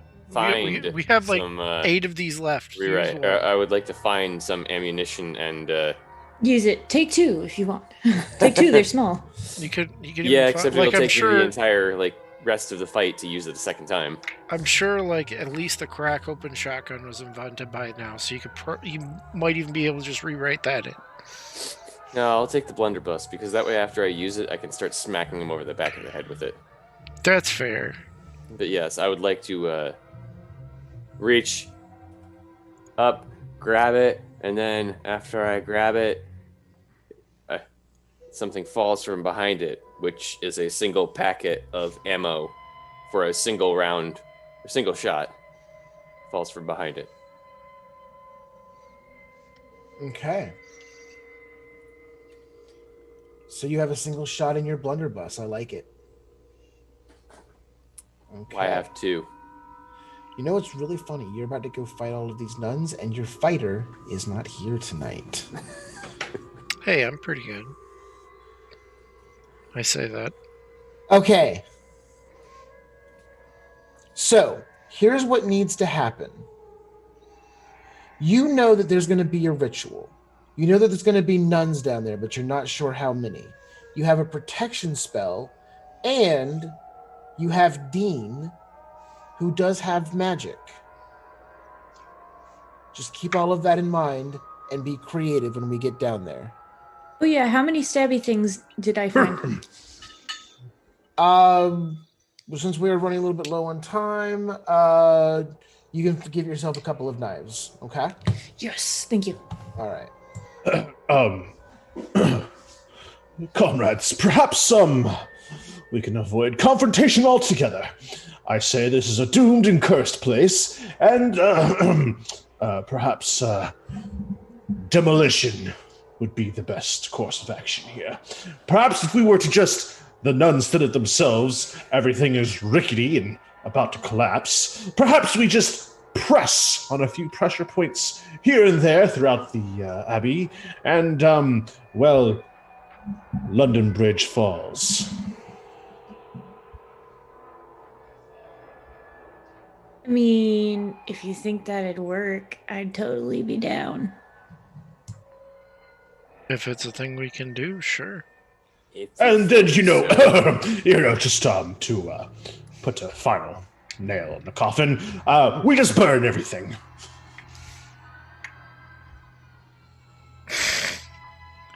Who's down for this plan? Who wants to burn down a church? It will be an orgy of horror. And that's one of my quips. Throw a rewrite up. I liked it. You win. You win. That was good. That was good. I've been waiting for a good time for it. Thank you. All right. Nobody likes my quips. I don't like anybody else's. Okay. I like it. So are you guys going to go with this plan? Sure. If it's possible, certainly. Okay. Collapse and burn a church. Let's do it. Yeah. All right. It beats dying in a hellhole. So here's what happens. You guys start to prepare for that. You're like, we can just cave this whole thing in. They're underground. It's in this old, rickety prior. It's made of stone and wood. We can just knock some things down. It'll be fine. So you guys start moving. There's this quick montage, right? So you guys are running around. You find some heavier pieces of wood, and you're knocking over old wood girders that were keeping some of the keystones in place, right? And you're just going around. You take the black powder that you found, and you start putting it on key areas and setting up things to explode. You're doing all of this thing quick, dun-dun-dun. We got some montage music playing. All of these things, and so just really quick, just the first thing that pops into your head. What are you doing to destroy the building? We're gonna start with Christopher. Any single strut and support I can knock over, I will. Struts and supports going away like it's nothing. Dean, how do you want to go about this? Actually, I've got something special for you. You, as you're starting to destroy things, you get a sense with your magic, whoa, that's weird. The nuns cast a spell. We'll get back to that in a second. I'll get back to you. Professor, what are you doing? The professor is being a little selfish. He has instructed his minions to go and collapse this church. Meanwhile, he is going to rummage and try to find some physical evidence of this practicing, of this witchcraft, of this evil influence. Okay. So you go and try to find a piece of physical evidence. And I assume we're all just crisscrossing each other's paths, collapsing this place. So anytime someone sees me, I'm got my cane, I'm trying to knock a stone over or push something, and then as soon as I leave, I go back to searching. I must be able to prove. I must be able to go to that damn Gregory Beckett and have my hands full of proof and show everyone that I am not some crazy person, but that this is real. Perfect. I will get to you in just one moment. Okay. And finally, Rosemary. Rosemary is going to, since she is super smart, going to look into the infirmary and find whatever explosive chemicals she can, mix them, combine them into something unstable, and it augment the gunpowder charges. Perfect. Absolutely. You make small controlled like explosives that you can put in key areas around. And it's with that, with all of the struts getting knocked out, and you hear Rosemary yell out, "Bomb's going off!" Professor, you have heard on the wind the call. Not out loud, but your instincts are kicking in. That natural professor instincts. You're like, wait, no, it'll be here. And you're going back through rooms, and you're going back through different things. You're throwing like, no, that's not a good enough piece of evidence. And you're getting pulled further and further away by something, losing track of where you are, deeper back into the Priory, right as this thing is about to come down around you. Again, as the explosives have been set, it's on a chemical time release now. Dean, that's when you yell out, "They cast a spell! They cast a barrier around the Priory!"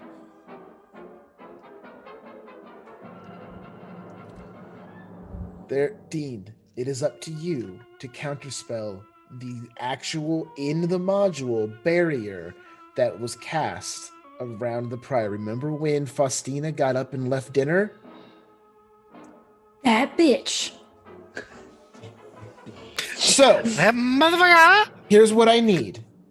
We're gonna do a roll first to see if Dean can even get this barrier out, or rewrites, guys. Use your rewrites. Blow them here, okay? All right.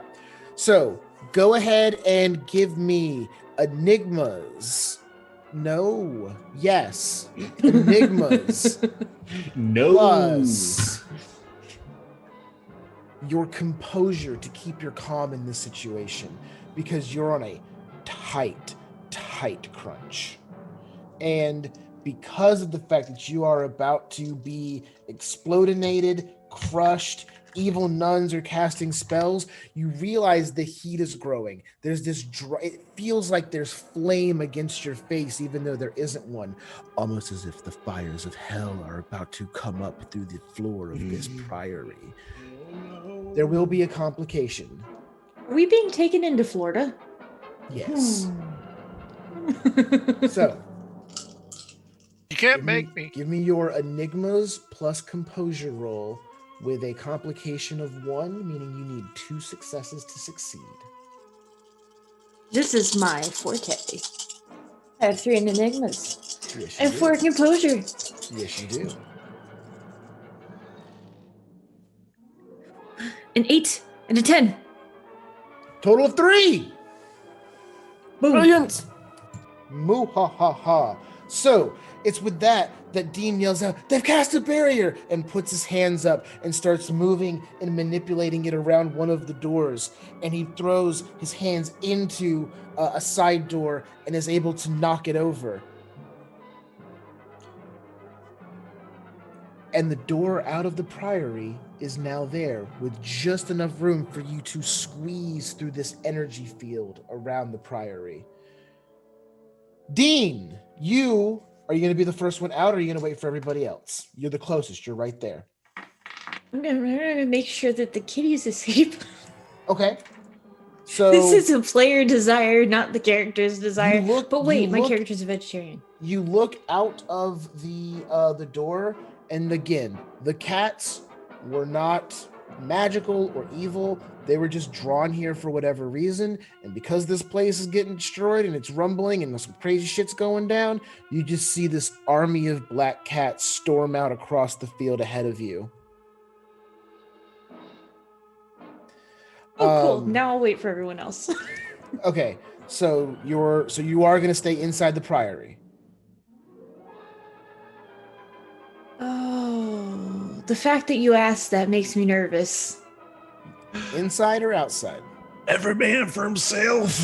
I'm like a cat. I want to be both.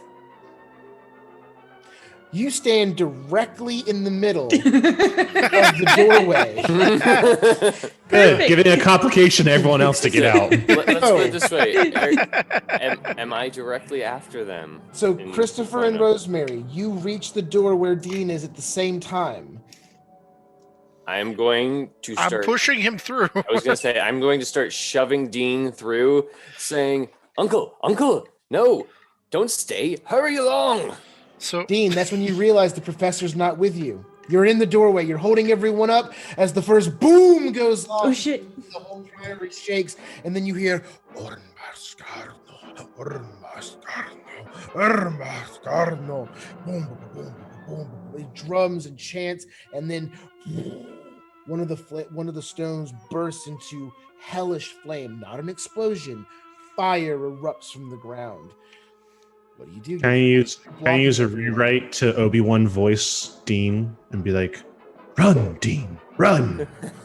I'm going to veto that, giving you another rewrite die to your pool for everyone else, and one that you might be able to use in a minute, because I got something coming for you. Oh, just so you get, I'm about to use all the rewrite dice on my turn, guys. Just so you know. Oh, okay. Yeah, you have fun with that because we're escaping. I'm gonna be Good. groovy right out the door. I'm in the other county by now. Okay. Oh, wait. I do have one thing I'd like to do before we leave. Okay. Anne, do you still have that camera? Yes. Yes. Does the hellish fire look hellish fiery? It does. I'm going to take a picture of the hellfire.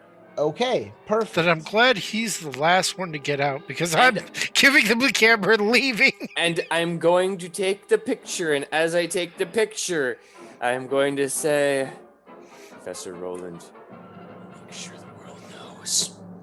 And run the hell out. All right. So, Good. as Christopher takes the picture, which Roland's not there, Roland is completely in a different part of the priory, both Dean and Rosemary left. Christopher, you stayed behind.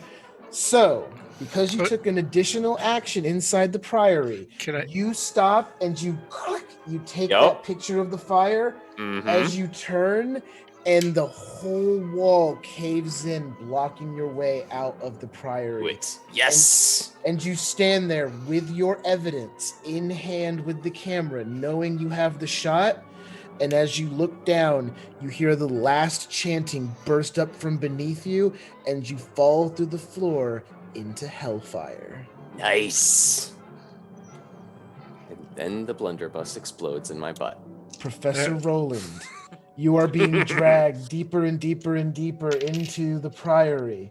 Mm-hmm.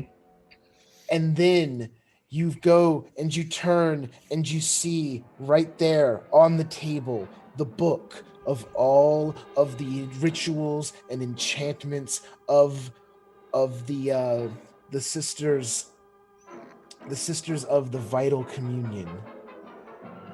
And you reach your hand out towards it. And as you reach your hands out towards it, you have this overwhelming sickly smell of sulfur. And this massive red hand comes in from just out of frame and just puts his hand gently on top of yours. Not snatching, but isn't that like, no, and just stops you. And from just off camera, you hear, "Hello, Professor. Would you like to strike a deal?"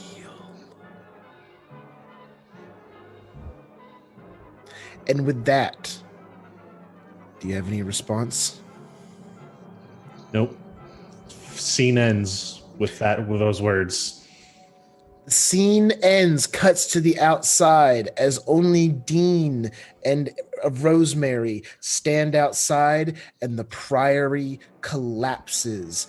And you hear the screams and anguish and burning and destruction all around you. Almost souls scream, and then ghosts start walking out in different directions, finally escaping the priory.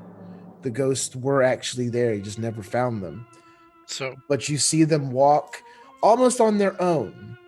But the last thing you see is the two of you look back on the burning wreckage of Abbeyham Priory is a massive, huge, shadowy figure and what looks to be Professor Roland in a disembodied sort of shimmer walk off and disappear into the woods behind the priory. Rosemary's gonna yell, "Fuck you! I'm gonna be a lawyer." Dun, dun, dun, dun. The end. Badass. Oh my God damn. Oh my goodness. So, everybody, thank you all so much for joining us for the haunting of Abbeyham Priory. We ran on a few minutes over, and we skipped so much stuff. We cannot stress that this was maybe, honestly, not even joking, less than 50% of the entire Jumpstart. You can get lost in those rooms, have a ton of fun. I loved running it for you. I hope you guys enjoyed sort of the early investigation, the atmosphere, getting to play some of these characters. Yeah, I know I really, really enjoyed it. There's a ton more investigation to do. There's a ton more in the 19th century to do. There's descriptions and there's characters that I skipped over. And that whole ending, I essentially, with the help of these guys who just did so much awesome like improv there at the end to blow up the priory. That's not something that is listed in here, but damn, that's awesome. There's a whole ending that we didn't even cover that deals with actually undoing the ritual and stopping what's being done. So please, please, please pick up this Jumpstart when it does come out. I believe this is the first time anyone is playing it. It's not out yet, still in manuscript form for us, but please keep an eye out for it. They came from beyond the grave, the haunting of Abbeyham Priory. With that, players, go ahead and remind the people who you are, and if you have any parting thoughts about They Came from Beyond the Grave or the Jumpstart itself, throw it in there. Yeah. Can I just say that it was really great to have you DM. It's such a rare treat. Your sound effects and voices were fan-freaking-tastic. That was just enjoyable. Thank you. As always. It shows that you and Patty are good friends. It's true. Oh goodness. I got distracted. We're doing outros, right? Yes. Remind the Cool, people cool. who you are, where they can find you online, the next time that they will see you playing, and if you have any thoughts about the Jumpstart, we can devote a few minutes talking about it. I do not exist. Please do not find me. No, I'm just kidding. Hey, everybody. I have been Dean/Eli/Hugo's roommate, lover person. And you can find me all over the internet as Changeling Ever. You can find me playing again Sunday night as one of my most favorite characters in the whole wide world of darkness. Gabriel, the Time Mage. Cult of Ecstasy, might I add. I am Patrick. You can find me on the internet as PattyShakes_. And tonight I played the Professor Roland, spectronologist extraordinaire. That's not a word. I'm just going with it. See how confidently I said that? The next time you'll see me will be Tuesday for Trinity Continuum Adventure, where I play Dino. That's another great character that everyone loves. But yeah, that's nice to see me. And you can also catch our podcasts coming out soon for Vorpal Tales, where I talk in some of those sometimes. My name is Devin. You can find me online at Sort of Sullied. And the next time you will see me is Monday for our brand new campaign of Dune. It's happening! It's happening! Finally! Yes! Lucky bastards. All right. I'm J3 billion. Totally not jealous. Fuck you, both. I'm not in it, so I'm sorry. Damn it. I can't hear you over the sound of sandworms. I Fuck you. can't hear you over my what about- still suit. Damn right. Yeah. So I'm super excited. I'm gonna be turning in for Dune. As far as this module goes, I had a ton of fun. This is my first kind of foray into They Came From series, so it was a little bit to wrap my head around the rewrites and stuff and what was going on. Sure. But yeah, I was having a lot of fun. If we had more time, I was gonna definitely like later on as I was getting used to it, pull out some fun stuff, or at least try to. Yeah.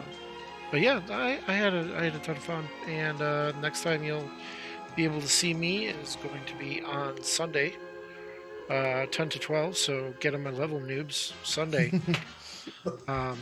Yeah, that's it. Awesome. I have been Steve. You can find me all over the internet at Voodoo Arcade. I've been your storyteller for the evening. First and foremost, I want to say thank you to the four of you, and to Dwayne, who was unfortunately not able to make it tonight, but I know did everything that he could to be here. But thank you all. You helped me get through this. I was so incredibly nervous. I messed up several places. I forgot certain key things. But you guys ran with everything and did so much to fill in gaps and got this to such a funny, satisfying ending. So I can't thank you enough for playing tonight in what is truly a very, very fun thing for me. Thank you so much to the Onyx Path for letting us do this on their channel, letting us play their games, for providing us with this Jumpstart, which, as I mentioned, is still being, with the final touches. But please check out They Came From Beyond the Grave on BackerKit. The Kickstarter is over, but it is on BackerKit. Pre-order. We did play a extended campaign of this at Vorpal Tales not that long ago, and kind of echoing what John said, the more you play it and you kind of get the ideas that it goes for, it gets funner the more you play it. I got to the end of the campaign before and I was like, damn it, I'm just now like really like figuring out how to have like the most fun in this game. So revisiting it was absolutely amazing. To quote Onyx Path here, this is a dramatic, hammy, and horrifying tabletop role-playing game encompassing the shock, terror, eroticism, and humor of 1970s horror. So please check it out. And I want to thank you all, the viewers in the audience, so much for joining us tonight. Please make sure to check out us, Vorpal Tales. You can find us all over the internet at Vorpal Tales, or go to vorpaltales.com to see our full calendar. You'll find me on Sunday for at Eldritch Echoes running the Mage and Cult crossover White Walls. Please join us. We do awesome adventures and terrifying tales. So if you like adventure, we got you covered. And if you like horror, we got you covered. And if you like both, go get They Came From Beyond the Grave. But with that, I want to thank you all so much for an incredible evening and hope you all have a great time and game safe. Bye. So that definitely needed like the Futurama treatment.